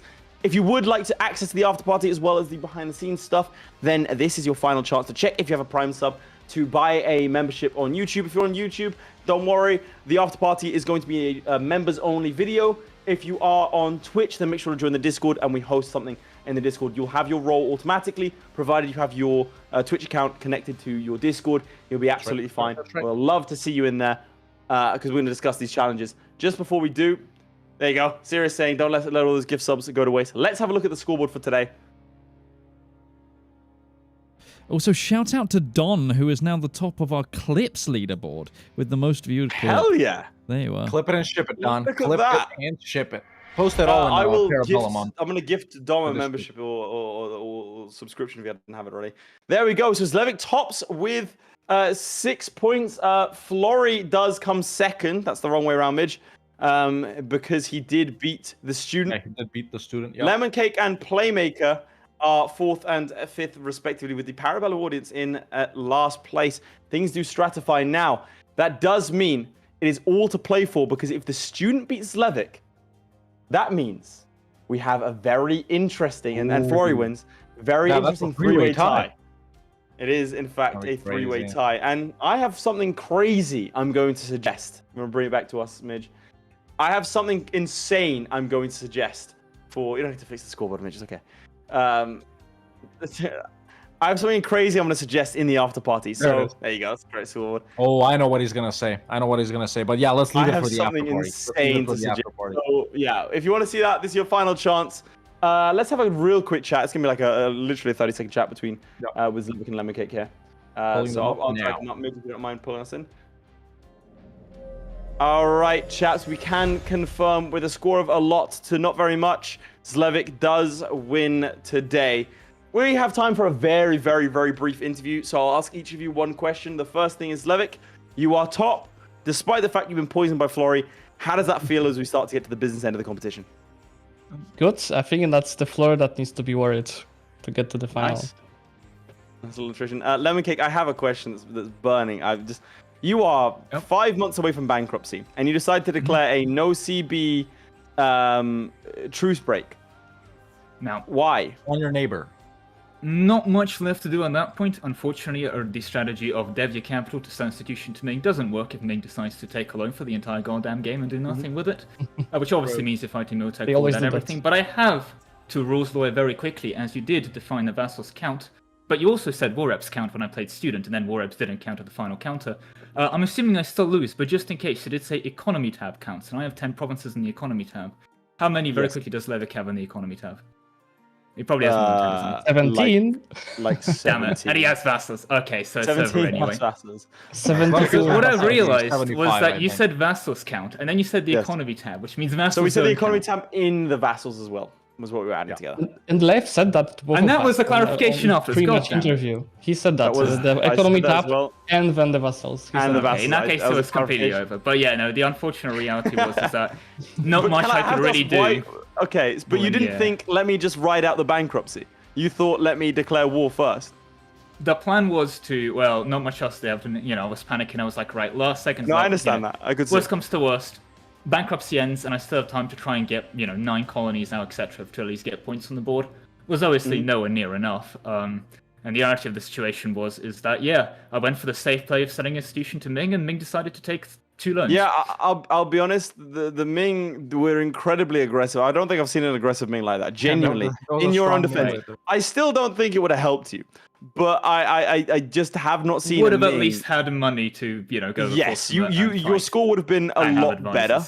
And you'd have been given like 8 ducats a month or so. But yeah, 7.5. It's a loan or 2. Just a note, because I did test it in my Free Mountain strategy. They were always taking like at least 1 loan, so it used to be work out. I was actually on bad information as well. Yeah, your information, bro. I'd fire him if I'm just saying. The guy's firing my information, 20 times. Get rid of him.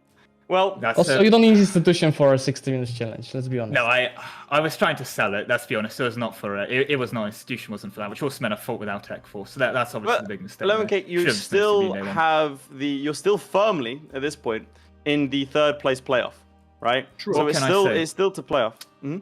All the people saying 0 cake.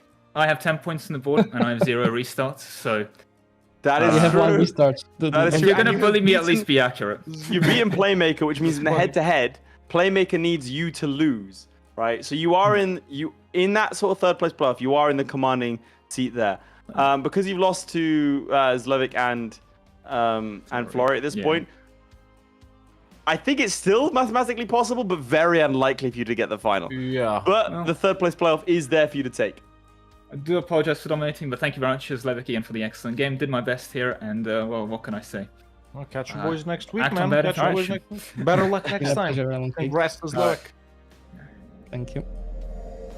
There you have it, folks. That was Zlewikk and Lemoncake, and that's about it for us as well, man. Like I said, if you're a member on YouTube, stay right there. We're going to redirect you to the stream. If you're a subscriber on Twitch, join the Discord. That's where we host the after party for the Twitch viewers.